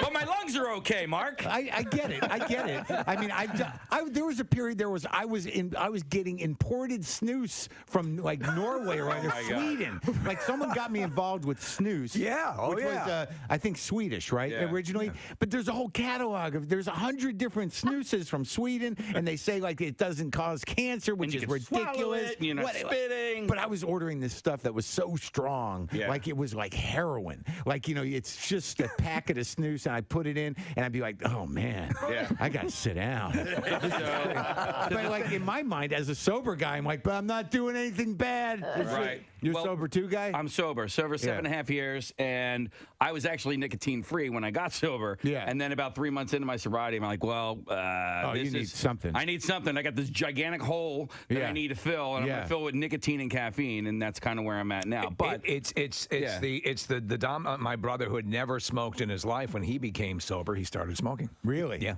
I've been through. I got 20 years sober, so I've been through a lot of different options. Yeah. With the. But I'm looking. You're not even drinking coffee. I'm like, 10 minutes after 10 on Monday morning. I almost said Friday. That's good. That's rich. Oh, God. But we'll hold out till Friday. We will. We have a cool word of the week, guys. I'll tell you about that in a little while. Also, lesson question in a moment. We're going to give away some tickets that we have from a concert announcement that we had a little while ago. But we're going to check in another time. Kathy's Cut's taking place. I think, are we done? We're finished with traffic. So, yeah. We are. But Kathy is at Gravity Hair Salon. And what's the latest over there, Kath? We have a whole new group of people just got sat in the chairs, and we had it's a lot of long hair this round, and actually just took some video of Angela. She was braiding a guy's hair and just cut off all his locks. Yeah. Can you guys hear me? Yeah, I can. Yes. You can. Okay. Sorry. We could also see you, and you leaned in towards Angela like you were going to talk to her. By the way, Angela Perfetto, multiple cover girl from the Preston Steve Totally Off His Calendar. Absolutely. Has been with us in the whole Kathy's Cuts thing since the very beginning, I believe. My headphones might die. I'm just giving you a heads up, and then I won't be able to hear you anymore. So, Angela, you cut, like, everyone's hair that you cut so far has been so long. So long, like 28 inches. Was that the longest? Yes. And you, Angela ran the Broad Street Run yesterday. Broad Street Run yesterday. Did you? Nice. And you came in for this? Yes. That's awesome. When she realized it was the next day, she was like, I'm going to kill you guys. I was like, that's why I didn't do it last year, because I was running. So. And then I threatened her this year because, Preston, you had asked, where's Angela been? She hasn't been there in the last couple of years. So I nicely said to her that I was going to burn all of the old calendars that she was on the cover of if she didn't help out this year. So she's here, guys. Did she? Awesome. And we understand that you came in first yesterday. Is that correct, Angela? You won the whole thing? Did. Yeah. Came in first in my mind. Were you happy with your time, Ange? I can't hear. She said, are you happy with your time? Yeah, I mean, I finished, and it's just a fun run, you know? You shouldn't get too stressed out over it, because you're just there with everyone else running and having a great time. So. Just for fun. Nobody really wants to win at all. How are the people whose hair you cut today? How have they been? I mean, they've been amazing, and they are so appreciative of our work, and everyone said thanks for coming in and doing this, so it makes it worth it. Okay. You know, it's so nice though to see the people because they sit in their chair for half hour, 45 minutes to an hour, depending on how long their hair is and the style that they're getting. And like everyone, when they get up to leave, I see them, they hug the stylist before they go. Because they do such great work, and Angela, you've been doing some phenomenal work. And by the way, correct me if I'm wrong, guys, but normally they would be closed today, and you guys are volunteering your time, correct? Yeah. I don't work today. Okay. Gravity is open. Oh, all right. They have two locations, so the other location is open. But yes, the people here today and the people at Vibe are all donating their time to do this. They're not getting paid to be. By the way, I did have a question. Even though they're getting a great style and they're leaving looking wonderful and feeling great, when you get a large amount of hair cut off, it can be a little traumatic. Have we had any criers today? I haven't. Did you see anybody cry, Ange? Just my one. That you talked to earlier, she like teared up, but she was very happy. The woman that was diagnosed with the No. No, Carly. She had the long hair. Oh, she did. Carly did cry. Okay. Yeah, but her husband he said the most amazing things to her, and it almost made me tear up because he was so sweet. So we'll she was just split really everything in the divorce. The two little girls that we spoke to for like first thing this morning, the one was like, she was bouncing all over the place. She had a big smile. The other one looked horrified. I was like, oh no. It could be, a bit much. It could be slightly traumatic. But I mean, you'll see them be happy and crying at the same time because they're glad they're doing this, but it's a big change. And that can happen. You can get that emotional reaction. We're just thrilled to see so many guys participating and the kids doing it. A lot of kids at both locations. It's been wild to see this. Yeah. So, I just want, I can't be in two places at one time. I'm here at Gravity. Like I said earlier, they've been with me for 14 years. Every single year we've done this. Joe has supported me and allowed us to do this at his salon and, has come out. In the beginning years, he would lug the hairstylist chairs, which are heavy, by the way. Yeah. And he would bring them to the station in like the back of pickup trucks. He would get all of his friends to bring them. So that's why I come here. But I want to thank Vibe Salon as well. I'm so glad that they were able to participate and that we have people in New Jersey. And then, of course, True Beauty Concepts. Duncan supplied all of the coffee and the refreshments. And then all of the donors, all the people that come out and cut their hair. Thank you to them, too. Absolutely. And we thank everybody there. Thank you, Kathy. We love you, Angela. It is wonderful to see you this morning. I love you guys. I miss you. All right, we miss you, too. All right, I got to move on. We got to do the lesson question for today. We got to give something away. We are going to give away a pair of tickets as MMR rocks Aerosmith. The Peace Out Farewell Tour is going to be Saturday, September 2nd at the Wells Fargo Center. The Black Crowes on this bill. That's pretty amazing. Yeah. So that's a great bill. The question we're going to go with, because I like the way that it is, that it's posed here. Nick wrote this. What kind of front door do Casey like? 215-263-WMMR. Let's see if you were listening earlier this morning. What kind of front door do Casey like? 215-263-WMMR. If you heard it, call now because we got those tickets for you. The trash business is a gold mine. 93.3 WMMR with Preston and Steve's Hollywood Trash. All right, brought to you by CSB Media Arts Center. Train for a career in broadcast media, web development, social media marketing, and filmmaking at CSB Media Arts Center in Cherry Hill. And you can go to csb.com. That's csb.com. What's happening this morning, Steve? Well, Sydney Sweeney made the rounds of Manhattan Friday night with fiancé Jonathan Davino, which many took as an attempt to end romance rumors between her and actor Glenn Powell. However, Sweeney didn't help her case any by insisting Davino wear a Glenn Powell mask. After a spate of trespassing and thefts, the gated community where Kim Kardashian and Kylie Jenner live is instituting a massive security upgrade.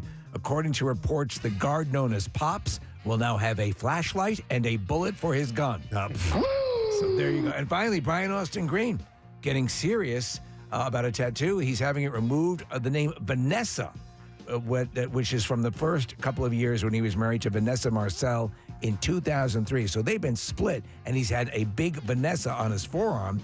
Green had tried having the Vanessa tattoo reworked, but it ended up looking like man-ass. So that's your Hollywood trash. All right, we'll see if someone does know the answer to this question. What kind of front door do Casey like? 215-263-WMMR. We're going to go to Zach, see if he knows the answer. Hey, Zach. Hey, how you doing? Good, bud. All right, so what kind of front door do Casey like? I think it's yellow. Yellow. Casey do like the yellow front door. Hang on a second. Zach, we are going to give you a pair of tickets as MMR rocks Aerosmith. Peace out. The Farewell Tour, 50th anniversary of Aerosmith, celebrating a lifetime of hits. Saturday, September 2nd at the Wells Fargo Center with the Black Crowes. Tickets go on sale this Friday, 10 a.m. via wellsfargocenterphilly.com. You can text farewell to 39333 for a link to the details, including pre-sale info and another chance to win tickets for MMR VIPs. And Brent Porsche will have an opportunity for you to win tickets this week. All right, let's get in. Now, Preston and Steve's Music News on 93.3 WMMR. Hey! All right, music news this morning brought to you by A.D. Moyer Lumber.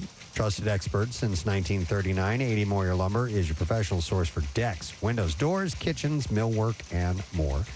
Visit them on the web at admoyer.com. Sharon Osbourne says that Ozzy misses performing live for his fans terribly.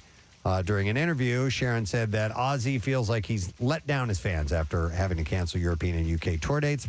Back in February, Ozzy announced his retirement from touring due to various health issues.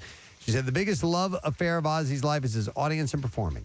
He misses the live audience. He misses his fans terribly. He feels like he's let them down. Performing is what he is born to do.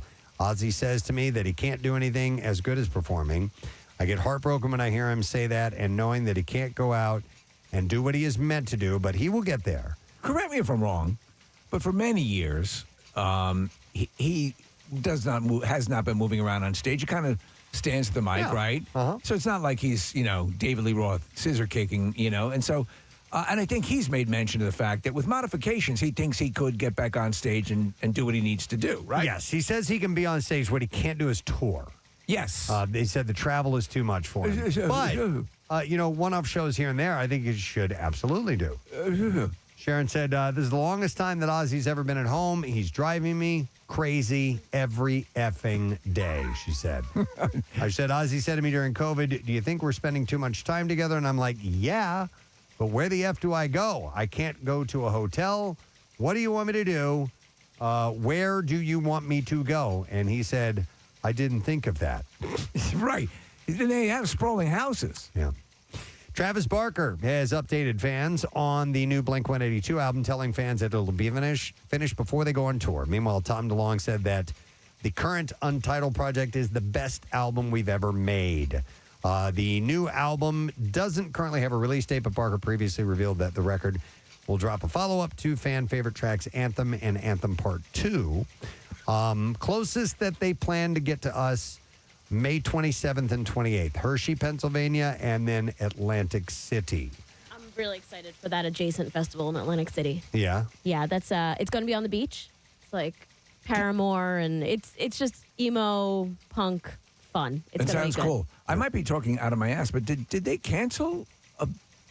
They had canceled some shows because of Travis's finger surgery. But there's another AC concert. Bamboozle? Oh, Bamboozle over the weekend was canceled. Yeah, right. Canceled. Yeah, Did you yeah, see yeah. that, Preston? No. Yeah, they canceled the Bamboozle Festival. When was that supposed to be? Last weekend. Oh, and they canceled it? Mhm. God damn it. I wasn't going That's to go. 60 bands you were I gonna wasn't see. going to go. Brent was all about it. Brent, it's a lot of bands he was excited for. Why did they cancel it? No, I didn't see what. I just saw they canceled it. Little thing called lack of ticketitis? It could be. Maybe. That's what happens sometimes. So, I don't know.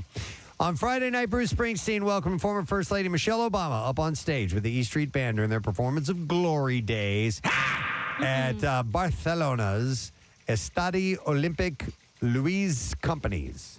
The show, which was the band's European tour opener, also featured Steven Spielberg's wife, actress Kate Capshaw, joining in and sharing tambourine duties. And then she played the saxophone with Mrs. Obama and Patty Scialfa. Took over for Clarence Close. Oh, okay. The opening night set list didn't stray far from E Street Band shows in North America, but Bruce did treat the crowd to his first performance of the 1992 classic Human Town since 2016. I'm not familiar with Human Town. I don't know Human Town. I remember Human Touch. Yeah. Maybe that's what it was. It says Human Town. There was an album called Lucky Town. This one's called Lucky Human in Human Town. Darkness on the edge of Thunder Road. I'm wondering if it was Human Touch. I don't know. Jingle Land. All right. Born to Ram.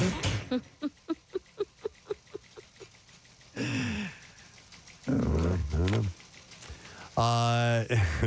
Get your typo. We'll go to one last story here, and this is sad news, but Tim Bachman, a co-founding guitarist and vocalist of Bachman Turner Overdrive, passed away. He was 71. Tim's son, Paxton, said in a Facebook post on Friday that his father, who originally played in BTO from 73 to 74 before returning to the group a decade later, died following complications with cancer through his brain. Tim had helped form BTO in 1973 in Winnipeg, Manitoba, Canada, after their sibling, Randy, left the band The Guess Who. And Tim was later replaced by Blair Thornton, but eventually returned to the band for a 1984 reunion tour where he stayed until the late 1980s. Tim sang backing vocals and played second lead guitar on their Billboard number 12 smash, Taking Care of Business, by the way. I always like Bachman Turner Overdrive, and I thought that they. Me too. Yeah, they delivered. They weren't rewriting the book on music, but they delivered catchy songs. It's enjoyable music. Yeah. Bottom line, if you get some joy out of it, then mission accomplished. So, but that's it in music news for you this morning. But hold the phone, people. We're going to talk to James. Hi, James. James here. James here. How Good you morning. doing, man? All right, James, you're calling with a purpose to tell us what? I won $1,000. $1,000. How about that? And MMRBQ tickets this fall. You're going to be joining us for the MMRBQ. I love it. James, are you a veteran of the MMRBQ? Have you ever been before?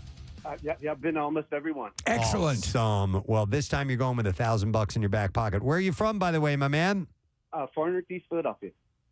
Far Northeast Philadelphia? Wow.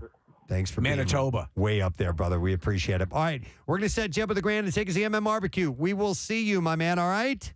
Thank you so much. Thank you. September 16th. There you go. And that's how you do that. So next chance to win is coming up with Pierre at noon. Marissa, I'm going to need, thank you very much. Give me a new set of music here. Give me an A. To play our way. And give me an A.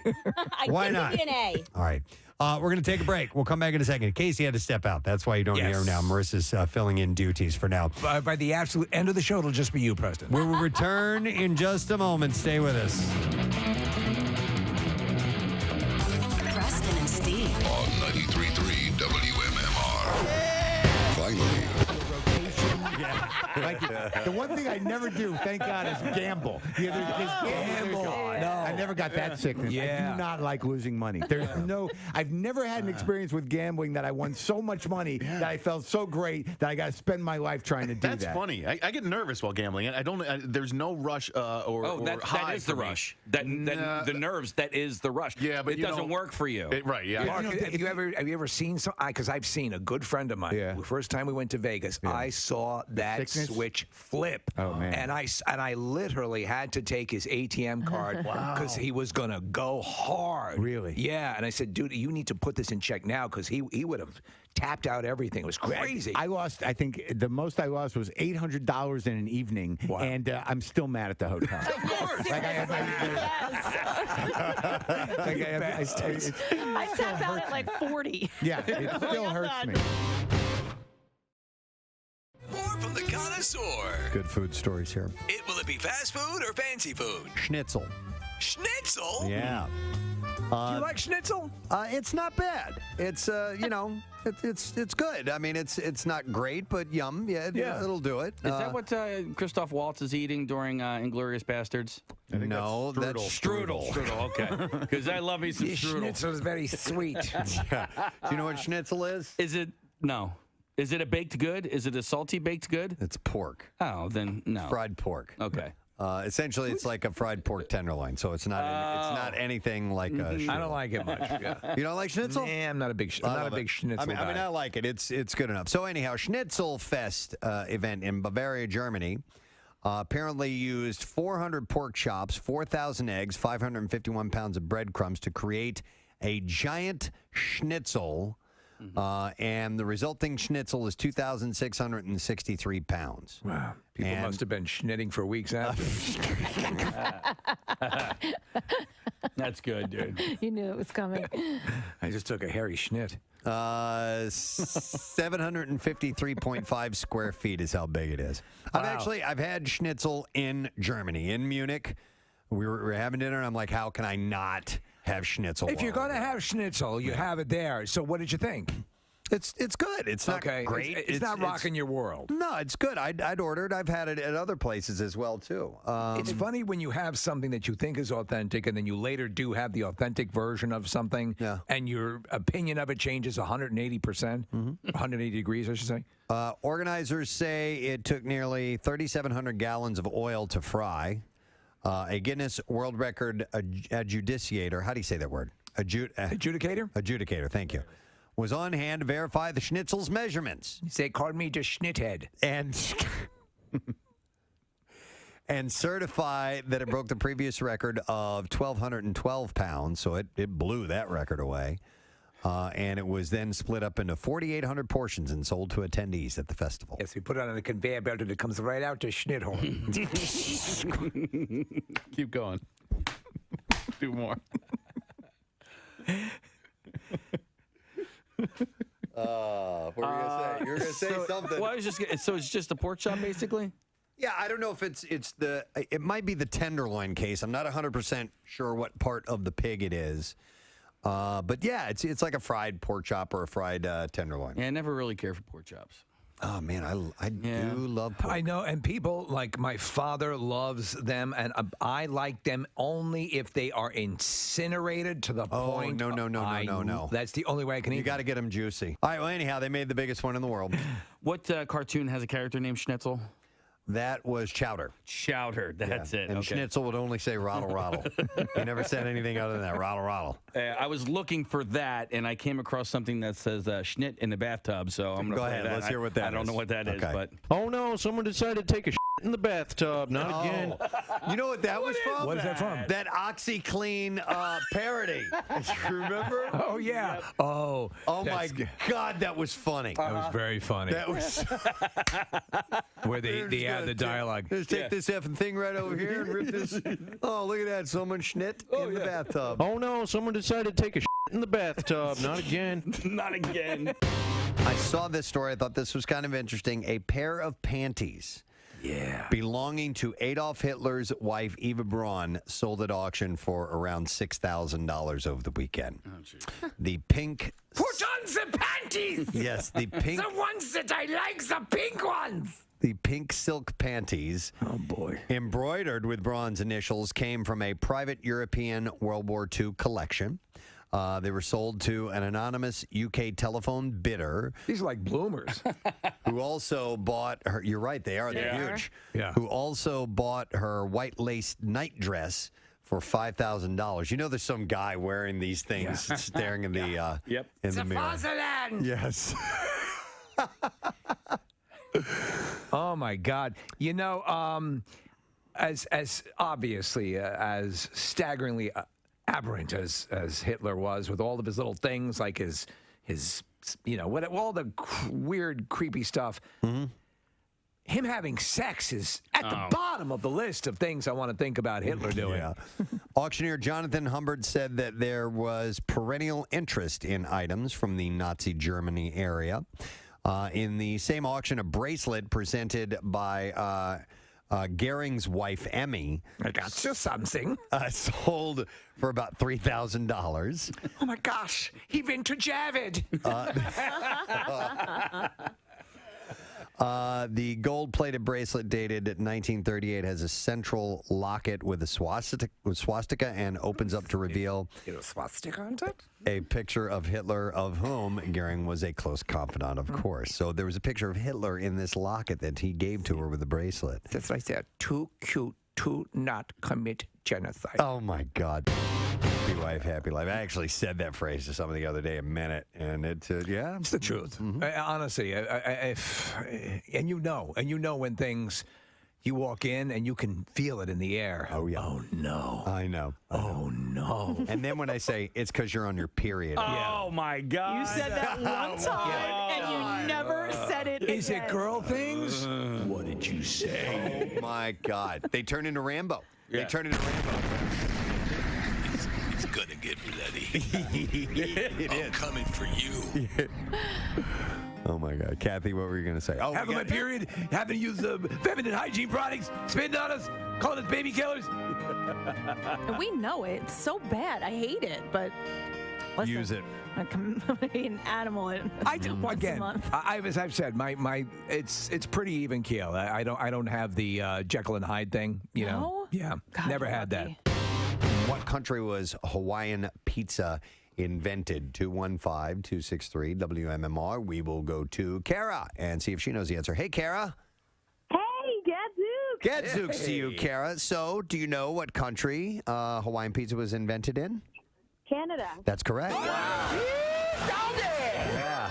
They call that the Big Island, Preston. Because it used to be, it was pineapple and Canadian bacon, which is essentially ham anyway. But I remember when you first would order, or at least I remember when I first ordered Hawaiian pizza, that it was advertised as pineapple and Canadian bacon. There you go. Would never have guessed. It's like a nightmare for me. I love it. Really? The cooked fruit situation for me. It's yeah, like that's I'm out. right. I'm just out. That's right. Any hot fruit. Yeah. There's a band name, Hot Fruit. Damn it. I got to write these down. Romano, come down and see my new band, Hot Fruit. We sizzle. We're sick. They sizzle. I'm sorry. Did I hear that again? Come, Romano, come see our new band, Hot Fruit. Boys, we sizzle. Hot Fruit. All right. Anyhow. What do we play? I'm interested. That's a good question. Nothing but Shania Twain. All night. Let's go, girls. All right. Who wants some Hawaiian pizza? Hot fruit. And the director, by the way, is a guy named Jim Mickle. He's from Pottstown. Jim Mickle. Oh yeah, actually, he did a movie I've mentioned before, a vampire movie, a really good vampire movie called Stakeland. No kidding. Yeah, really well done. Okay. Kathy just got a message. Kathy just wants Everything okay? Yeah, she just wants to listen to some music. Yeah. Turned over to B101. I'm trying to win the Stationary prize. really low. I'm trying to win Richard Marx tickets. Can you guys be quiet? Can you guys just take a break for a minute? Yeah, my name is ROMANO. Oh my God, thank you. I'm so I excited. can't. I'm at work. Yeah, you can't get more excited than that. You can't get more excited that you just won tickets. I can't. I'm at work. I work at WMMR. I do the morning show. Well, can you go outside and scream? Kathy at WMMR.com. You can't win this. You could actually walk one block down and pick up the tickets. Guys, I'll be right back. You know what else I noticed? Red Hot Chili Peppers on 93.3 WMMR, bringing our show to a close. I thought for sure by the end of the program it would be completely overcast and gray looking, but now I see some big, fluffy, beautiful white clouds in the sky. I'm seeing a few flakes against a blue background. It looks beautiful. It does look nice. So who knows? Maybe we get a little bit more of the sun than we thought. Yeah, word is it's going to become cloudy, and we'll get some showers later on tonight. We'll see. It's a little rain tomorrow morning as well, and then cloudy skies on Wednesday, and just kind of like a mid-50s week temperature-wise. Quite breezy today, so that's all right. We're on the way. By the time we get to Keenan's, I'm hoping for sunshine. Oh yeah. Beach weather and all that good stuff. We had a sort of an overcast situation last year. It was warm, it was comfortable, it was nice. But it'd be really great if we come into Keenan's with a super sunny, because it's going to be also the anniversary, the 25th anniversary of the show. 25th anniversary. A big to-do. Yes, sir. All right, we would like to wrap things up by thanking Kathy Romano and Kathy's Cuts today, and Gravity Hair Salon, and Vibe, and Jackie Bam Bam, and everybody involved. Seems like it's been a success today, Kath. Oh my gosh, yes. I forgot to thank Jackie for going over there. That was so nice of him to stop in, and they sent pictures over, and they looked like they had such a good time. So I'm glad that worked out for them. I also, all morning, probably at like 6:30 this morning, Zoe, who works here at Gravity Hair Salon, asked me to please say hi to her dad. So I'm getting to it now. I feel like you, Preston, at 10:45.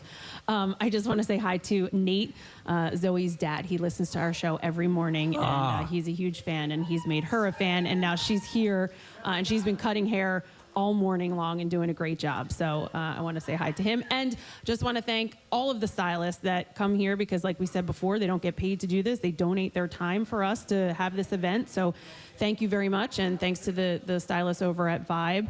True Beauty Concepts for donating all of the goods, the hair products. Duncan, they sent refreshments. All of our donors who donated hair. And you know what? So the whole event benefits Wigs for Kids. And I know we mentioned this a number of times, but the wigs are so well made. They're custom made. They're hand tied. They're completely made 100% of human hair, which is why they make, such good wigs for these kids, so that they can put it on and the kids can feel like themselves and feel like they have real hair. That's great.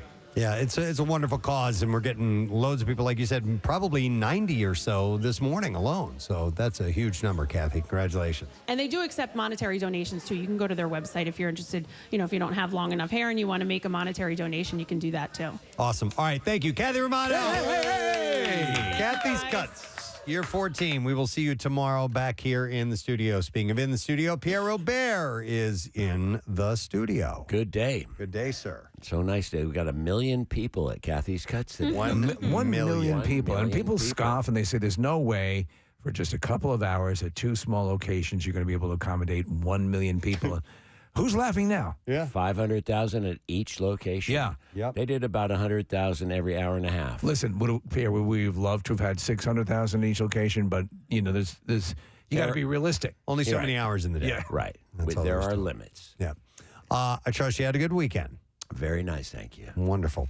During that weekend, you spend this entire time thinking about the first letter of the day for the Word of the Week prize. Not once. Okay. I was in New York City yesterday, and a friend of mine wanted to go to the Guggenheim Museum, which is an amazing museum.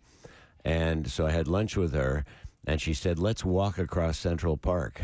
She said, it's so beautiful, and it was pouring rain. Oh, no. And yeah. And by the time we got there, I was a sponge. Yeah. And she goes, look at this is the something from something era something. I go, where's the coffee shop? Yeah. Did you take the train up or did you drive? Took the train up. I was in North Jersey over the weekend, and the drive up on Saturday was not awful, but the drive back down yesterday was terrible. I mean, it was just torrential rain the whole time, downpour the whole time, and it made everything difficult. And just going from like the parking lot to the car, we got soaked. You know? Right.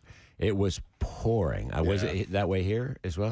Yeah, there were brief periods, you know, throughout the day where it was pouring. It was steady, raw, as they say. Mm-hmm. Yeah, it was raw. Well, and there was a nip to it too. So it would be one thing if it was warm rain, but when it's cold rain, and then you're tromping through the grass and there's puddles you can't avoid, and then we got mugged 7 times. Yeah. Besides, but I fought everyone off. That's it. Do you have an umbrella? No. No umbrella? Well, but they sell them on every street corner when it rains. Yeah, and they'll last about 7 seconds. Right. Yeah. Yeah, it's true. But I had my hat on, one of my Wolfie Bubbles hats, and I thought that would be enough. Well, the hat was a sponge. The coat was a sponge. My shoes were, every time I'd walk, they go. Sounds like a fantastic time. It was glorious. Nice. And I was just about over my cold, and well, that had to help. It really helped it. Dr. Mike said, listen, take a walk through a cold, wet, rainy park in New York City. And I sounded like a little kid. Are we there yet? Yeah. Because, I mean, to get from one side, it's a big park, and then she goes, well, that's one of the museums. I go, which one? That's the Met. I go, which one are we going to? We're going to the Guggenheim, which is a wickedly cool building, and everyone should see it. But it's just like, are we there yet? Right. Well, you're here now. Yeah. And I'm here now. And it's much better and drier, and you're less of a sponge. I thank you. Yeah. All right. Letter, sir? Yes. Here we go. Preston and Steve on 93.3 WMMR. Now, the Daily Letter. All right, the Preston and Steve show is brought to you today by the letter S as in sponge. Sure, works. And we're going to give away dinner for 10 at Nebraza Brazilian Steakhouse in Horsham. And you can book a reservation now for your high school or college graduation dinner. Enjoy 15 different cuts of meat and fish, a gourmet salad bar, and award-winning wine list. You can book a reservation now at nabraza.com, and we recommend you do. But we'll give that away on Friday. What's happening on your show today, man? Lots. We've got Concert Cash at noon and 3 p.m. Brent has it again at 5 p.m. And some wickedly cool workforce blocks. The Stones and Bruce and Rush. Rush. Fantastic. All right. Thank you, Pierre. And thank you to our sponsors. Oh, I need to get our sponsors. Here we go. President Steve Show's brought to Where you are those today pictures I was supposed to see? by Duncan. President Steve Show runs on Duncan. Also brought to you by Coors Light, made to chill at the Jersey Shore. And you can enjoy Coors Light personally. Marissa doesn't know what's coming up tomorrow. Lots of awesome things. Casey will be back. Kathy will be back. Everything will be back to normal. And we'll do the concert cash, and I'm sure we'll have plenty of things to get into tomorrow. That's it. We're done. Rage on. Have a great day. We'll see you tomorrow, friend. Bye-bye.